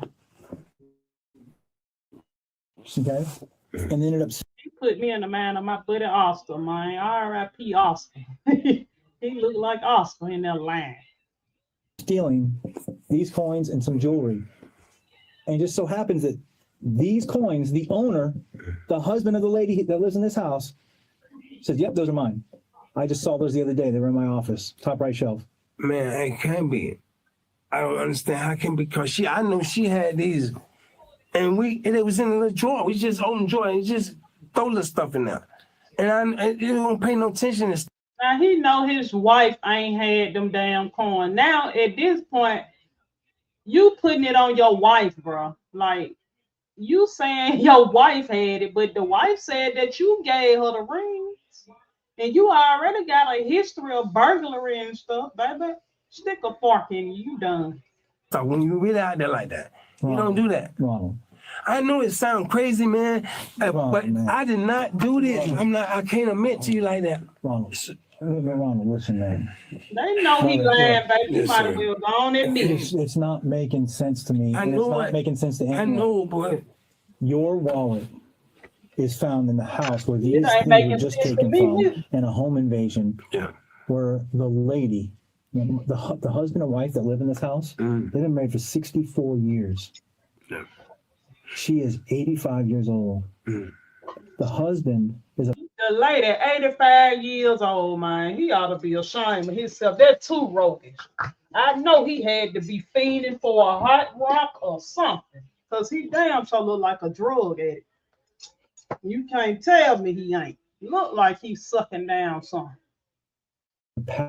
Pastor at First Baptist Church right there, John Young, the big massive church. Yeah, John Young. yeah. He's a pastor at that church. Yeah. Yesterday, he's a grief counselor.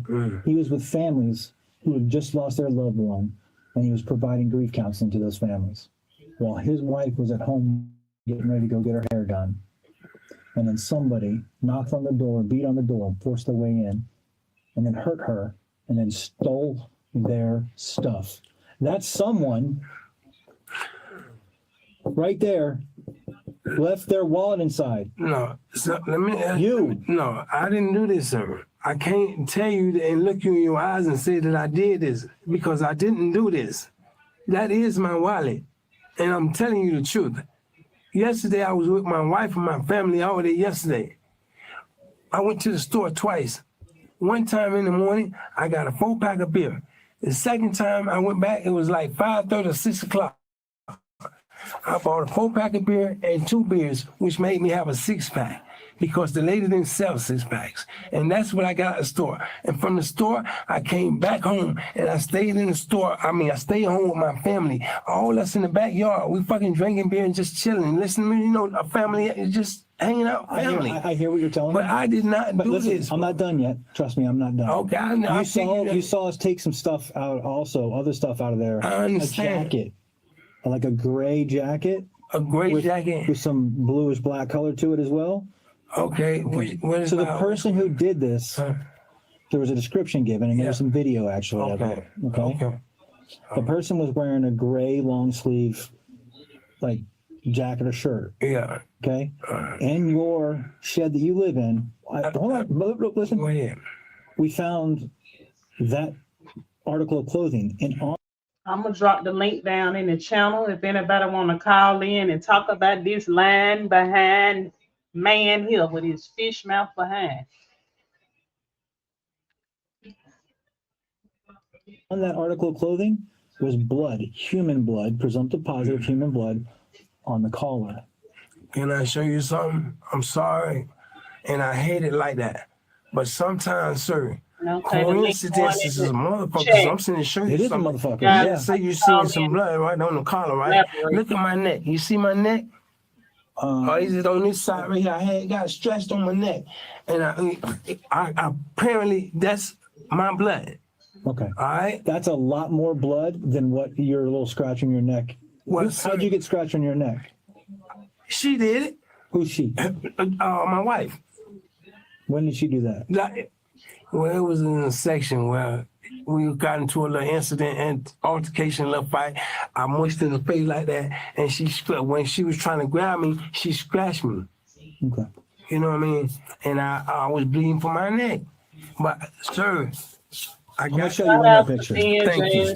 And I'm not getting sarcastic with you. I appreciate you being good to me. You have been good to me, and I appreciate you. Because thank you so much to be honest with you and truthful with you. Yes, sir. I'm getting to the point where I'm getting a little upset because I understand, but I can't do that. I can't tell you that. I can't. I understand it. This is the lady. Now, let me tell you something. My mama is 87 years old. Mm-hmm. Ain't no fucking way in hell I'm hurting somebody like this. I didn't do this. I wouldn't hurt nobody like this. I didn't do this, man. I wouldn't do this. I wouldn't do this. This is not me. I don't want to think you're a monster. I'm not. But I think here's the deal, brother. Listen to me. I think this was an accident, but it did happen by you. I think I'm being set up. Hold on, sir. Sir, please. I did not do this. Let's be nice to Miss Curl here. I did not do this. I did not. I did not.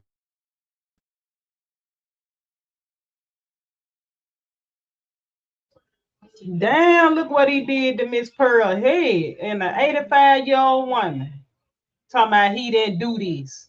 And he ain't even respecting. Let me go back when they first pulled the pitch out. I wouldn't do this. Look how he looking. Hold on.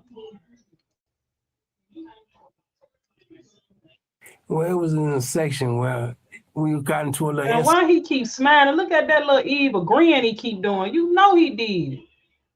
No bald head bastard. Evil man. And altercation, little fight.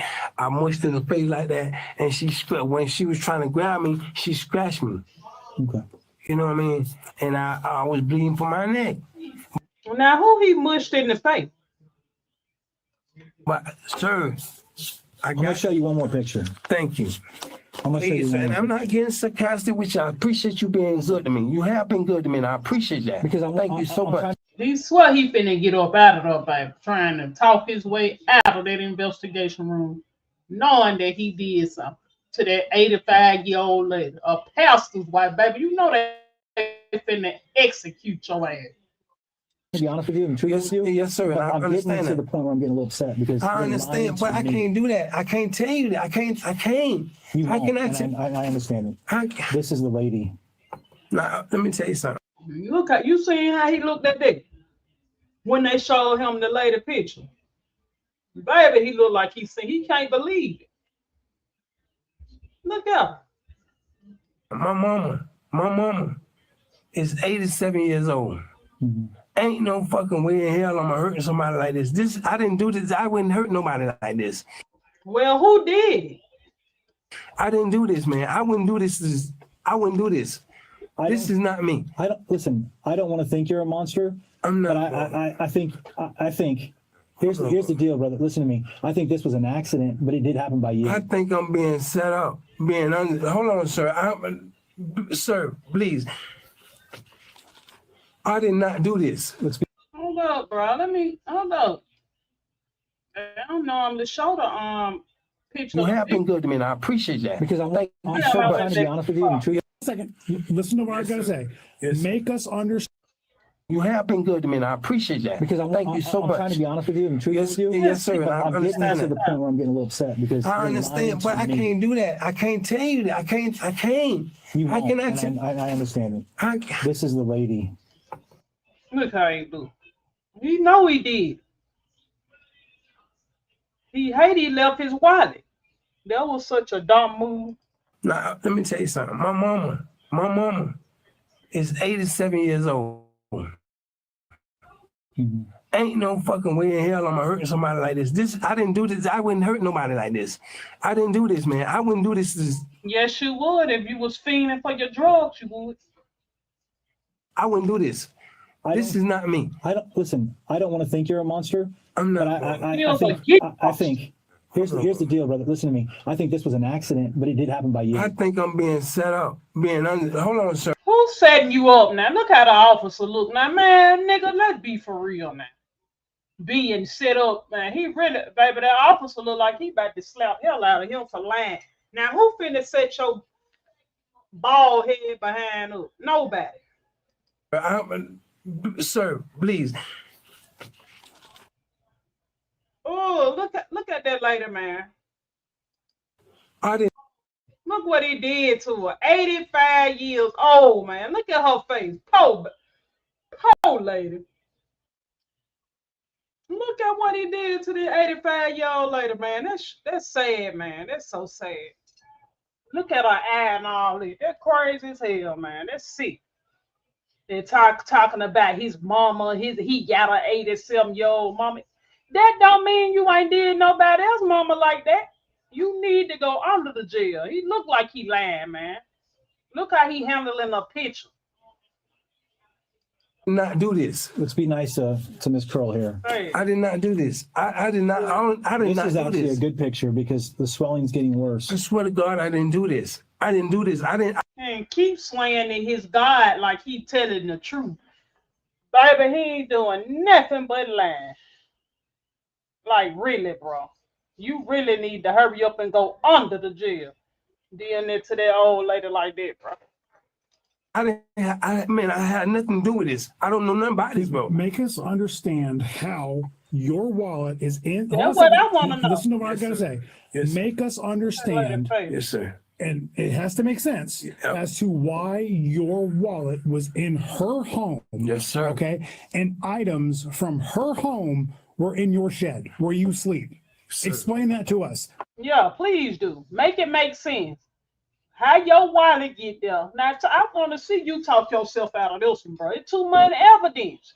You slipped up that time. It was meant for you to get caught for doing that to that 85-year-old lady, bro.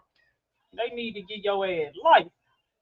Make it make sense. Because it doesn't make sense. First of all, like I said, and I'm going to say it again, all due respect, my wallet was stolen.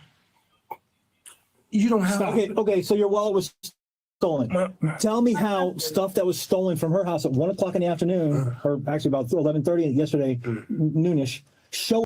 Damn, he did this in the afternoon, in the daytime? That's crazy. Yeah, because they did say she was going to get her hair done. And the husband was at the church. Oh, pastor, he was at the church helping another family. That's crazy, man.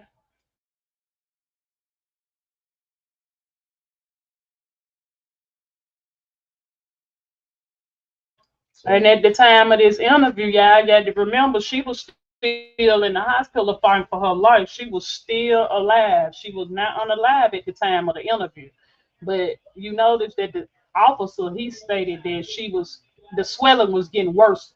So I wonder what the hell did he hit this 85-year-old lady with? Like, you didn't have to do too much in case she was a feisty little something, she was fighting your ass back. But if you were breaking in the house and if somebody was at a house, you just should have came back after she left. So you had to be desperate. That's what made me know that you on some type of drugs, bro. Because that was a stupid move. That was too desperate. You seen the lady, so you just wanted to rob an old lady, period. Because you could have practically waited until she left her home, bro. Like, up in your place of residence, your shed you're living in, later that evening. That's right. So if I was in this house, got to have some fingerprints or some pictures of me. Man, they don't need no fingerprints, bro. Pictures of you. Nigga, they got your goddamn wallet at this lady house, bro. Not only that, they got the goddamn jewelry and coins that you stole from her house. The whole jewelry box. Now explain that. That's what I want now. Who framed you? Now you talking about you bought it from a store, somebody else. Man, come on. Something. DNA. Okay. Why do you think I took your DNA earlier? I want my DNA. We're gonna figure that out. Trust me. I took your DNA earlier. Yes, sir. I want it taken. Yes, sir. I do, and I voluntarily gave it to you because I want. But here's the thing.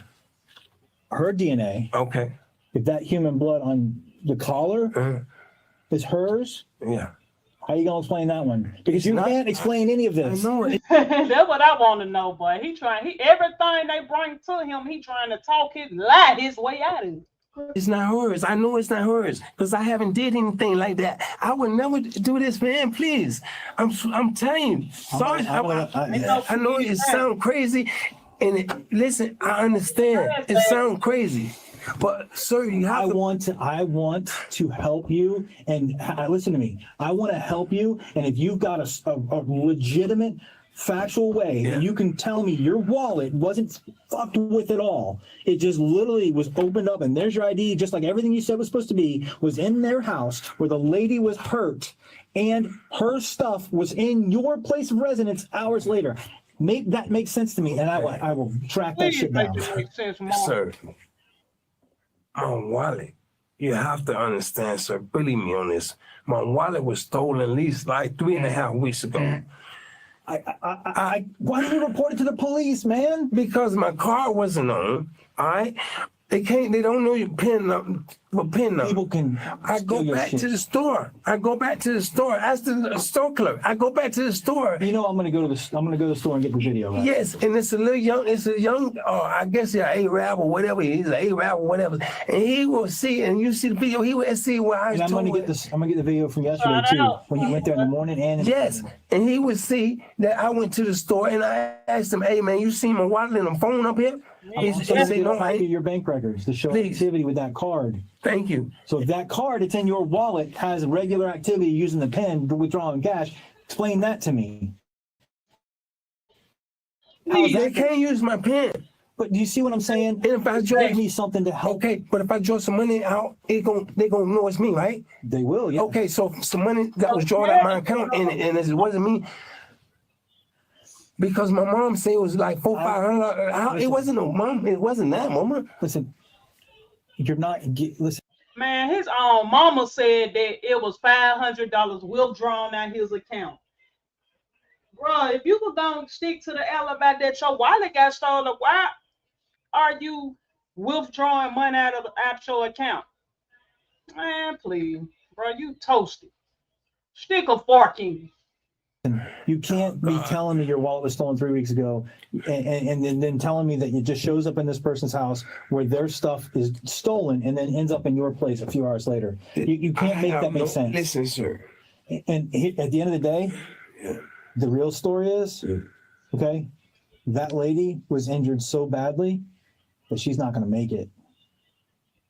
You understand what I'm saying? I understand, sir. I understand. Myself and I'm so and this sorry about that. The lady head still swelling up, bro. And whatever he blunched her with. Listen to me. Myself and this detective right here are homicide detectives. Okay? I'm so she is sorry. going to die. I am very sorry about that, sir. I am. Well, I swear to God, I am. But it's not me, sir.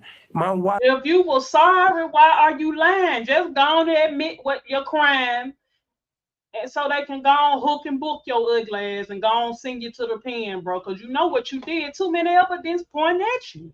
Your wallet, the lady jewelry box, her coins in your house on your white finger, man. Go ahead on. God. I don't know how my wallet get in there, but ain't no way in hell. I've been in prison 4 times. Let me say something, sir. I've been in prison 4 times. I got 40 years up under the system. All my charges is like burglary, grand theft.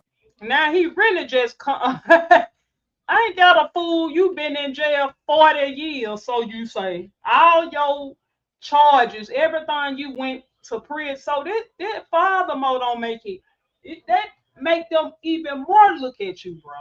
All your charges is violent, robbery, burglary. This fit the MO, stupid. He know he lying, man. Look at him. Ain't nothing, baby. You can't lie your way out of there. Strange. Dealing in stolen property. Yeah. I never had stolen property. Okay, bro. You just told everything that you got caught in possession with. Now you never had a what? Assault charge, rape, murder, assault charge. You got it now.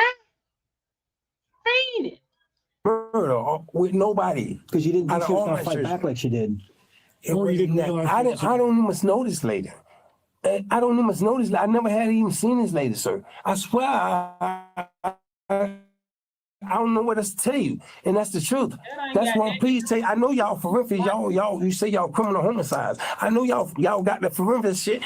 Hey, come on, man, print me up or something. We're gonna do that. Once we're done talking with you, we're gonna also do that too. Yeah, I mean, yeah, I know that, but I'm just saying, take fingerprints. I got to have some kind of fingerprints in there. I got to have some kind of DNA in there. Stupid. Your wallet was in this lady's house. Not only that. The stolen items you stole from her house is at your shed. The rings are on your wife's finger. Your wife told us already that you gave her the rings. Then you try to flip it around and put it on your wife. I hope she see this investigation, baby. It's how you try to lie on her. I hope she don't send you a red dime down there. Because you would have let her take the charge. It's something that I can do in there. I don't know, but I'm just saying. I understand. That's how you would avoid fingerprints. Come on, bro. I don't do it. But you ever had a chance to talk to her? Yes. And what did she say? And before she went into a medically induced coma because of the swelling on her brain that's going to kill her, damn, she gave a damn good description of the person who did it. It's good she was able to give a description of your ugly ass. And she went into an induced coma. That's fucked up. And she said that person even presented their identification, their Florida identification to her. Listen, let me tell you something. Whoever this motherfucker is with my wallet, all right? My mama told me, she say, that's bad. She say, because people can go out there and use your identification and they can get stuff on credit.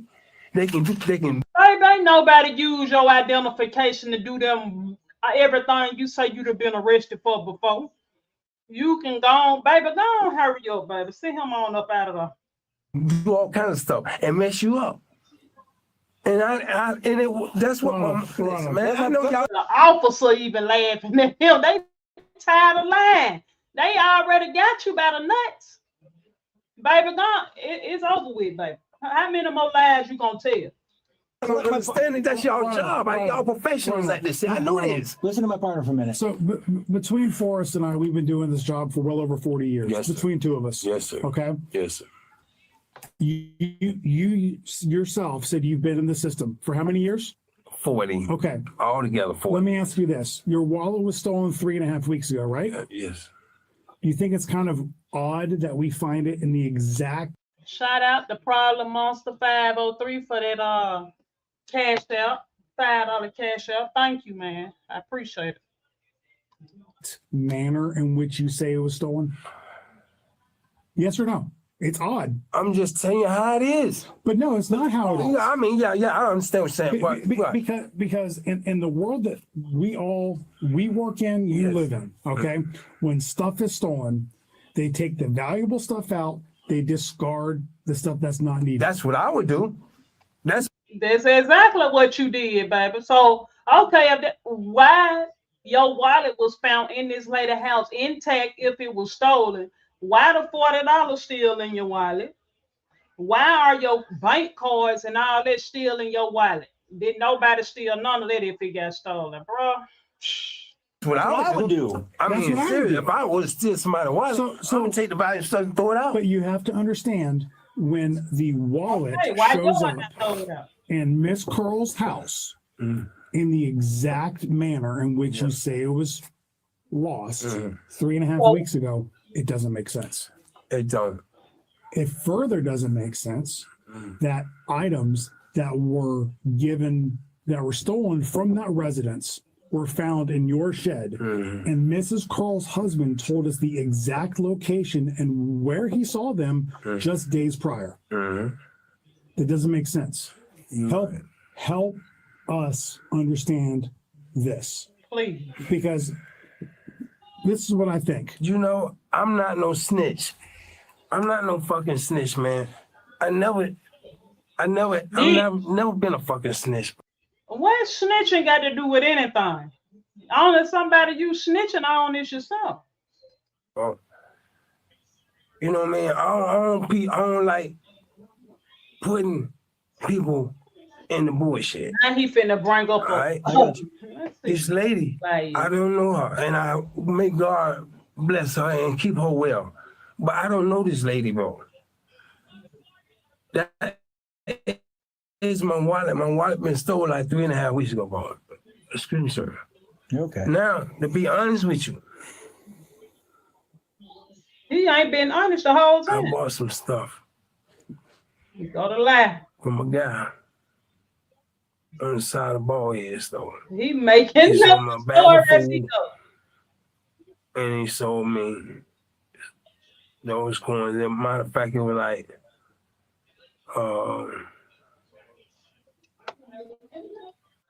remember he said that his wife had the coins right when that he used to be gone. Bruh, you getting caught in lie to lie.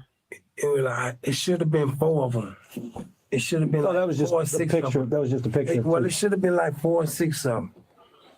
And I gave him $2 for all 4 of them. Because I guess he wanted some beer. Because Baldhead stole them. I got him gave him $2 for the coin because they don't want the coin. He can't get no beer. He don't do nothing but sit on the side and smoke crack cocaine and drink beer all day. That's where you're gonna see him all day long on the side of the Baldhead. So smoking crack. With a Baldhead store? You know, the gas station, the little gas store. That's about Mr. Baldhead store. So all them guys around there, they know who I am. I don't have to lie and play games like that, man. And them dudes right there, they sit there and they smoke crack and they sell this shit. That's what you do, bro. You explaining yourself, Baldhead. So you talking about you, bro. Come on, man. You know what I mean? And that's what I got from. And that's I don't like I said, I'm not a snitch. I don't, you know what I mean? But I bought hold on. I gave so $2. Your wallet shows up in their house fully intact. And the coins you got from the Baldhead store. I got the coins. Let me see. My wallet went missing like 3.5 weeks ago. Okay. Now, the coins, when I went to the store this morning, the first thing I did, when I went to the store, the first time I went to the store this morning, Buddy came back. He said, man, look here, man, let me get $1. He said, if I can get me a bill. I said, no, boy. I said, I got to go home right now. I said, I'll be back later. So when I come back the second time, I came, it was like 5 o'clock, 6 o'clock, 5:30, 6 o'clock when I come back to the store the second time. He said, boy, I got something for you. Boy, I got something for you. I said, what's up, boy? He said, look here. He said, boy, let me get $2. That lie. I got something. Now you know you lying, man. He killing it too, boy. You need an Oscar. I gotta get me a bill. Cause apparently they ain't gonna take the coins in the bill. I said, shit, I give you $2. I ain't know when the hell they were. So, and not paying, doing to the fact that I know him, and he seemed like a pretty good dude. I don't mind respect or helping to hustle. I give him $2 and I just stick the coins in my pocket. I said, here you go, nigga. Let me get that. And that's that. For this lady, oh God, man, I don't know this lady. I would never hurt. I have a mother. I have a mother too. I would never hurt nobody like that. But that's why I think, and I think my partner here kind of is along the same lines. Listen. You went to go do a burglary. Just hear me out, please. Yeah. You went to go do a burglary. You bang on the door, knock on the door, see if anybody's home. Okay. Somebody answered the door. You weren't expecting that. Okay. You came up with a ruse. Anyway, look at a little story about who you was. Okay. She asked you for some ID. You took out your wallet and showed it to her. Okay. I didn't do it, but yeah, go ahead. I feel, and then it was, oh crap, this is going on. Because when's the last time you used drugs? Drink? Drugs. Drugs? Yes. Well, I smoke weed and marijuana, you know what I mean? So you're like, man, you do more than smoke weed. You know you sucking some down, boy. That glass. Stop lying, man. You just say them folks on the side of bald head store be smoking crack and drinking beer all day. You just described yourself. oh crap, this is going sideways. I was trying to get a little bit of money, trying to get a little bit of items so I can get some money, whatever. Just feel me. Just go ahead. And then it's going sideways because now this lady's in a place and you still got this fix you need to go solve or whatever. You got to get that money. And you mushed her out of the way. And she fell and got hurt. I understand. And then you went and did your thing, getting whatever you could get, and it would be these coins and some jewelry and stuff like that. I understand. You didn't mean to hurt her, but it happened. I didn't hurt her. I didn't hurt her. I don't much know this lady. I know you don't know the lady. I don't even know where. So are you? Please tell me, where did you find my wallet? Inside her house, right inside the door. I don't know. I mean, any locations or because I don't know my wallet. Front door. Oh, that's how you lost your wallet.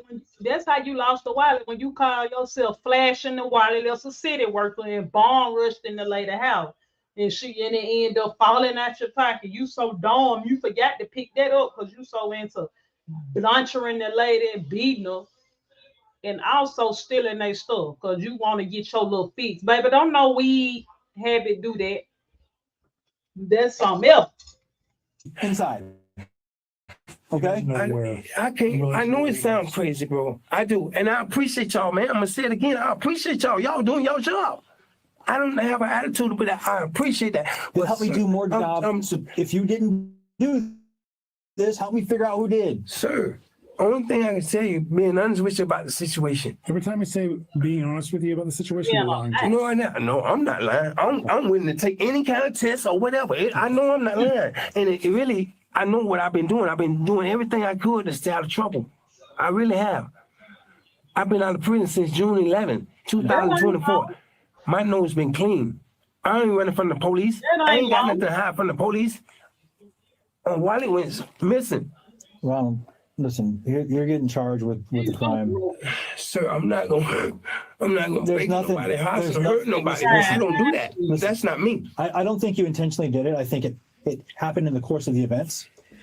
I don't want to think you're a monster that intentionally went in there and just to kill this lady and beat her up real bad or whatever. I don't want to think you're that monster, but man. Like that, man. My mama, man, I wouldn't hurt no woman anyhow. I'm not saying it was. I understand. I think it just happened. But I wish you would be honest with me about it. I can't. I'm trying to be. I'm giving to you how it is. I know the shit sounds crazy or whatever, but man, I didn't do this, Sarge. I didn't do this. I don't know nothing about this home invasion shit. I know all that shit. I don't know nothing about it. I'm telling you what happened. Okay. That's the only thing I can do. So you said you were in jail for what, 15 years? I was in jail. Altogether, I've been in prison 4 times. Okay. What was the most, you said you were just released last year. I was released from prison June 11, 2024. What were you there for? Stealing. Burglary dwelling. Okay. Burglary dwelling. What else? Dealing in stolen property. What else? Possession of pawnbroker. That's it. What else? That's it. What else? I can't crack. I had a hope. We keep charging. Listen, bud. This is please. False imprisonment. False imprisonment. False imprisonment. False imprisonment. False imprisonment. Yes, false imprisonment. And it hurt me so motherfucking bad. You know why? Because at that time, I was on cocaine then. I was doing fucking crack cocaine. You still doing it. That's why you broke in that lady house, man. And I had it bad then. And I was doing some shit. Got it bad now. Shit that I ain't had no business doing. And I regretted that. And if you read the report off that false imprisonment, you would see that the lady said in her statement that this had to be one of the nicest robbers I ever met in my life. Because he never harmed me. He never even threatened me. What about the True enough. False imprisonment. True enough. I broke into this house. Was somebody in there? There wasn't nobody in here. I broke into this house. Wasn't nobody in here. Which house? This is when I went to prison for. As I'm going out the house, I'm trying to get me a few dollars from give me some cocaine. As I'm coming, just like you did with Dilson. Coming out the house, the lady was coming in the house. Straight up being honest, which I panicked. I didn't know what the fuck to do. I'm on crack cocaine. I'm on crack. So what I do? Come on, Mom. Come on, Mom. Come on. I ain't gonna hurt you, Mom. So she gets scared. I can imagine her being scared. A little short, black, bald head, you know what I mean? Black dude in her. I can understand that. But it scared me more than it sounds like he explaining this unaliving that he just did right here. So that's his way of confessing in my eyes. What y'all think? It scared her. Yeah. And I was doing everything in my willpower, everything in my soul to calm her down. Mom, it's gonna be all right. Please, I'm sorry. I'm sorry. It's odd because this lady in this incident, she said the guy told her, "Don't worry, he's not gonna rape her." He was because nice to her. I don't even know this lady. And then, second of all, but here, did you hear what I just said? Okay. You were talking about the time you got arrested. You were super nice. The lady even said you were super nice to her. This lady, Miss Curl, said, "He's told me, don't worry, I'm not gonna rape you." I don't hurt people. I don't do that, boy. Right.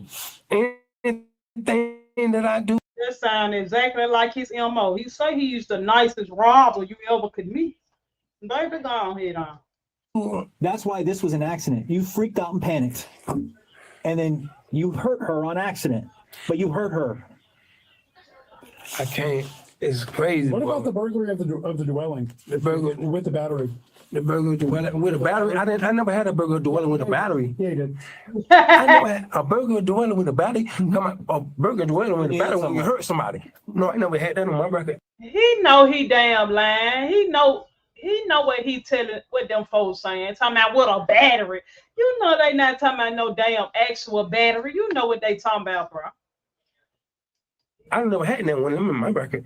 I never hurt nobody in the course of a crime. You never got charged? I never. Look how they keep pulling the pitch out on his ass. I never hurt nobody in the course of a crime. But that one. He must, but wait, one person. He must be talking about her right there. But at the end of the day, y'all, you cook, bro. He cook.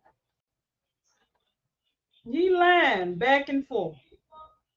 One time I did the false imprisonment. I admitted that because I was on cocaine, but I never hurt nobody. But listen, you panicked when you saw her, just like you panicked when you saw Miss Curl. I'm sorry for this lady. God knows I am. I swear to God I am. But I don't know. I never seen this lady. I don't know this lady. I didn't do this.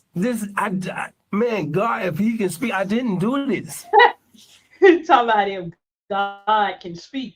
Baby, he'll tell on your ass just to show if he could speak. He already speaking.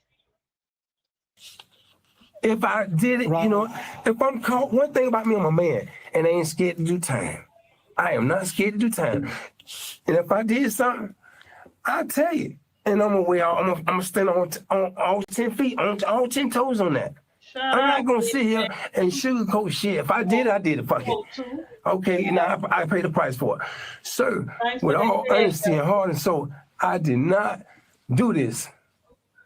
I did not hurt this lady. I bought them coins from this nigga around on bald head store. It's all them niggas be around. What's he look like? He don't know. You can't miss him. I'm gonna tell you. He said you can't miss him. Look at that evil grin again. Man, come on with this lie here. I'm gonna tell you, you said what it looked like. I said you can't miss him. Well, I'm saying tell you what it looked like. When you say what it looked like, that's why I was saying you can't miss him.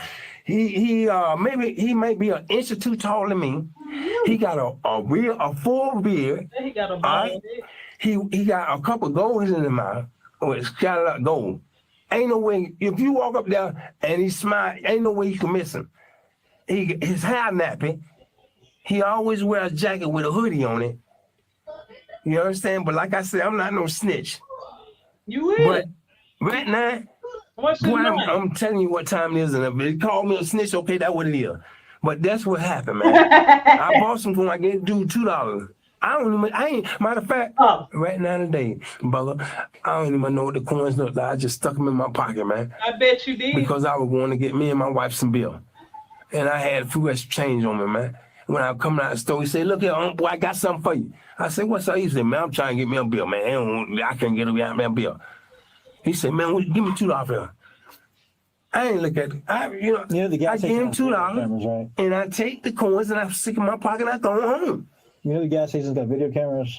We're going to go get that video. Yeah, the gas station got, all the stores should have cameras, but yes, the gas station do have video cameras, sir. And I wish to God, please, that it was some type of way that you can have me on camera, fingerprint.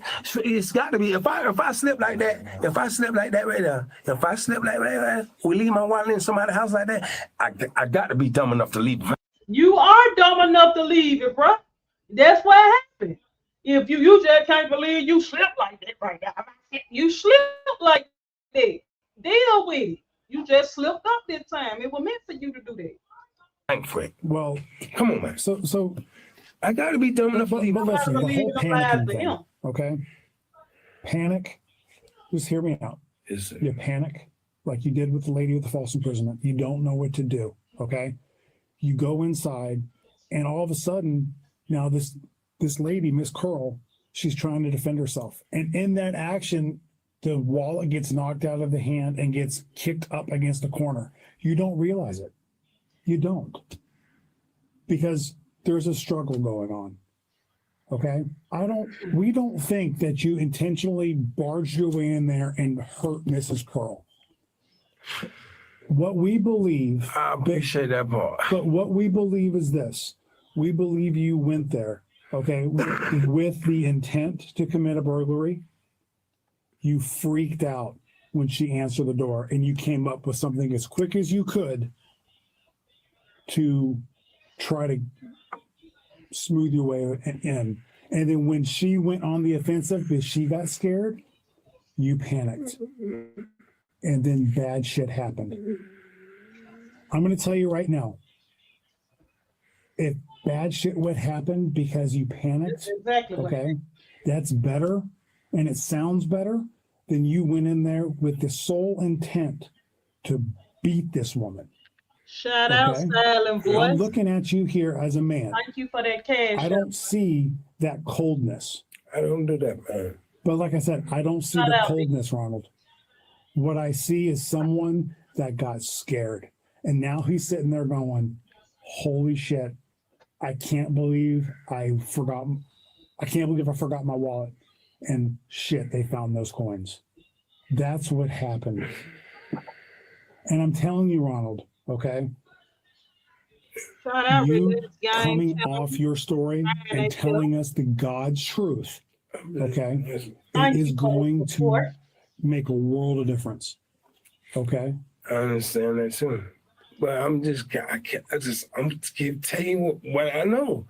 I'm telling you everything I know. But I mean, so at the very beginning, we show you the coins. Oh, my old lady. Those are her. Those are her. Those are hers. You threw them on her at the very beginning. No, I told you I never knew nothing about the coins till he asked me something about the coins. But he asked you where they came from, and you were throwing the blame on your old lady. Hold on a second. You were throwing the blame on your old lady. That's because. Hold on a second. Let me finish. You were throwing the blame on your old lady. Once Detective Price confronted you with those coins being from that woman's house, what did you do? Oh, crap. You came up with this story. Nondescript black male, nappy head, beard, gold teeth. Hell, I wish, you know what? I wish I could even take you to the motherfucker. That's what I wish I can do.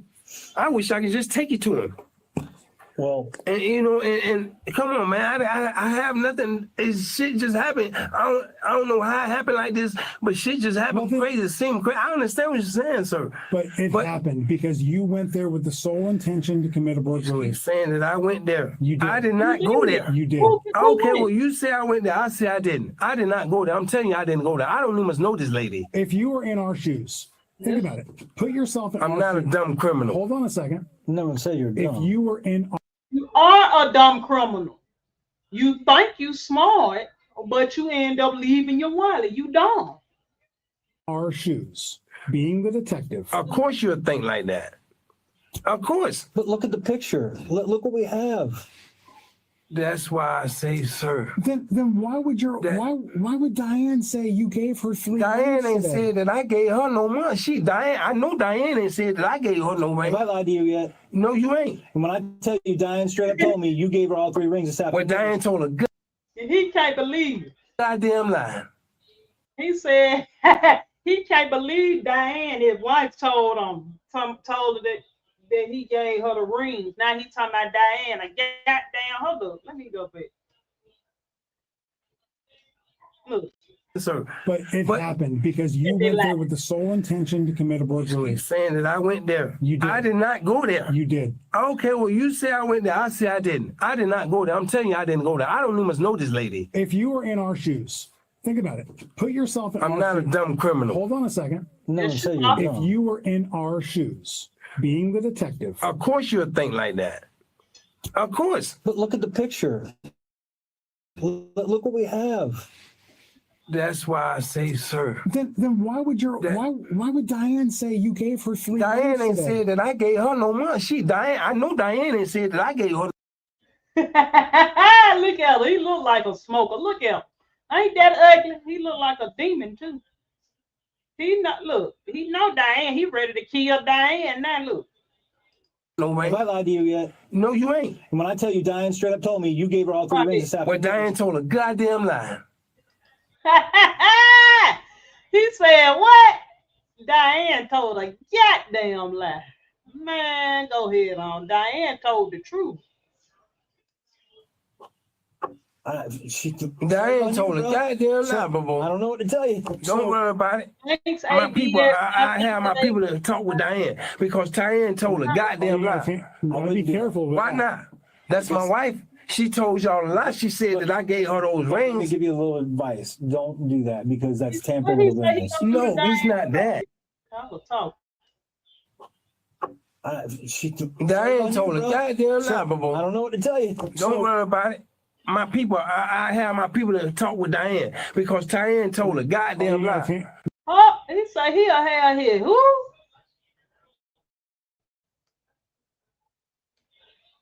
Now she said that I gave her those rings. Let me give you a little advice. Don't do that because that's tampering with the witness. No, it's not that.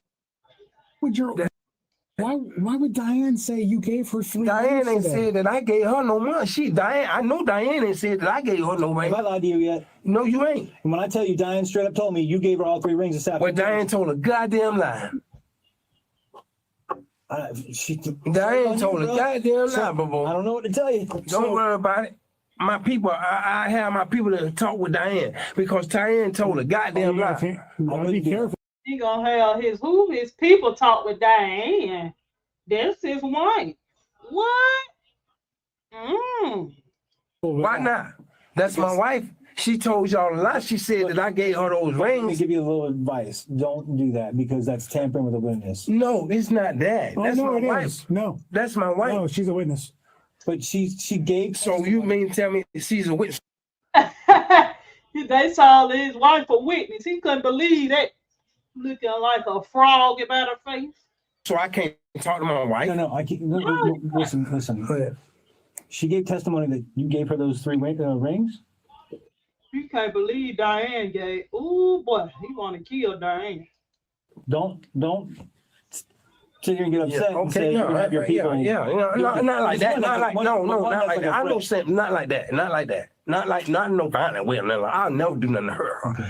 But I'm just saying, when I say I have my people to talk to her, like my mom or somebody, you know what I mean? That's still not. She telling, because that's not right. Don't tell y'all nothing, no bullshit. Well, because I didn't do this. I did not give you those rings, Diane. You went in your shed and you got your stuff out that shed and you brought your stuff in here. She got a fucking storage unit. Where's that at? Somewhere on Colonial Drive, right by the McDonald's. Colonial Drive? Yeah. Here go another lie. Now he really. I hope that if this is real wife, she need to divorce this bastard. Cause look how he would put her under the jail. He would pin this murder all on Diane if he could. Right by Colonial. Colonial. So why she tell y'all that I gave her the rings? I have no idea, brother. I did not give her those rings. Why would she lie to us? Why would she lie to y'all? Why would she lie to y'all? You're her husband. You love her. She loves you, right? So why would she lie? Exactly. And say that I gave her some rings? I didn't give her those rings. Even the boys in there can say I did not give her those rings. She brought them rings from the storage unit. But she always called, oh, this my husband, my husband, my husband, my husband. It's not that. I didn't give her those rings. So everything she gets, she always tell. She tell them, oh, it's my husband. My husband got me there. My husband got. You understand? God, this shit crazy, man. Why I got to get twisted up in this bullshit like this, man? Baby, you did it to yourself. Now you want to call on a God. Man, please. It ain't finna help. What do you think will happen, or how do you think it'll look as if the family looks at those rings that your wife said that you gave to her yesterday? What if they look at hold on a second. What if they look at those rings and say, those are my mother's rings, Miss Curl, the one who's lying up in the hospital right now? What if who said that? What if the family of the lady in the hospital? They see the rings, say, yeah, that's my mom's ring, that's my mom's ring, that's my mom's ring. You very welcome. As far as I'm concerned, you very welcome to do that. I don't have no rings. So you're very welcome to do that. But see, the problem is she is saying that you, no one else, but you, gave her those rings yesterday afternoon. So now we rings stolen from a house. It's crazy, man. Coins stolen from a house. Yeah. All ending up in your shed. And listen, coming from a house where your wallet came from. One thing about it, I'm not a dumb criminal. The second thing, if I go do something, I'm not gonna need no valuable evidence behind like that. Trust me. I don't do that. I ain't gonna slip like that now. And I'm just keeping it with 100. If you were panicking, you would. Sir, I did not commit this crime. Yes, you did. Sir, I listen. I understand you're going to stick to that. I'm going to finish doing my investigations. And I respect, man, from start to finish. I told you at the start, I respect you. I respect that. I respect y'all job. Y'all doing your job. I'm glad, man. Y'all doing your job, so I respect that. I'm not getting hostile or disrespectful to y'all, so please don't take it like that. We in here, we talking, and that's all it is. And I'm just giving you what I know. I can't give you no more than that. I'm giving you exactly what I know, bro. Okay. You a damn liar. I did not hurt this lady, bro. I did not hurt this lady, bro. You're giving us your truth. Your truth, not the truth.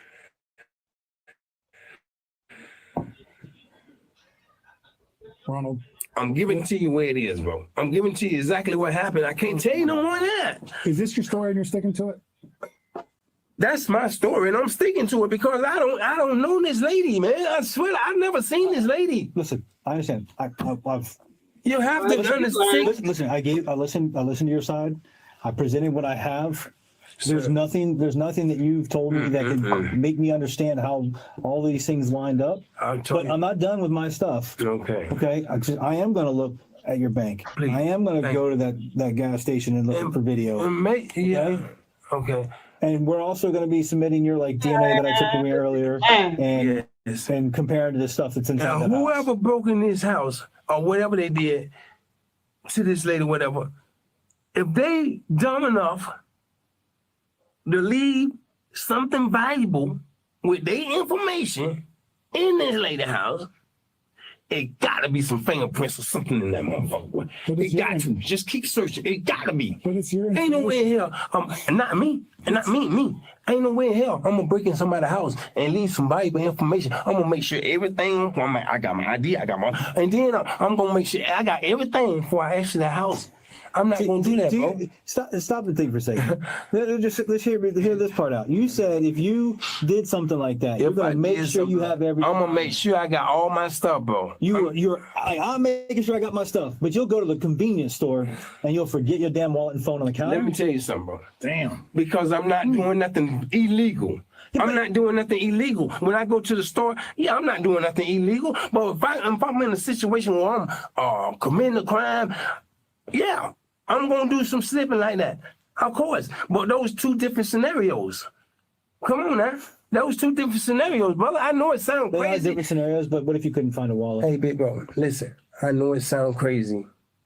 And I'm being honest with you. I know this shit sounds crazy. And everything leading up to me. I understand that. You understand what you're saying? It leads to you, right? Yes, sir. I understand. I feel y'all. I swear to God I do. I meant that. And not being sarcastic or smart, man, I understand what you're saying. I see the pictures that you're talking about. How in the fuck your wallet laying in this house, and then you wind up with the coins? Bro, listen, I don't know nothing about that. Only thing I know, my wallet was stolen like 3.5 weeks ago. All right? I bought some fucking coins from this dude on the side of the Ballhead store. I gave him $2 to go get him a bill. Okay. So he gave me like 4 coins. I just stuck them in my pocket. Cause I really ain't live. I'm trying to get back home and join the party. We out there in the backyard, we hanging out. You know what I mean? So that's what that was, bro. Right. Now, the dude that sold me this coin, he's out there regularly, right? Like every day. Every day. He out there. Every day. Every fucking day, man. He a short. Let me show you something. I'm here. He about like this here. He about up here. About 5'8". Yeah, somewhat like this. About like this here. This is the top of his head right here. Right? Now, he always wear a jacket with a hoodie. Mm-hmm. And if you smile, you'll see like 2 regular ass goals in his mouth. That's why I said you can't miss. You can't miss. And he always smiling. He gonna run when he sees police? He holding? If he dirty. I'm being honest with you, if he dirty. Okay. You know what I mean? But I don't. Are you of sound mind right now? Is I'm in sound mind? Like sound mind. Why you asking me that? Have you been drinking in the past 12, 15, 20 hours? 12 hours? 12 hours, I think I drunk maybe 3 natural ices in 12 hours. Okay. So we've been together for quite a few hours, that's why I said that. Have you smoked any crack? No crack. I don't smoke crack. All today? I don't smoke no crack, bro. When's the last time you smoked marijuana? Being honest with you, down there every day. You smoked it yesterday? Yeah, I smoked yesterday. In the morning, evening, lunchtime? I smoked like 3 times a day. I smoked one in the morning time, I smoked me at night in the evening time, and I smoked one when me and my baby just chilling in bed. So right now you're not under the influence of alcohol or drugs then? No, right now I'm not up under the influence of alcohol or drugs. And we're having a... Look, yes, sir. You're of sound mind when I say you understand what's going on right now. Yes, sir, I do. You totally understand what's going on here. Yes, sir. Okay. And you understand you are charged with the home invasion robbery? I understand that. I don't know why I'm charged with a home, but I understand, but I don't understand why I'm charged with a home invasion robbery. The other 2 counts are aggravated battery with great bodily harm and aggravated battery on a person 65 or older because she's 85 years old. Boy, y'all sure sticking to me, boy. Well, I didn't do that's only fair. She's got serious... That picture is not even nearly what she looks like now. It looks worse. I didn't do this, boy. You have to understand we have to do our job, right? I understand, sir, but I swear for God in him, boy. I listen. Okay. I do not know this lady, boy. I never even seen this lady. Believe that. We believe 100%. I have no, I mean, Here's what's going to happen, Ronald. We've listened to you, what you have to say. I presented everything, trying to get an understanding of how these things happen. Yeah. I'm going to go finish my paperwork. And you want to eat some chips? You know, I can get you a bottle of water if you want. We're going to step out. I'm going to knock out the rest of the paperwork and get you out of here. We have to do some. Yeah. So just so you know, we have some of our civilian crime scene investigators. They're going to come out. They're going to take some photographs of you. All right. Well, I mean, what? I mean, this making me look like I'm a mass murder or somebody, man. Well, this is a serious charge. For real, bro. It's a serious charge. You know that. This ain't no joke. Yeah, especially when the doctors are saying. So now you're looking at life penalty, life sentence, a death penalty. We don't know. Man, listen, bro. I just got a prison June 11th. I know, and that's a shame. I haven't been. Boy, look at my nose been clean. Well, now that's not my. I'm not going to argue with you. I'm not going to run around with you about it anymore, bro. I don't know. Please, man, you got to take some fingerprints of these people. You got to. I'm doing all that stuff. I did not do this, man. I can't, man. I didn't do this, man. I didn't do this, man. We're gonna step out. We're gonna do what I talked about, okay? Listen, man, brother. And this shit. Listen, I know what y'all saying. Shit, look to me. I know exactly what you're saying. It does, and that's why I'm trying to get an understanding of how I should look somewhere else. But it just everything is, all the evidence is coming back to you, man, and that's the problem. So we're gonna step out, and like I said, we'll get this knocked out as quickly as we can to get you out of here. Okay? Do you want water? Yes, sir. Please, Mr. Price, listen, man. Mr. Ring, man, listen, sir. I did not commit this crime, boy. Listen, I know that's what you're stuck with. That's what I know. I have more evidence that I'm going to try to gather. But listen, right now we're going to go step out and take care of this. I'll give you a bottle of water. There's some chips right there. You got your little blanket for now. We're going to get that lady in here to take some pictures of you and stuff. And we'll get you out as fast as we can. Okay? So, what charges y'all charging me tonight? I'm going to tell you as I'm stepping out, but it's the home invasion robbery.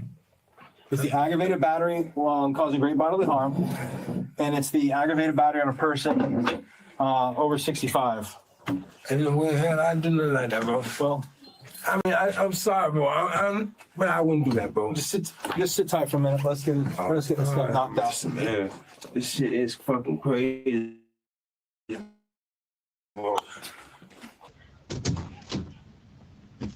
Ronald. Yes. Here's your water. Thank you, sir. Yep, you bet. You detective two on this case? Yeah. Can I just talk to you for a second, please, sir, if you don't mind? Sure. Listen, I don't know what this is. I mean, this is ridiculous. I know what. Hey, Ronald. I respect. Yeah, I get you. I've been listening to all this. You know what? And I don't know. You gotta find somewhere within yourself. How old did you say your mom was? She was born in what, 46? My mom was born in 1946. 46, yeah. This woman's a little older. Yeah. You love your mom? Very much. That's my heart and my soul. Yeah, I think everybody else that's and I know mom once my mom thinks hears the same thing. When she hears this here, it's really gonna kill her, boy. Yeah. It's gonna kill her. Yeah, I believe it. It's gonna kill her because in the way I understand what it's saying, the way it seems, the way things seem to be, they have no choice but to look at me. I understand that. Yeah. You see how things, I'm not going to go through all that again. Yeah, but Ronald, you know what? You seem like a decent enough guy.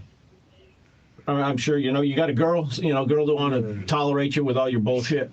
She sticks around, right? Ronald, but you do have a drug problem, don't you? No, I used to have a drug problem back in the 90s. Used to, but I don't do drugs like that. Does Diane? No, she don't drink, she don't smoke, none of that. Then can you tell me, when you say you don't have a drug problem, and I find the crack pipes there. Yeah. I find the Shore Boy sitting there right on your nightstand. Yeah, so I know. don't. I put my weed with that. I put my weed in there like that. Oh, you do? Like that. You smoke your weed like because I'm not a roll. You smoke your. Man, he smoked his weed on a crack pipe, bruh. I knew you was a damn fiend. Your ass get in possession of your crack pipes and all that, but you just said you just smoke weed, and then your DNA gonna tell everything you do anyway. So I don't know what you're lying for. Weed like you're smoking it. I put it in the pipe, yeah. But Okay. I don't know how to roll cigarettes. I mean, I don't know how to roll weed like that. Okay. You know what I mean? So it's just take a little piece of weed or whatever and mix it with my hair Molly. Mix with my Molly, put it in there. Okay, so Molly. Oh, he do Molly. You know, I like the other guys. I've been doing this for a while, and Molly does some crazy shit to you. Yeah. You know, it does. So take the Molly out of it. Mm-hmm.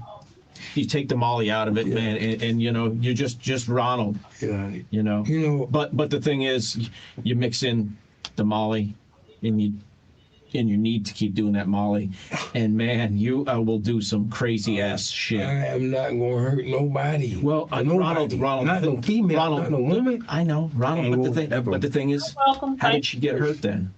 I have no idea. I don't know much. That's what I'm saying. I know, but Ronald, we've been down that road. We have. We have. And do you think that, so when you're sitting there, anybody that in a jury is going to say, yeah, Ronald, yeah, you're right, Ronald. This makes sense the way Ronald's telling it. Where my criminal record is, bro, regardless of what number the candy cane, I'm already guilty. No, it's the evidence that makes you guilty, Ronald. Not just okay. It's the evidence. In this case, it's the evidence, Ronald. Your wallet, Ronald. What the evidence? The wallet. The evidence today? Yeah, that's the wallet, right? That's the wallet. The wallet was in their house, and and you know what else was in your house? Those coins. And don't just I know. Yeah, go ahead. And you know what else was in your house? What? The jewelry box. I don't care about no crap. The jewelry box. He want a crack. Yeah. Some other jewelry. This nice bracelet that belonged to that woman. Why wouldn't you just say, lady, chill out? No. Chill the fuck out and sit there. Instead, something happened. Like I told him, man, I'm not a snitch. But it's a simple fact that I did buy some jewelry from a dude. Ron, we know where the jewelry came from. Okay, that's your feeling. That's what you feel. Well, it's not what I feel. I take my feeling out of it. I just go on what I can prove and what I know. So I take my feeling look at my hands. I don't have no scars and scratches on my hand. Ain't no way in hell that I'm gonna hurt this woman. I saw you when you came out, man. You're ripped, man. But I'm a good guy. I'm not. I think no you know what? You probably are. I'm not an asshole like that. No. I respect people. I don't see that, Ronald. You know what I mean? But I think that when you panicked, I think that the lady gave you a little pushback. She gave you a little resistance, and you freaked out, man. Okay. It's just same as Ronald. Why would I do that? And I don't much know. Ronald, it's what you do. When she was in the house by herself. Previous charge, Ronald. You pled no contest to burglary, to a dwelling with an assault and battery, and the other charge was robbery. You did 15 years consecutive on those two charges. I was living like that then. I really was. I was a little jittybug. I was a little young ass jittybug. That was in 2009. That was in 2009. And it's 2025 now. I know. You did 15 years. That's right. And them 15 years ain't teach me nothing. I don't know nothing about nothing. Well, I learned a lot. Sorry to say, Ronald, but they didn't. Well, that's just, I understand it, Sam, because that's your job.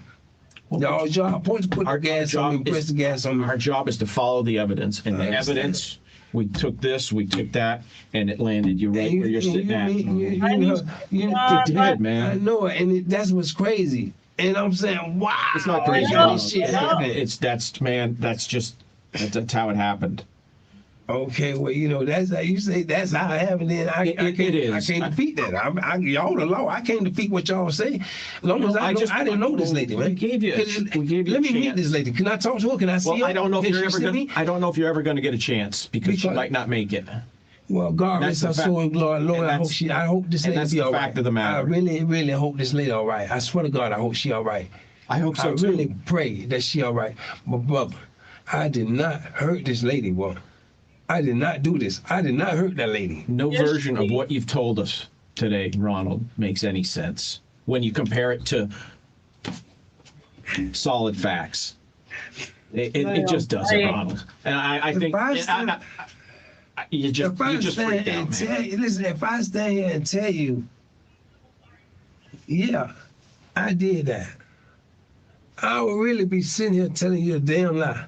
You don't lie. And that's the God having you. I don't even know where this place at. Where this place was at? Where it happened at? I don't even know where this place was at. Yeah, you know what made it even more convincing was that it was a short distance from where we found you. Okay, so it got to be something, some kind of something I left in there, some kind of something. If I was wrestling and touching, well, it got to be some kind of DNA on me from her or something. Come on, bro. It's gonna be coming. You know what we do tests, we look for things, but we don't have it like right then and there, like on TV, Ronald. It's gonna take a little bit of time. I don't. Do you know her name? Did she even say her name or anything? No, I don't even know the lady. Well, her name's Lucy. Still, I'll say name is Lucy. I'm not going to say was because she hasn't passed yet. Her name is Lucy. Lucy, yeah. He told me Carol. Well, I don't. You know, I don't know. Man, it's the simple fact, though, bro. I know shit look crazy. I understand you doing your job. You're a professional at this. I understand. I understand. All this shit look crazy and it point directly at me. Yeah. Because of my wallet. That's what it's based upon, because of my wallet. Sir. Yeah, go ahead. You just slipped up. No. You just slipped up. It happens, man. I did not do this. Because you said you wouldn't have slipped up. I haven't had my ID card. I haven't had my wallet for at least 3.5 years. We're not going down that road again. We're not going down that road again because that doesn't make sense. I know it don't make sense, but that's what. Enough. I'm not buying that. You know, I can't buy that. Ronald. What?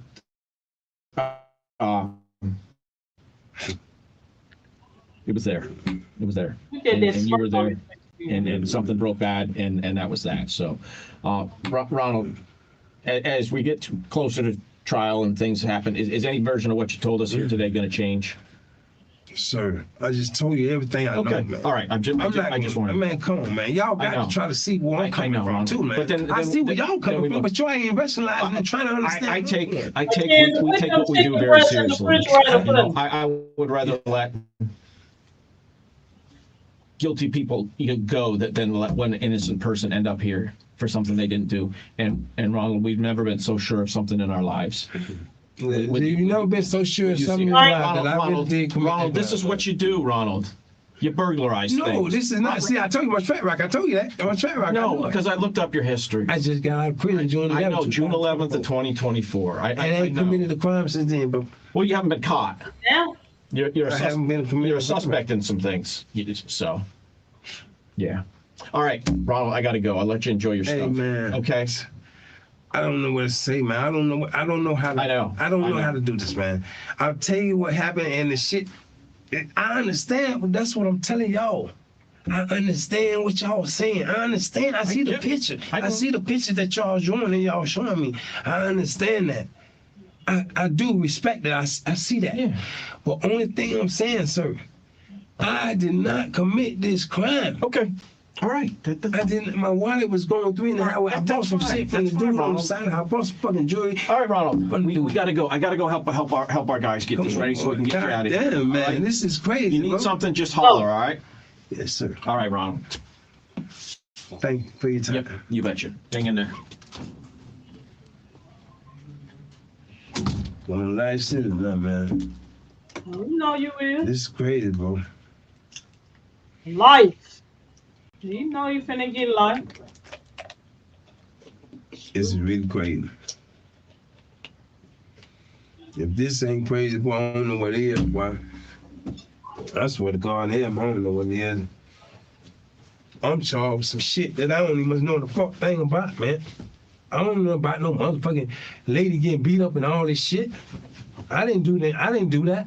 So our civilians are here. We're going to take your photos, okay? This is Jose.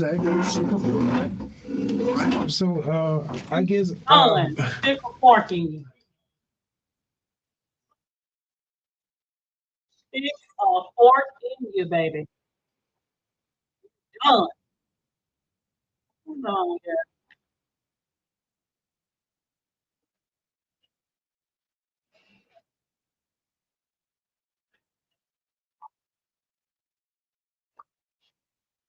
Thorough.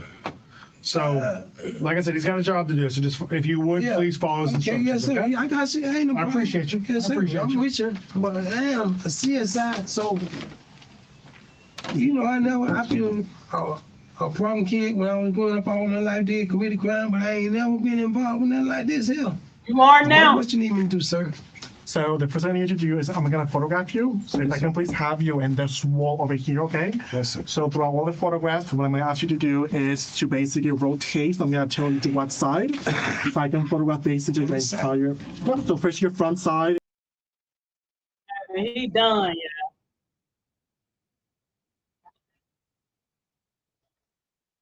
Done. Let me see what else I want to talk about.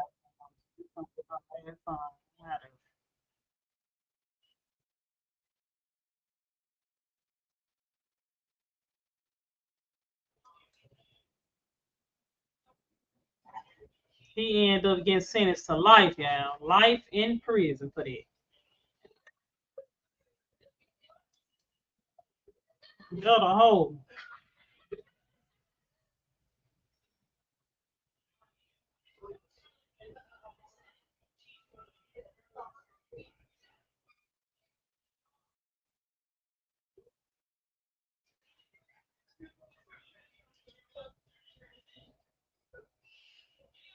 Oh, look, guy, now I'm coming right on. Give me just a second, guy.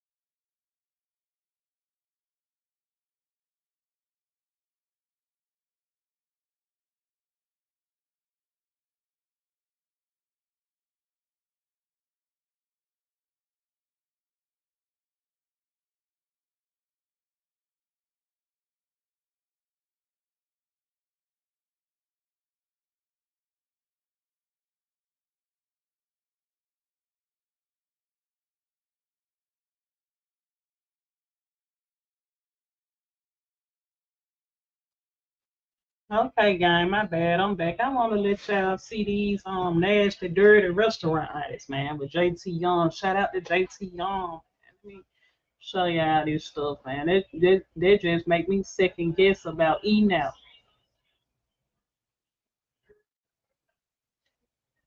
Dirty restaurants.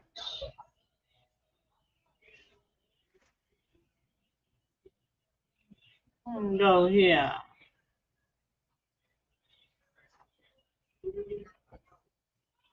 Dirty restaurant. Mm-mm-mm-mm. At this, y'all.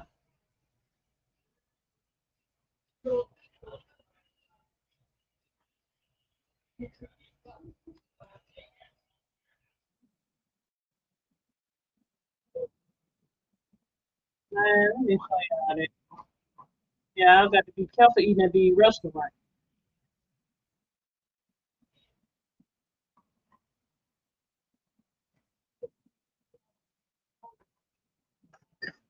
Dirty restaurant artists.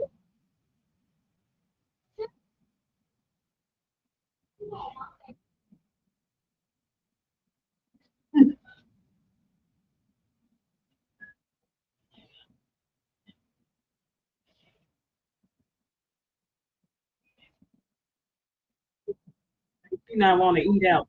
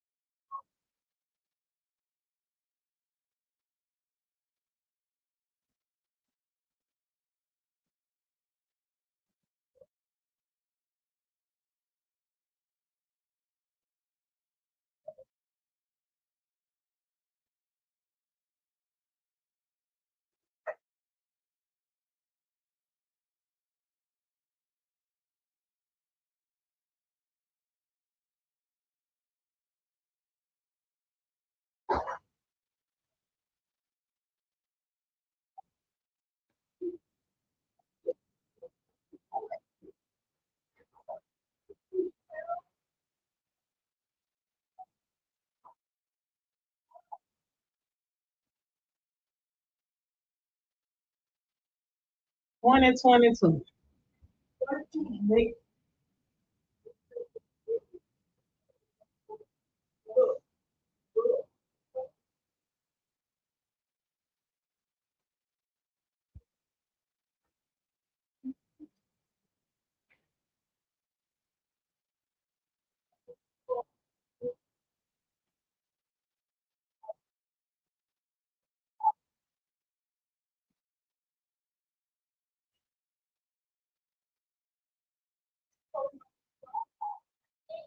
Oh, kitchen, yeah.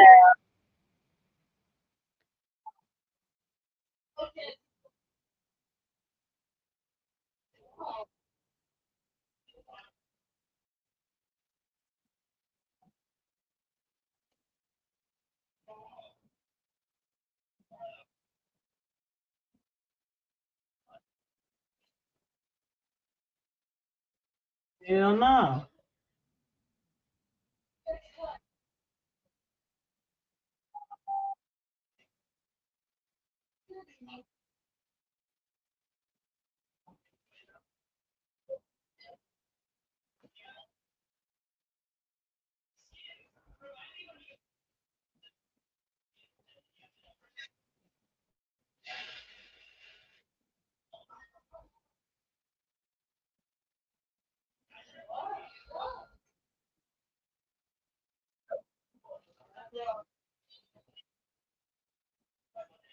Look at you see.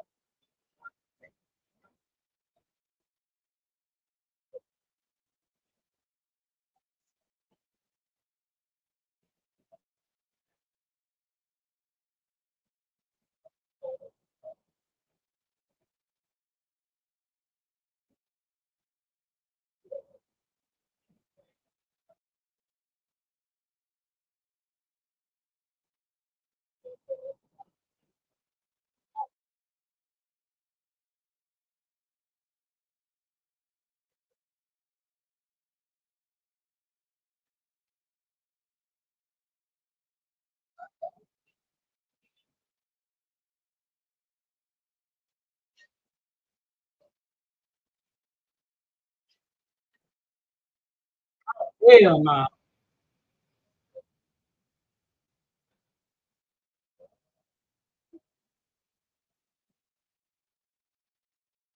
Look at the cook. Ugly. Hey.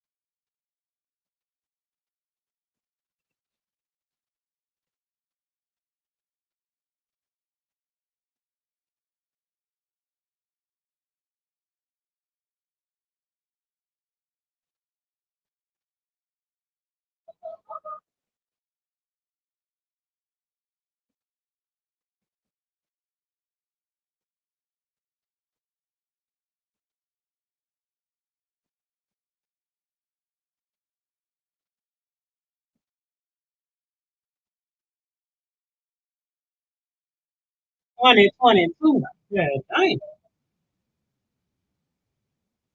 Oh,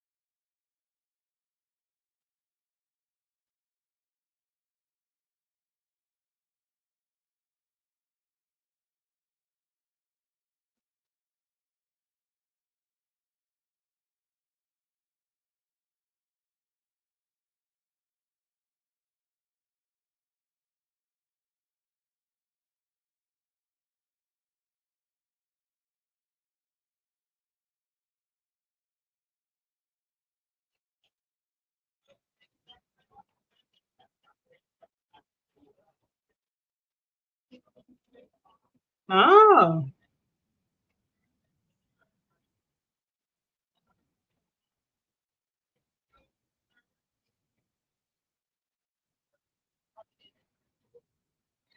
put them dates on.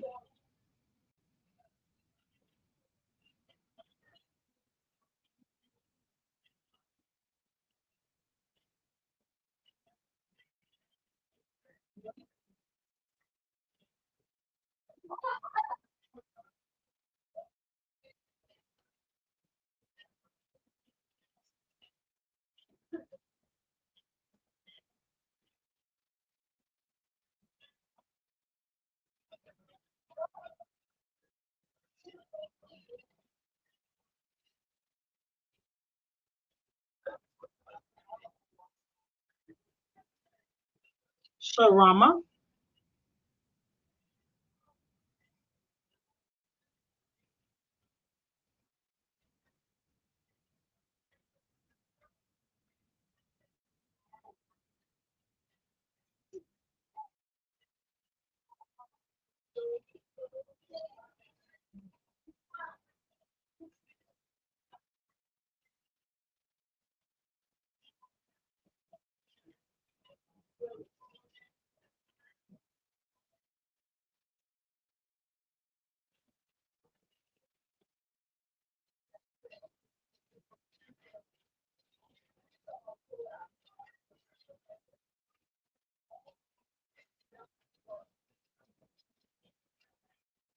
Mm-mm.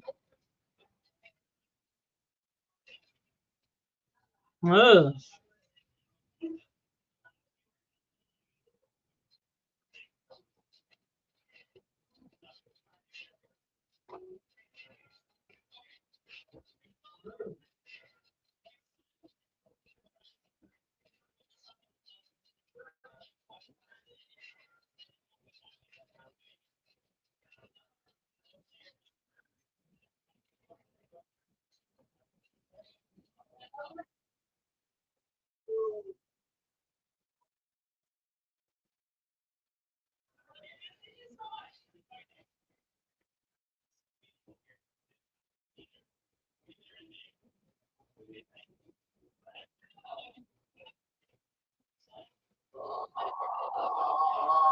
But shut up.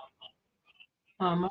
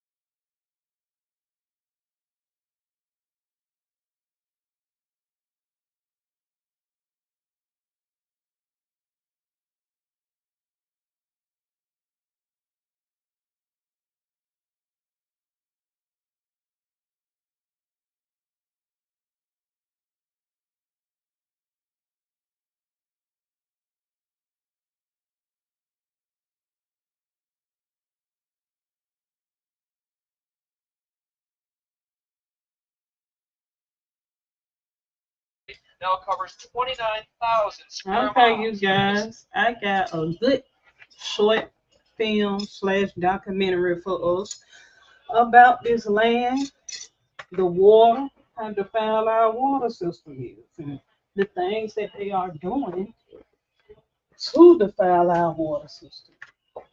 And so, you guys, I would like you guys to tune in just to see the crazy things go on in this world, man. It's just type of stuff I like to watch and be educated on. And I would like to share it all with you guys so you guys can be aware of the things that's going on in the world. Okay?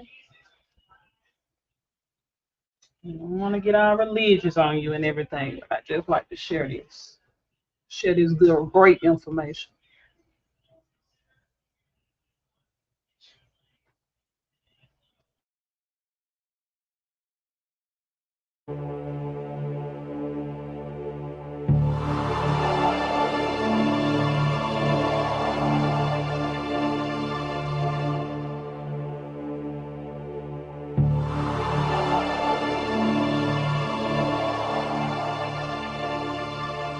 That touch not the unclean thing, which they're full of abominations, Revelation said. They're full of uncleanness. There's no way you can get around them without touching the unclean.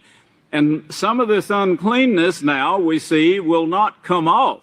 It doesn't come off. Once you get it on you, it stays with your body, and it starts bringing it down even more than it is already.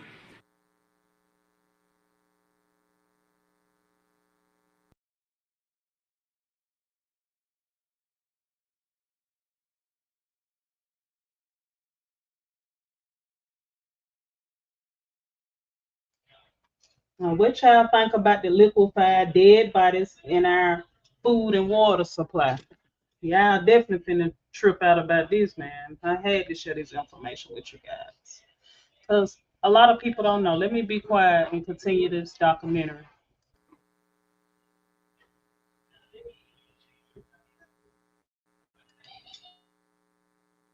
We think it's the wave of the future.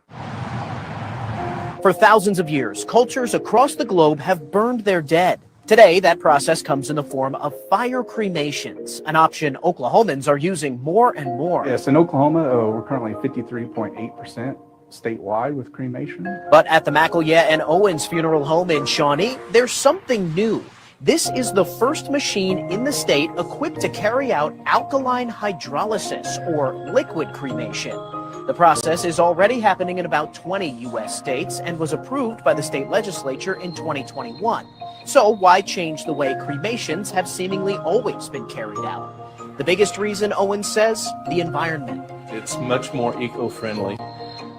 We feel like that. I mean, Mike, my business partner, and I, is a big deal to us to take that approach with our business, and you lead from the front. In fire cremations, Owens says the process uses intense heat, up to 1,800 degrees, and that means feeding a lot of fuel to that fire. When that happens, we have to vent out into the atmosphere. We end up pumping out about 540 pounds of greenhouse gases into the atmosphere. While the liquid cremation process takes longer, Owens says it's much gentler. So, how does it work? They're brought in here and they're put into this particular vessel. This vessel is filled with water. The funeral director then adds chemicals for the process. At McElyatt and Owens, they use potassium hydroxide. Then comes the tilt. Once everything's locked down, we then crank this. There'll be a little pop here.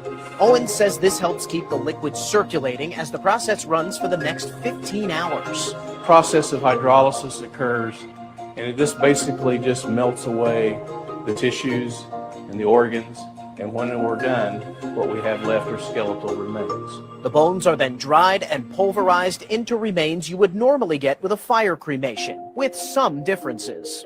With a flame retort, the color of those is just a little bit on the gray side. Ours is pure white, and we get about 20% more ash than they get with the flame retort. There's also the liquid that's left behind of tissue and organs dissolved from the body. Owens says it's virtually sterile, broken down to its base elements with no traces of DNA or RNA. He even says that liquid is something that can be used in farming. We will share that liquid with those involved with agriculture because it makes a perfect fertilizer. We have the data, the statistics to back all of that up. There are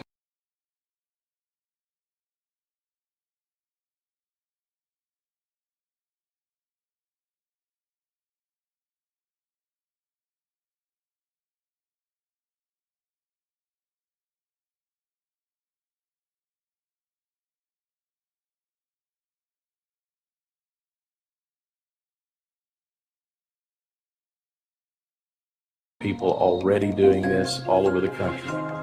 And so we're not breaking any new ground there. Of course, with new things,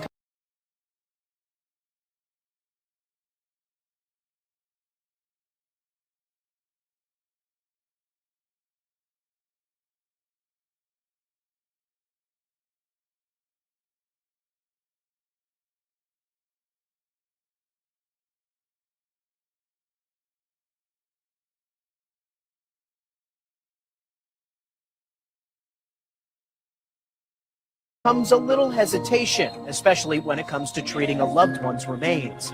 There's some squeamishness at the thought of dissolving the dead, but the directors say they've heard the exact opposite. So liquefied bodies sprayed on the crops, yeah. This stuff that we eat. We go to the supermarket and buy this stuff. And they not gonna tell the public that we are basically eating humans. Come on, man. Let me continue. People are more enticed by it when they hear about how much gentler a process it is. You know, there is no flame, there is no intense heat. And I can't tell you how many people have, over my career, have said, I just don't want to be burned. With a growing graveyard real estate crunch and the desire to go green, many people are plotting other after-death options.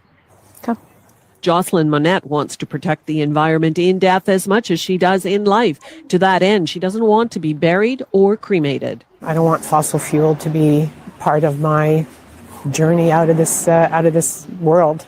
Instead, Monette wants her remains handled using a system called aquamation. There's no fire.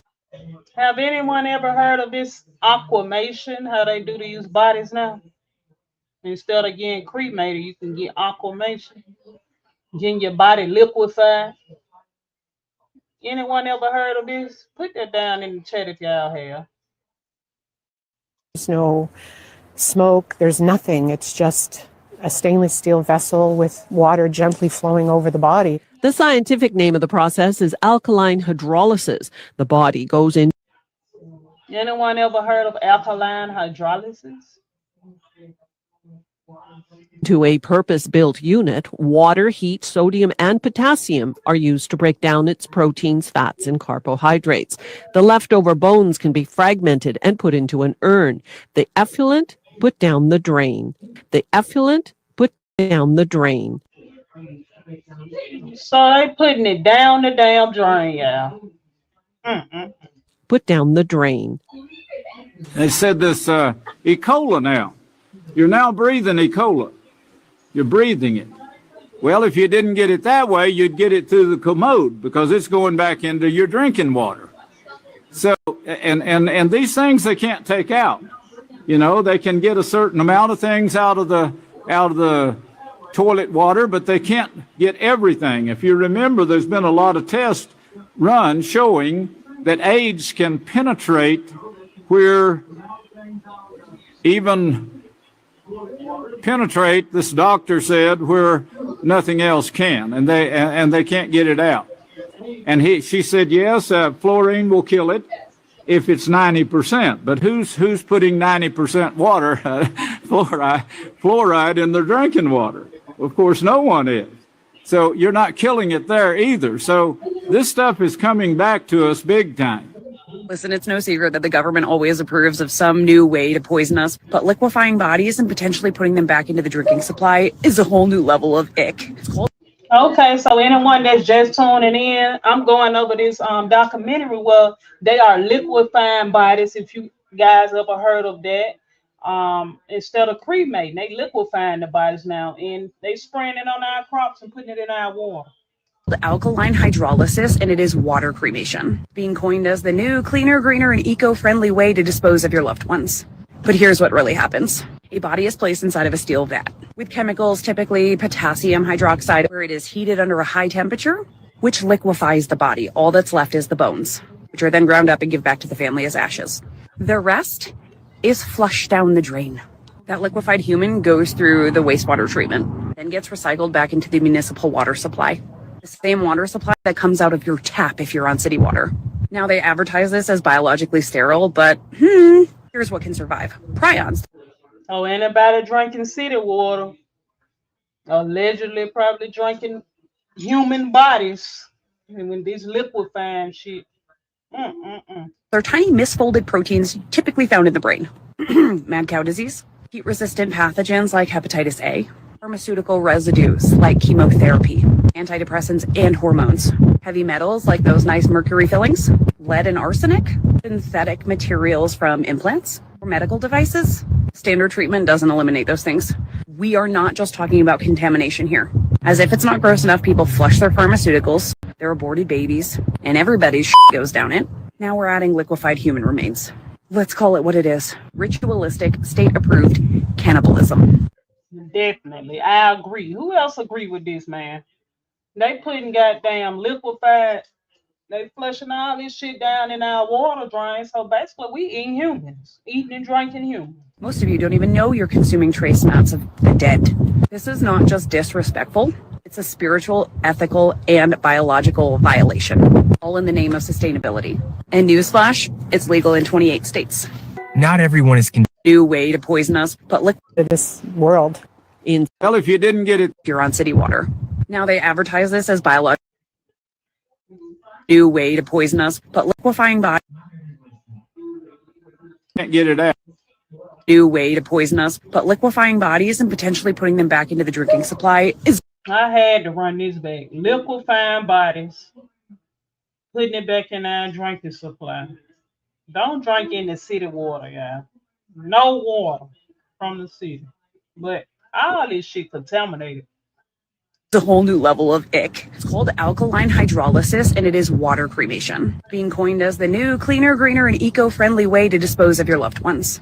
But here's what really happens. A body is placed inside of a steel vat with chemicals, typically potassium hydroxide, where it is heated under a high temperature, which liquefies the body. All that's left is the bones, which are then ground up and give back to the family as ashes. The rest is flushed down the drain. That liquefied human goes through the wastewater treatment, then gets recycled back into the municipal water supply. The same water supply that comes out of your tap if you're on city water.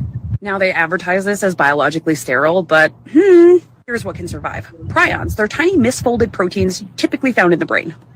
Mad cow disease, heat-resistant pathogens like hepatitis A, pharmaceutical residues like chemotherapy, antidepressants and hormones, heavy metals like those nice mercury fillings, lead and arsenic, synthetic materials from implants or medical devices. Standard treatment doesn't eliminate those things.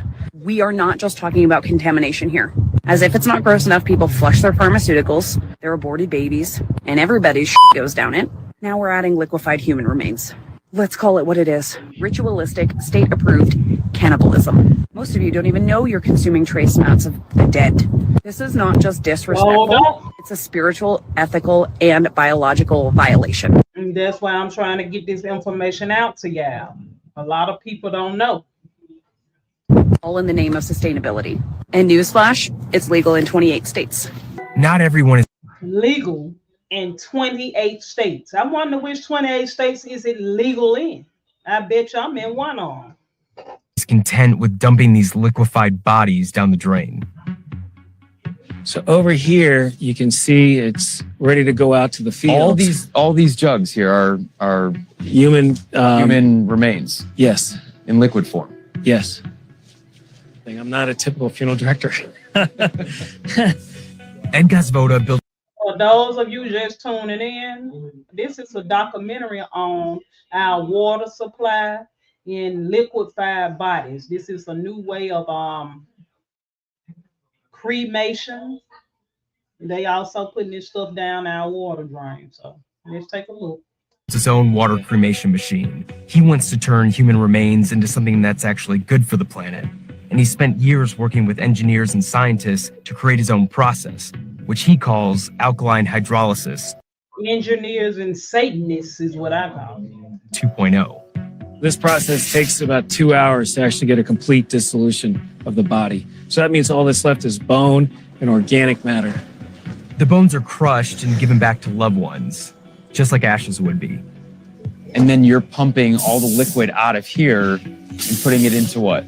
So at the end of the process, we open this up. We use this pump. So one end goes into this barrel, the other end goes in here, and this is what draws all the essence out specific to that human into this vessel. It's full of micronutrients which replenish the earth. Can we see the liquid inside? How the fuck do this shit replenish the earth? Why are y'all why are y'all spraying this shit on our crops? Dead fucking bodies. Then in this process, they giving the bones back to the family members and turning the body into liquefying dead bodies, giving the bones back to the family members. The rest of it going down the drain, sprayed on crops and back into our food system and water system. Let's take a listen. And see what it looks like? Definitely. It almost looks like oil. It's much lighter than oil. It's more watery. Now, why is he holding? Y'all see how these liquefied bodies look like oil, and he want to post somebody goddamn body in his hand? That's some sick stuff. I wouldn't dare touch it. Is it strange to you that you're holding essentially a human body in your hand in liquid form? I think it's wonderful. I mean, the alternative is we would either waste the human. Wonderful how? I think it's satanic and evil. Just by burying them and taking up land, or we'd have to have their particles go up in the air. Burying them and taking up land. They think that's better than liquefied body. If you ask me, it's all about the fucking money, bro. All about money, a fucking profit. I mean, I use it on my yard. I've been fertilizing my trees with it, adding it back in. I want to return it to the earth. So he's fertilizing his trees with liquid dead bodies, putting it back into the earth. This got to be the stupidest shit I ever seen in my goddamn life, man. I know we in the end of times now. Look at all these right here. This 1, 2, 3, 4. These 5 bodies right here in liquid form. And he say he takes the shit home and pour it on his plants. Really? Earth, not to the soil. Replenish the earth. Bury they ass. Gazvoda hopes bioessence will eventually be used on crops across the country and plans to donate his liquid remains to farms and tree nurseries. So they donate these liquid bodies to farms, spraying them on crops, bro. What do y'all think about this shit down in the chat, man? Leave a comment in the chat, call in to the channel. Let's talk about this, because this shit got to be the sickest shit I ever heard in my life. How do y'all feel, man? Leave your comments down in there. A landscaping business in Parker, Colorado was the first to give it a try. Do you think by fertilizing your trees with something like this, that it might be a tough sell for your customer to know that their plants were fed by this once human juice? Yeah. Guess what? They not gonna tell us that they spraying fucking liquid humans on the crops. They not gonna tell us that. That's why it's my job to get this information out to you guys, because they not gonna tell us. And this in Colorado, they spraying down crops with liquid humans, liquid bodies on our food, on our crops, taking them to farms. What y'all think about that, man? It's sick. Actually, I think it would be, but I think over time too, people will see the benefits and utilize it. You can't run a commercial. You can't run a kosher garden with commercial fertilizers. And if you're living in a city, you can't water your garden and have a kosher garden with city water. And I feel sorry for the people in the city because of what they're putting in the water. And then they're saying, well, we just don't know where these this flesh-eating parasites came from. There's just no telling. They're just everywhere now. They're in your shower room. Oh, I wonder how they got there. On your kitchen sink. Wonder how they got there. Well, they're just everywhere, the doctor said. You can get them off of the doorknobs, off of clothing. It takes them a long time to die, no matter what they're on. But this is today's world now that we're living in. It's Wisconsin has joined 20 other states in legalizing the liquefying of dead humans and flushing them down the municipal sewer system. And if you know from my research in the past, those then liquefied dead humans, many of whom died from the vaccine, of course, are being turned into biosludge and then spread on the crops as a form of fertilizer. So we have entered the realm now in 2021. This is not an exaggeration. It's all confirmed, double vetted, verified, that people killed by vaccines are dissolved into liquid, flushed down the drain, concentrated into biosludge, and spread on the food crop. So, gang, what y'all think about this shit, man? Let me know down in the comments if y'all like getting biosludge sprayed on your damn crops and eating human crops. Owen, this is like the Matrix. They are feeding the dead to the living. It's all 100% confirmed, and it's happening now in 2021. This is just unbelievable. New. So this something back from 2021. So imagine how many of us then been eating human already and don't even know it. This some scary ass shit, man. This just make you want to not even eat it. Angle to where the world is going. When they're feeding the dead to the living, you know the end is near. Check out this death chamber, this washing machine. They call it aquamation, where they... Now, this is where they put the body in right here, this aquamation. They put the dead body up in this little vessel. And they liquefy the body, leaving nothing but bones now. They ain't leaving nothing but bone. And spraying it on the crop. Let's listen, man. Let's listen to this sick ass demonic shit. liquefy the dead and then dump the remains down the drain to be recycled into the municipal water supply. And so people are drinking it, they're showering in it, they're doing their laundry in it, and this is happening in most states across the country. So that's probably why the damn water so damn stinking down here in Birmingham. Sometimes in certain parts of Birmingham, the sewage be so goddamn stinking, it's coming up out the ground. So that's probably a reason why it always smells like ass in certain parts, especially over there in Ensley. It always on that freeway. And it's been moving over towards Smithfield and all that shit sometimes. The smell moves. So maybe it's some dead bodies in the water. Dead liquefied bodies that stink like that.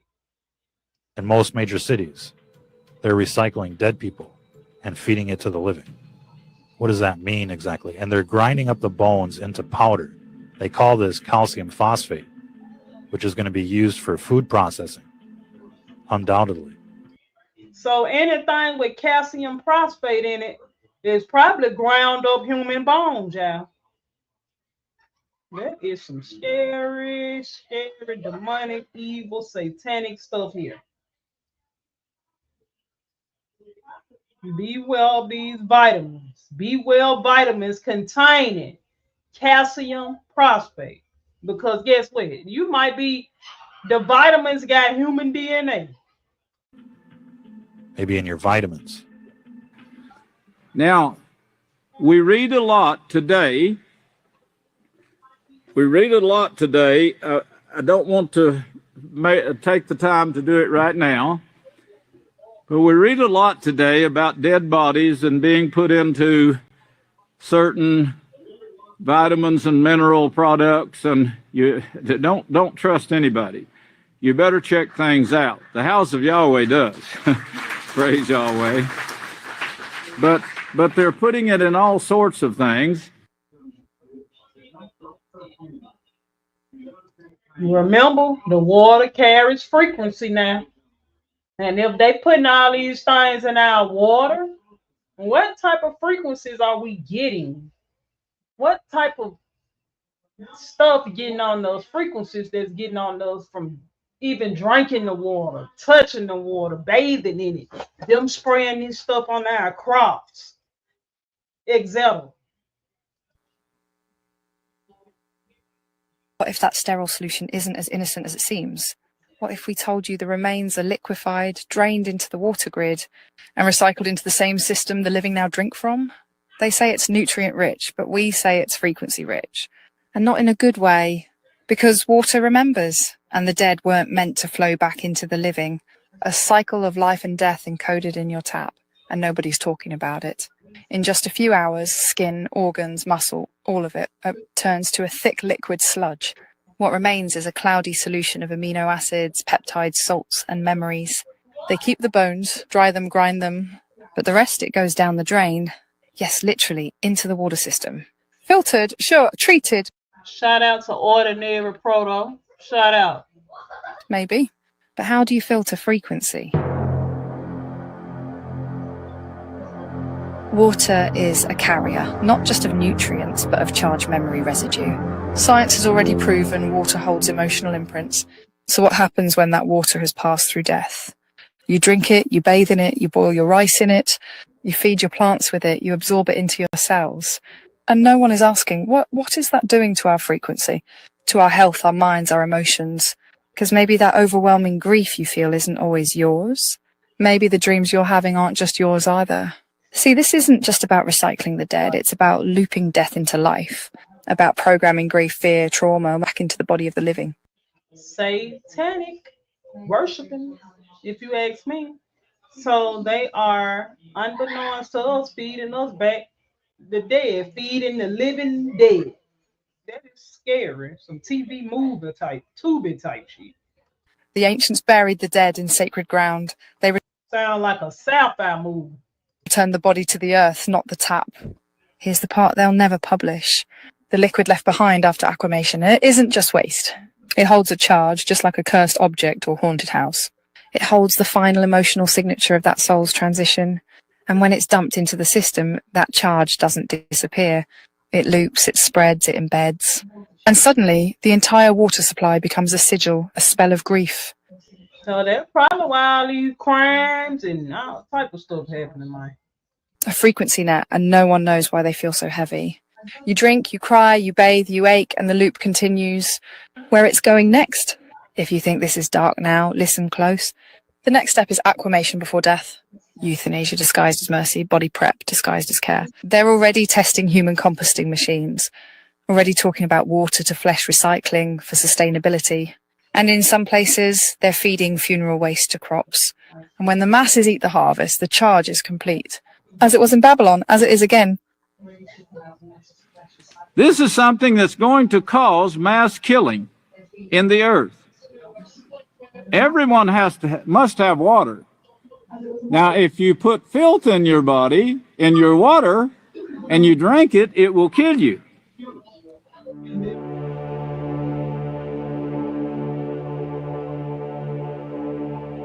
Dead body. I'm finna trip out on this part. Human remain.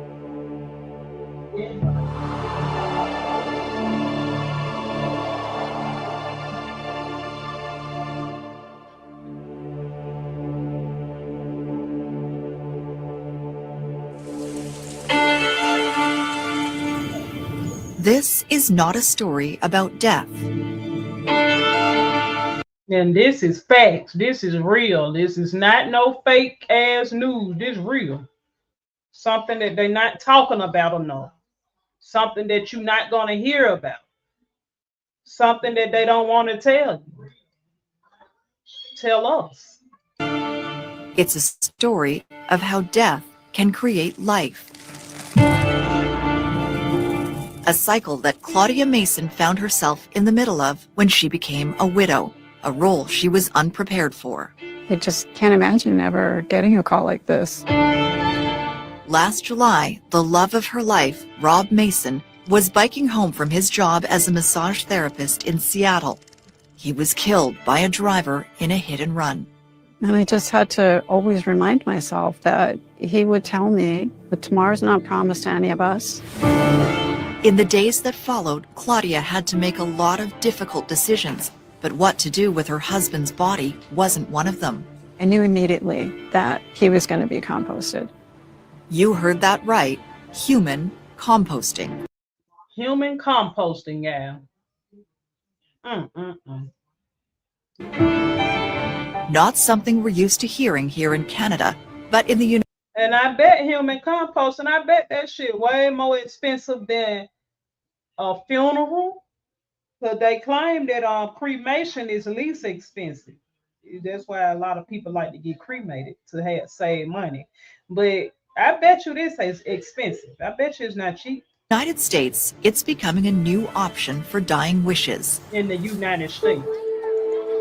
In May 2019, Washington State became the first place on the planet to legalize the, quote, contained accelerated conversion of human remains to soil. Who else knew Washington was one of the first states to legalize these? What we give back to our families allows them to put it in the earth and restart the cycle of life. Micah Truman, a Seattle businessman, is the founder of Return Home, a place where people can bring their loved ones to be composted, or as he likes to say, terramated. Turning bodies into soil is a radical concept for an industry focused on cremation or embalming bodies for burial. And so we have a system. So they turn them bodies into soil, bodies into liquid. Baby, I'm not finna bury my dead, use my dead folk body, dirt on my crops, period. I'm not finna put that shit, period. A process that is absolutely unsustainable and almost exclusively used in our cities. With terramation, there are no chemicals to leach into the soil or concrete to line burial plots. It doesn't really even take up space. So how does terramation work? Natural decomposition can take years. With terramation, hot air is introduced into a vessel holding the body to speed up the rate of decay. Just to explain the process to you, about yay high, a couple feet high, we place organics, alfalfa, straw, and sawdust. Okay. Above that, we place the body. Yeah. And above that, we place the remaining organics. So the body is essentially cocooned inside the organics. And you don't have to add anything else, but no chemicals, nothing like that. Nothing. We add absolutely nothing. So the organics around the body rocket to temperature, let's say 120, 130 degrees in very short order, a couple days. And that in turn takes the body up to temperature. The moment that happens, the microbes in your body will transform your body back to the earth. And at the end of it, you're left with this vessel full of soil. In the end, each family is given the soil that's created. So this is all one person? That's right. From this point on down, that is one person. It comes to about 250 pounds of soil. But not everyone has a place for that much soil. So Micah offers another option, a chance to renew this local forest. So is this all? Yes, ma'am. This is the soil from Yes, ma'am. Return Home? Yep. Wow. What human composting is a gentle return to the earth and a conversion of the human body back into a living soil. Vidal says the end result is several wheelbarrows full of nutrient-dense soil that can be used to plant trees, forests, or gardens. I'm Marcia Kramer, CBS 2 News.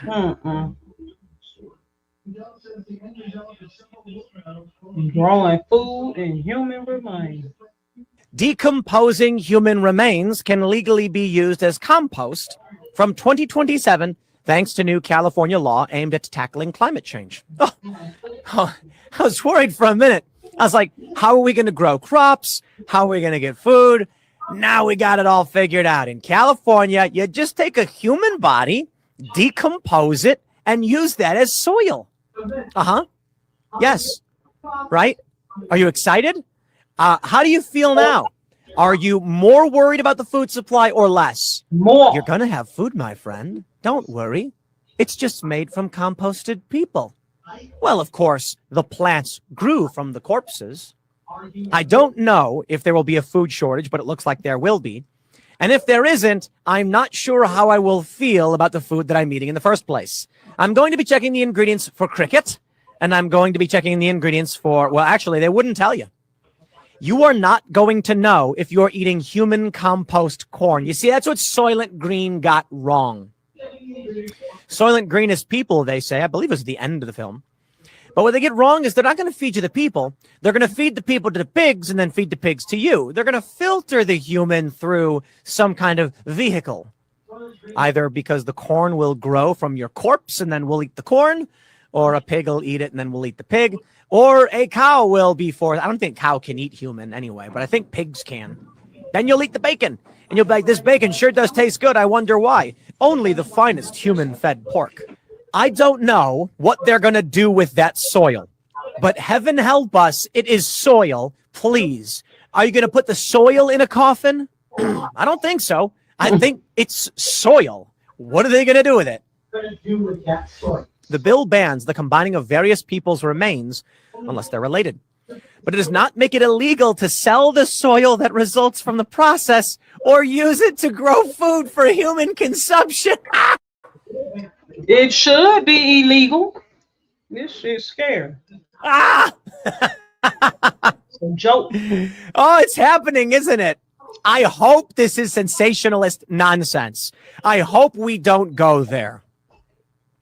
Just because it didn't make it illegal doesn't mean it's going to happen. But Murphy's Law, man, someone's going to be sitting on a big old pile of soil and be like, why not sell it?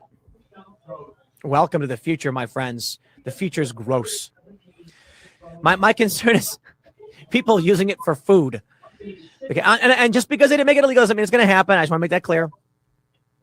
She added the process was developed. Oh, no. NOR uses essentially the same process as a home gardening composting system. She added the process was developed for livestock, not humans. Oh, geez. These methods of disposal were used to lessen the possibility of disease being transmitted by the dead carcass.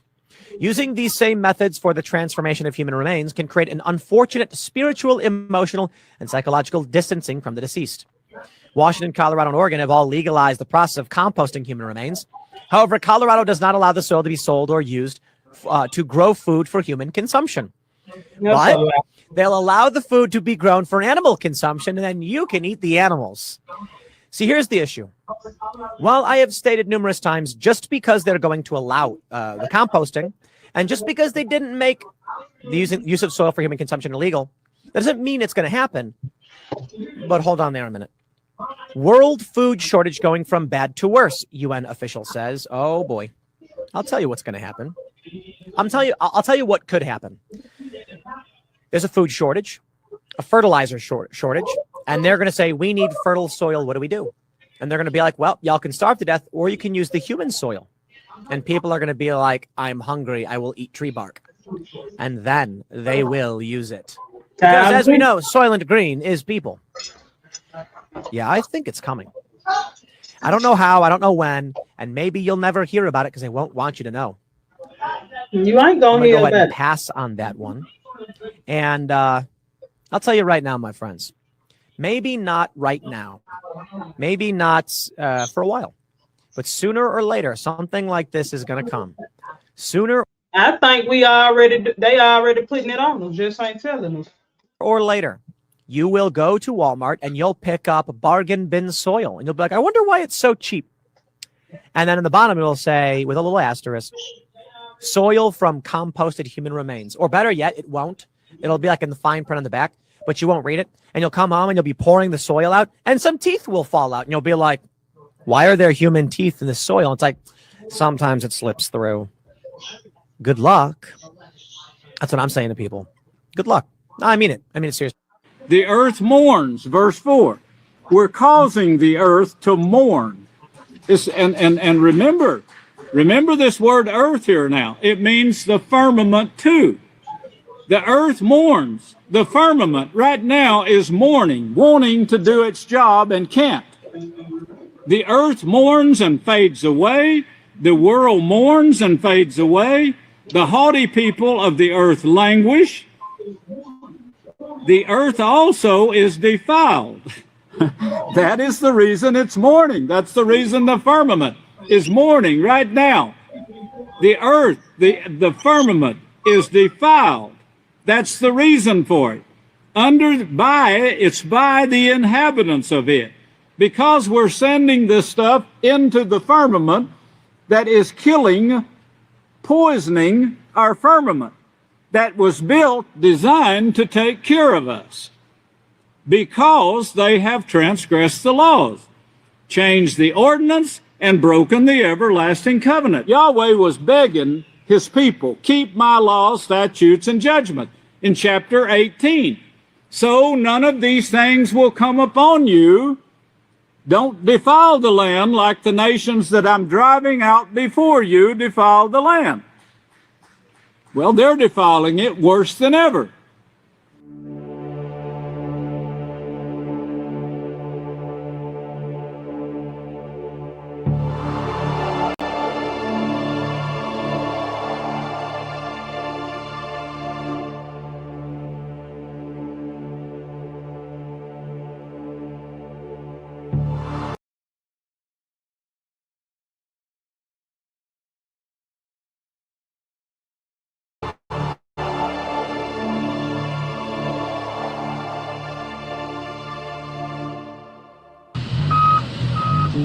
At this farm near Bakersfield, truckloads of fertilizer arrive every day. But it's not just any fertilizer, it's biosolids, otherwise known as processed human waste. Yup, it's the waste from millions of LA residents, and it's been treated and trucked more than 100 miles to fertilize crops, which has caused a bit of a stink. But let's back up to the beginning. LA has a lot of people and a lot of toilets. Maybe we'd rather not think about where all that waste goes, but it has to go somewhere. Today, I'm at the Hyperion Treatment Plant in Playa del Rey, California. Now, this facility processes the raw sewage of more than 4 million LA residents. All of the pipe networks under the streets throughout the city, they all come into this place, Hyperion. Enrique Zaldivar is the director of LA's Bureau of Sanitation. The purpose here is to take out all of the bigger, heavier items. Give me an example of things like a 6-inch comb, for example, plastic comb. People flush their combs down the toilet? Yup, sometimes they do. And all kinds of other non-flushables. And so the very first process, for a number of reasons, is to screen those out. So oh dear. Oh my gosh. We are always amazed of the kinds of things that get in. You know I'm totally going to be Instagramming this, right?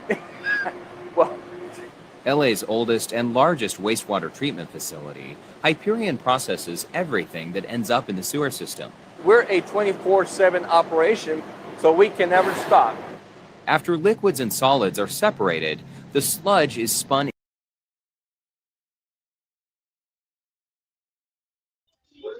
I bet it stinks so bad in there.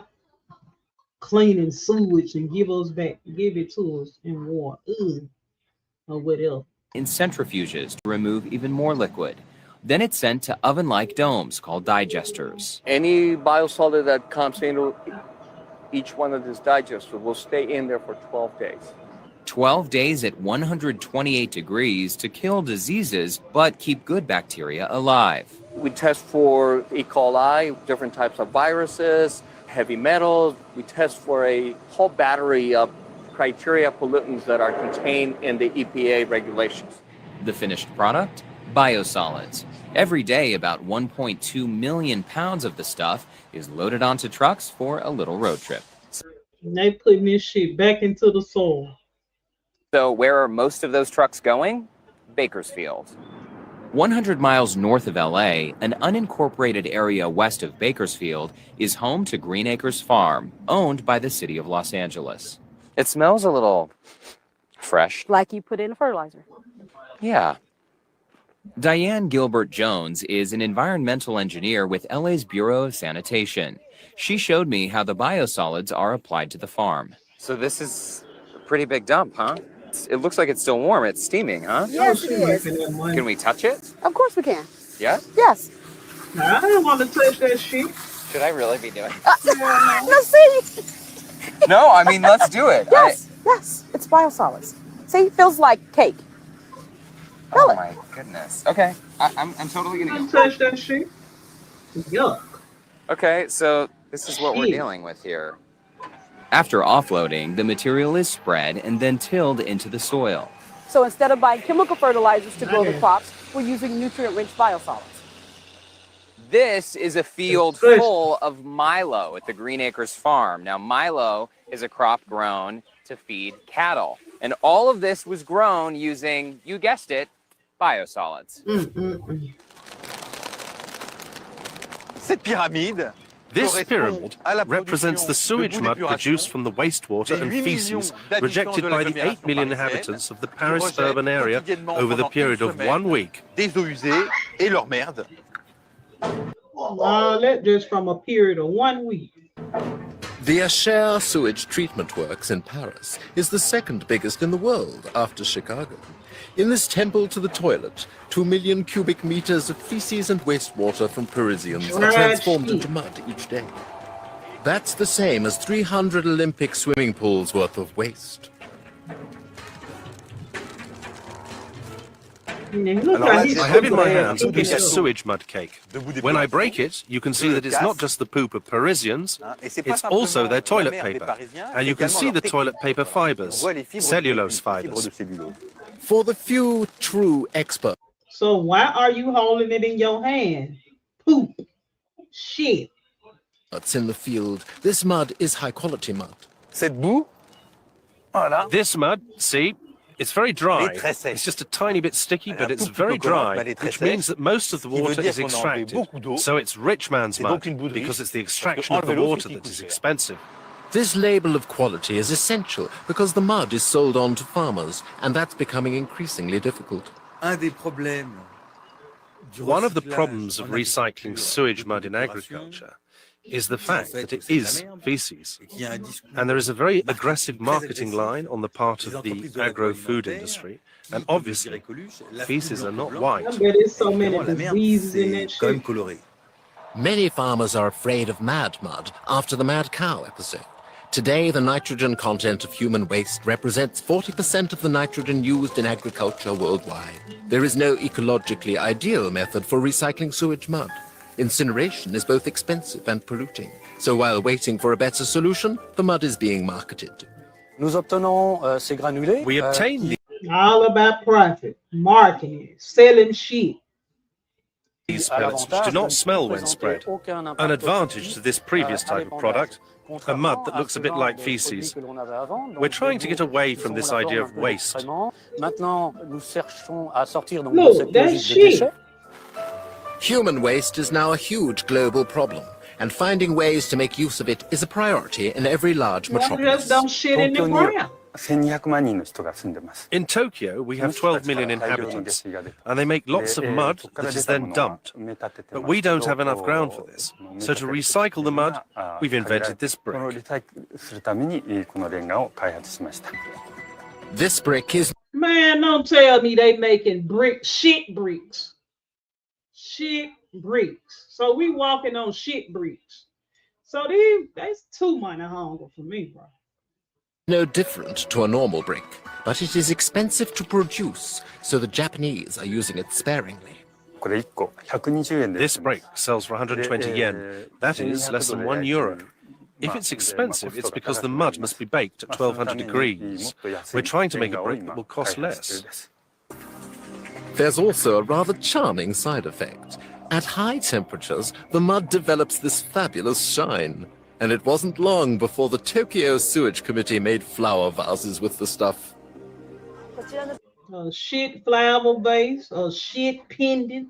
Man, they making everything with shit. This pendant is made from sewage mud. We also sell 3 models of tie clips with the substance, the mud, in the middle. All about money. At the end Plated of the in day. fine gold and worn around the neck, They don't the give a damn substance is about your apparently health. most attractive, the perfect provocative detail for Tokyo's young in crowd.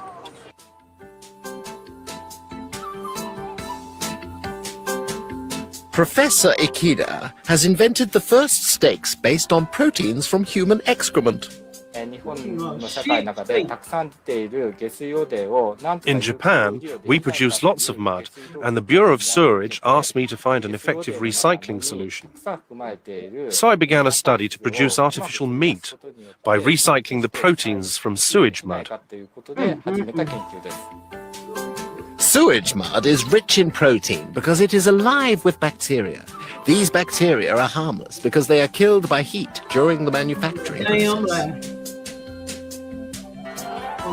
The red color is obtained by using food coloring.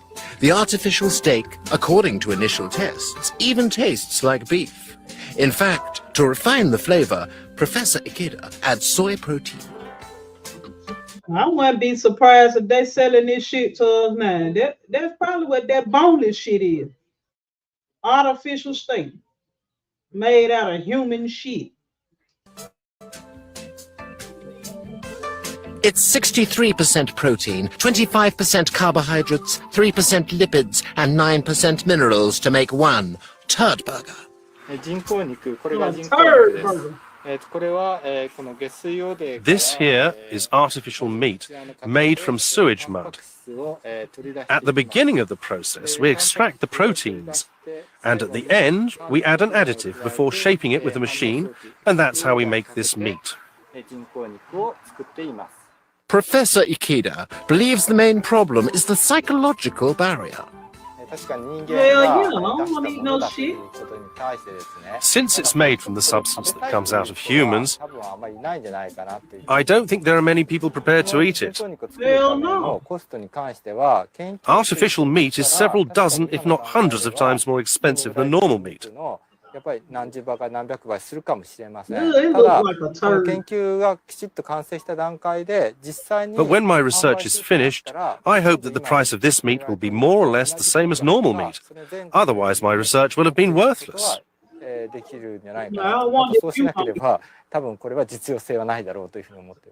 According to Professor Ikeda, the turd burger has an obvious advantage other than completing the food chain. A turd burger. Who gonna eat one? The turd burger contains less fat, so it has fewer calories. Bon appetit!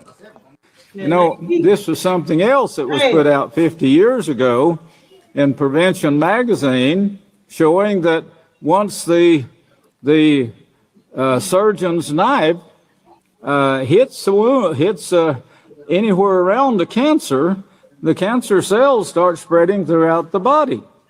Well, now this is being passed on now through other ways, through urine and feces and so forth, that's going into water, drinking water, which eventually gets into the food. And they've got tests now of it actually getting into the food and being passed on to the general public. Not everybody will get it, but it's certainly increasing. They're increasing the chances of it daily.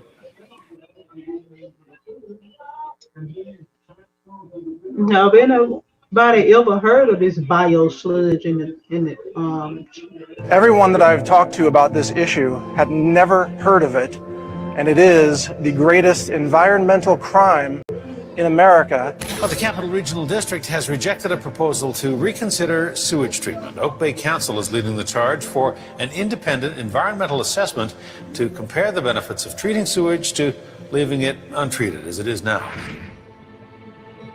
This is where biosolids are being produced.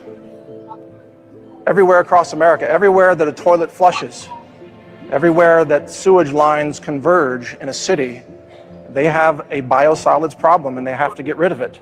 Raw sewage, finding a way to make it a little more useful for local farms by creating fertilizer. But the question is this change safe and sanitary? When Tom Esterbrook is gardening, he's not thinking about what's in the soil. I don't worry about that whatsoever. Remember, everything you flush down the toilet goes into these biosolids. If you wouldn't put it in your own garden, don't flush it down the toilet. Many of you may or may not know, but EPA regulates under our environmental statutes like the Clean Water Act, like the Clean Air Act. But there's no Clean Soil Act, which means that the government has said we can mass pollute the soil and call it legal and call it green and call it recycling. So we now have government legalized pollution, and it's been legalized by the EPA, which I would say, in my opinion, is a highly corrupt organization that needs to be radically reformed to actually protect the environment like they used to do back in the 1970s. The EPA and we as a country have inadvertently created really a devastating vector for bioterrorism of ourselves. Biosludge always contains one chemical we found. There's one chemical that's a marker for it. It's Benadryl, the over-the-counter drug.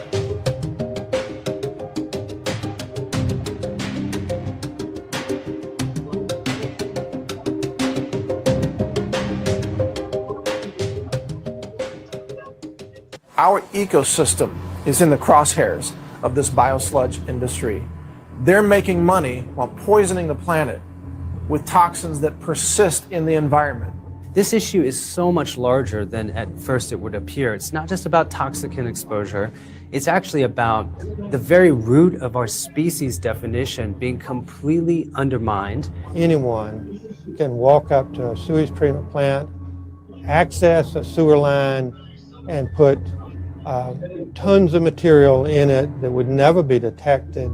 At a time when we've got the World Health Organization and the CDC very concerned about the rise of antibiotic-resistant superbugs, here we are, city by city, spreading infectious material, viral material, antibiotics in the biosludge with pharmaceuticals and hormone disruptors and immune suppressors. And then we wonder, well, why are people getting sick?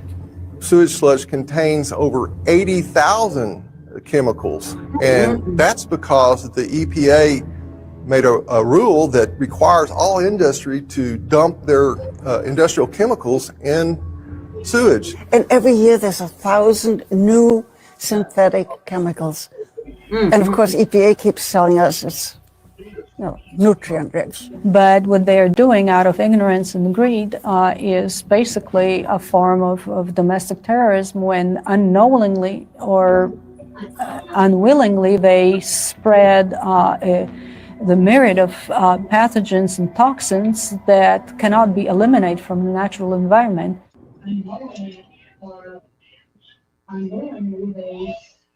What is bio? Rather than using the euphemistic term biosolids, in our work we prefer the term toxic sewage sludge. The sludge, the solids that come out of the back end of anybody's publicly owned treatment works or wastewater treatment plant is sludge. It is the solids. It is known as sludge under any federal definition. And because it is toxic material, we refer to it as toxic sewage sludge. Sewage sludge contains every single chemical that you can imagine, because every industry, every entity that's connected to a sewer can discharge their hazardous and acute hazardous waste, and treatment plants are not designed to remove these. So it is not a wild statement to say that the sewage sludge is likely the most pollutant waste mixture of the 21st century.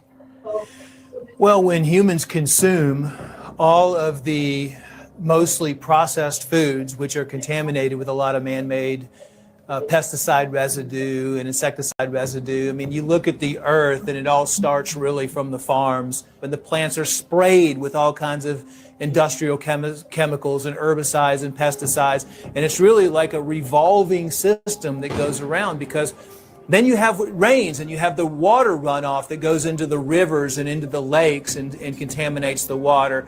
So this whole system just circulates around, and then it goes to the human.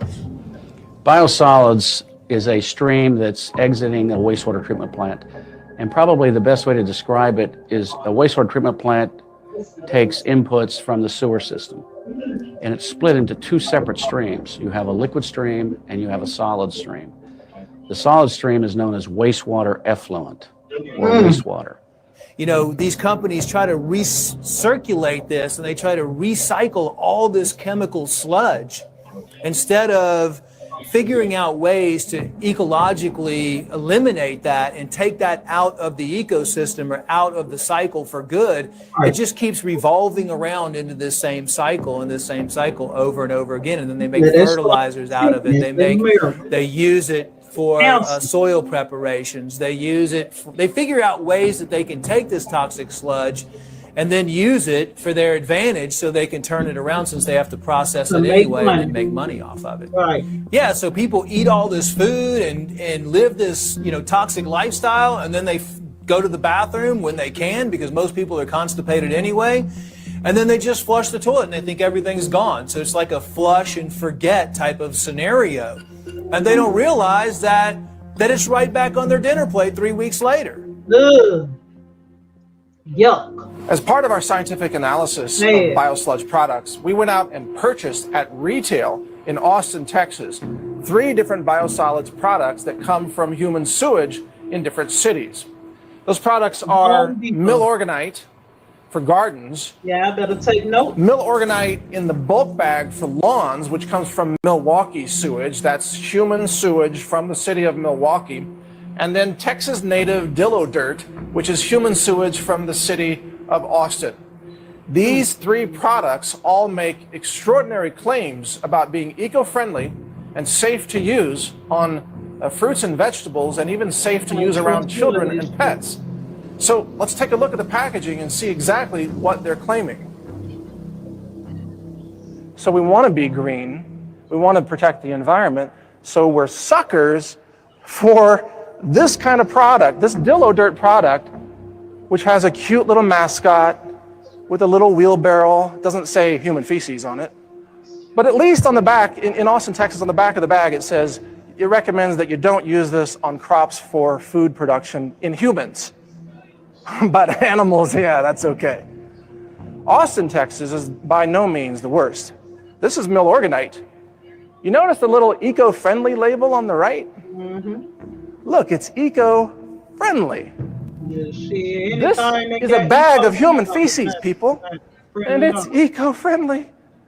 It's full of heavy metals and recreational drugs, hormone replacement therapy drugs, birth control pill drugs. I mean, this. I wonder why everybody eco-friendly. Liking the same. This is an insult. On the back, it's got a warning. It says, "Hey, guess what? It's got chemicals known to cause cancer and birth defects." A big takeaway from this is that we have to have our radar going full time. We have to be on our game. Anybody makes any claim to you that something's eco-friendly or all natural or even organic in this case, all those things are in essence false for this product, and yet these claims are very, very widespread. Now, you might not know it, but some of the mulch or potting soils that you get is made from the sewage. So you may not be in the act of illegal lust and fornication or adultery or sodomy or bestiality, but if you handle it with your hands, brother, sisters, if you use this stuff to plant your flowers, you're in danger of this entering the bloodstream. All of the sewage sludge is toxic. Wastewater treatment plants, as I say, do not treat wastewater. They separate it into the solids and the water with the intent of recycling the water and beneficially recycling the solids. The problem is that the standards and the testing of the solids, what we refer to as toxic sewage sludge, are so low and so minimal that all of these flame retardants, pesticides, industrial chemicals, infectious agents from medical facilities and just from the general public, as well as from agricultural operations, all end up right back into our food supply and the environment. Let's take a look at biosludge under the microscope. So we've got a digital microscope here, and we've got some mill organite on a white tissue, and we're going to zoom in and start to take a look at what we can see. And you can see the structure a little bit of the pebbles, which look like boulders under here. But as we zoom in more, you start to see features of mysterious fibers that don't necessarily look like plant fibers. Many of them start to look synthetic as you really zoom in on it. And you can start to see that there are some very odd looking elements in this picture. What is this growth or structure there? What is this fiber? What are these chunks? And you can actually start to maneuver around the scene using this microscope setup. We're looking at essentially a dehydrated, pelletized form of human sewage. And it should be no surprise that it's full of all kinds of questionable and disgusting things. And throughout this landscape, you see mysterious fibers. Now we're starting to see more details about this structure. What is this yellow object that's lodged here inside the turd boulder? What does this look like? Microplastics. This is a kind of pollution, a kind of contamination that's in the oceans, and it appears to be here in the biosludge as well, connected to these other fibers. It's clearly a polymer, or resembles one.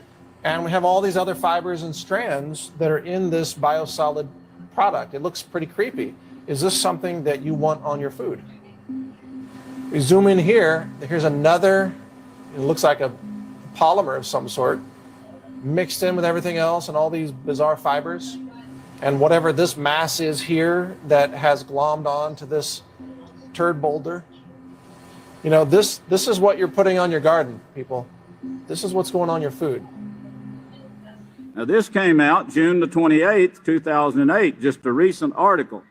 London, a new study by researchers at the University of Wisconsin in Madison, U.S. have shown that the infectious prions thought to be the causative agent in mad cow disease in human CJD can survive wastewater decontamination and wind up in fertilizers potentially contaminating fruit and vegetables.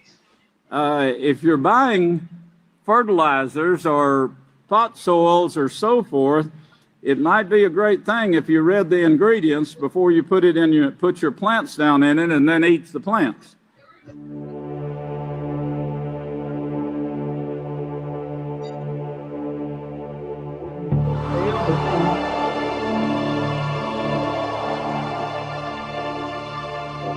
Nearly 20 million acres of America's farmland may be contaminated with PFAS.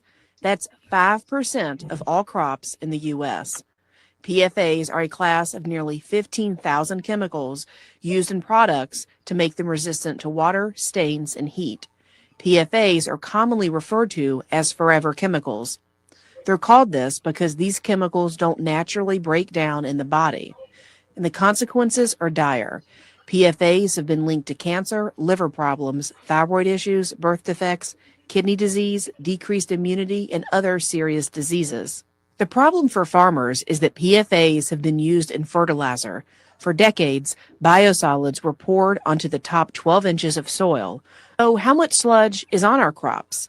A lot. According to the EPA, more than half of all sewage produced by wastewater treatment plants in the U.S. is spread on farm fields every single year. This biosludge has been applied to land since the 70s, as it was originally pitched as a cost-effective way to improve soil fertility. From just 2016 to 2021, more than 19 billion pounds of biosludge was spread on American farms. But it's not just the biosludge on our farmland that's contaminated. It's also in our drinking water. It's estimated that up to 70% of people who draw water from the nation's aquifers via private or public wells may contain PFAS.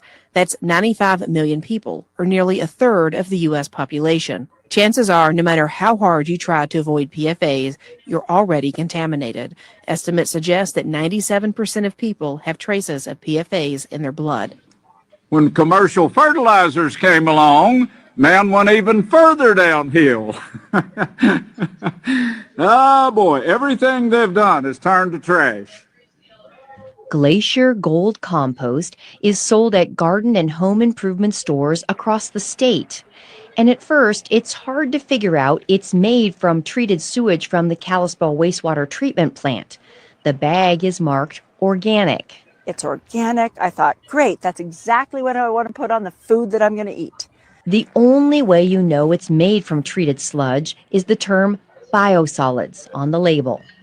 Glacier Gold is just one of many biosolids-based composts and fertilizers available in retail stores across the nation. When people buy them in the store, bagged fertilizers, they don't actually realize that a lot of those fertilizers are biosolids.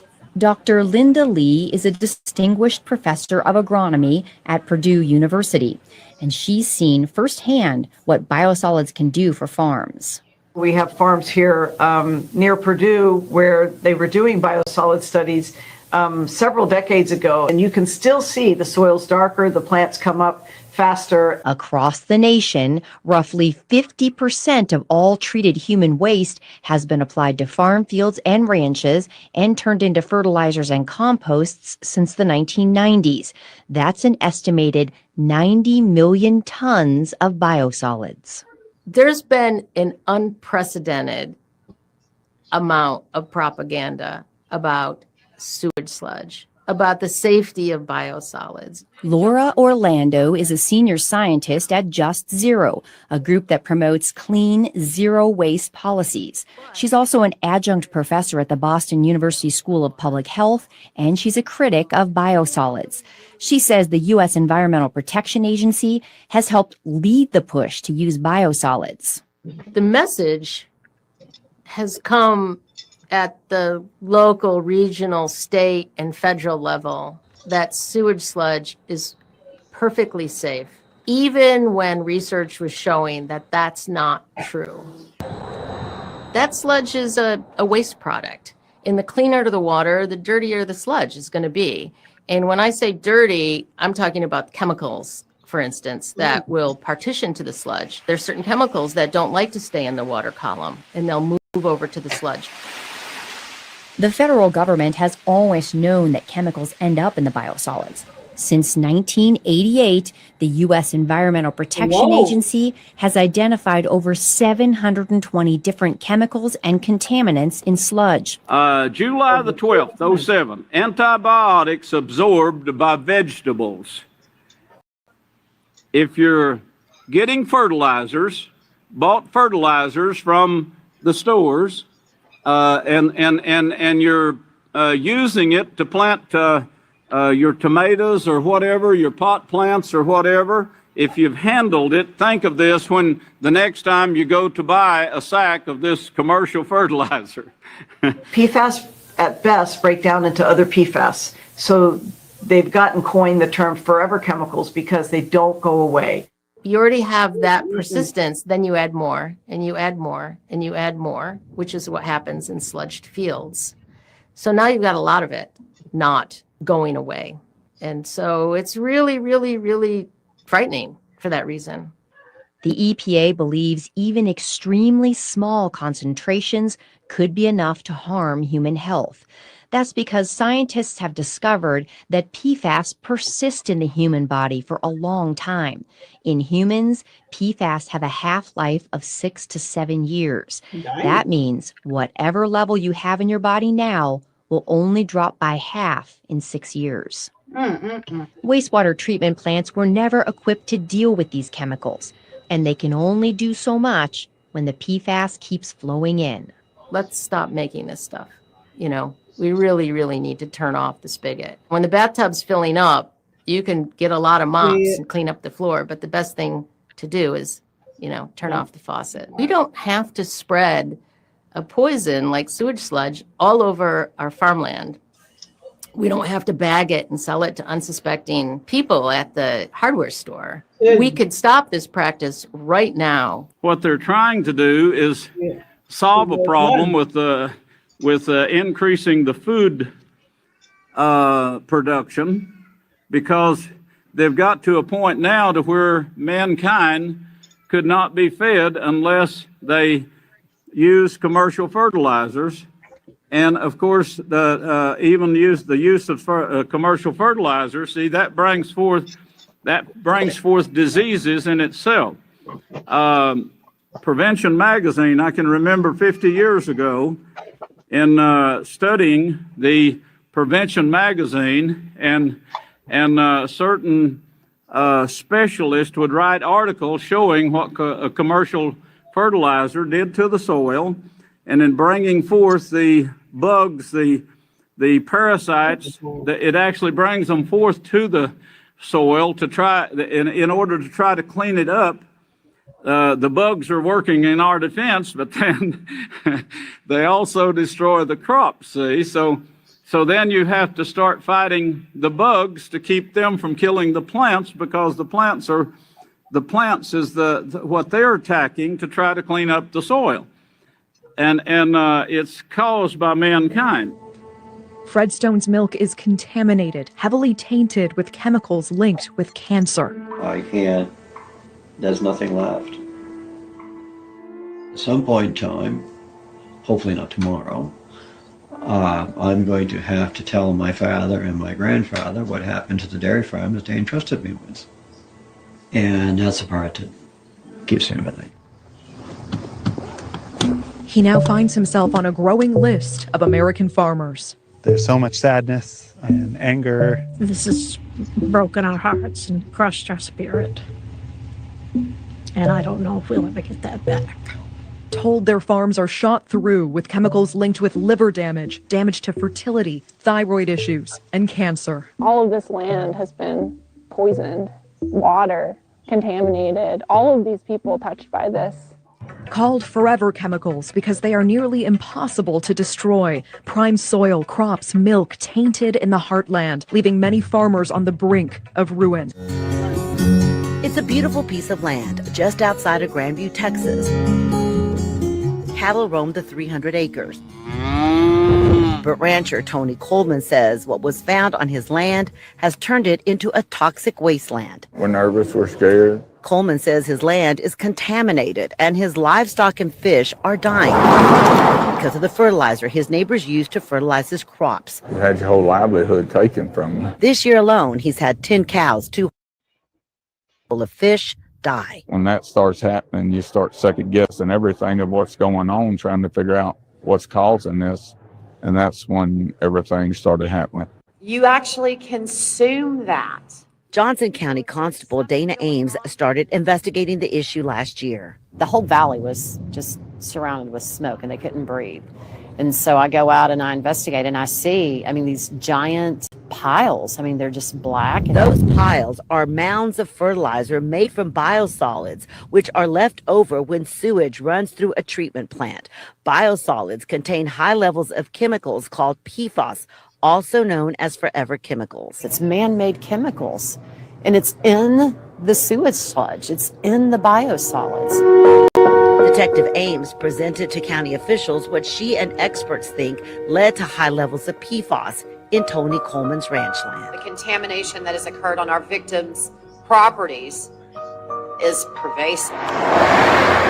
Ames worked with a group called PEER, Public Employees for Environmental Responsibility, and they looked at where the wastewater came from that made the biosolids, which took them to Fort Worth's wastewater treatment facility. According to the Environmental Protection Agency, all humans consume PFAS chemicals. They are used to make a lot of products, from shampoo, carpet, frying pans, and even makeup. All of that ends up in our human waste, which is then sent to a wastewater treatment facility. During the treatment, biosolids are created. Those biosolids, also called sewage sludge, can be used to make fertilizer, which is what a company called Synagro does. And Synagro has a contract with the city of Fort Worth to use their waste to make fertilizer. And a nearby rancher used the Synagro fertilizer on his land, which is next to Coleman's and 4 other property owners who are now suing Synagro for the contamination on their land. The fertilizer is sold across the nation for agricultural use. According to Pierre, it sometimes contains toxic levels of PFAS. These people were led to believe that this is safe, it's a cheap fertilizer, and it is, they've been victimized as much as anybody. Both the EPA and the National Institute of Health say PFAS chemicals are carcinogenic and can kill animals, fish, and humans. Here is the Pierre scientist who tested the land out in Johnson County. They cause cancer, particularly liver, kidney, and testicular cancer. A state-approved lab found extremely high levels of PFAS in the tissue of the cows, fish, horses, and in the well water. Well water. Well, damn. All the animal tissues tested 100% contaminated. We had 100% contamination. I mean, what's our children going to do? You're ruining their land. You're ruining their water source. What are they going to do? Once they're there for decades, if not hundreds of years. They will not go away. They will stay there and poison that land and that water forever. Sin is what's causing the defilement of the earth, the defilement of the atmosphere, the defilement of the water. Everything is defiled today, just like Yahweh said it would be for this time period. If they can get you on something that's made from, you know what, well, they guarantee it to be organic, and then they guarantee the poison they put on it to be organic. The DDT, it's all organic, I'm sure. They poisoned the land up so much that when it floods and covers their fields with river mud, they're not allowed to push that river mud back into the stream that it came from because it's laced with poison from the ground where the water washed it in the river. You talk about confusion, a mixed up mess that we have in the farming industry, and they're wanting to grind up some of that and put it on your table and tell us it's better than salt. The people caused a flood in just a few years. That flood won't be, but Yahweh is going to let them burn this time. He's going to let them go their limit and burn themselves to death. He says there won't be root nor branch left of them. That's in Malachi, the 4th chapter. You got that? There won't be root nor branch left. All there will be left is the ones that we're going to be working with. We're going to be working with about 2 billion people here that are left alive. We're going to be teaching them. All right, you guys. I just wanted to show y'all that and let y'all see what's going on with our water supply.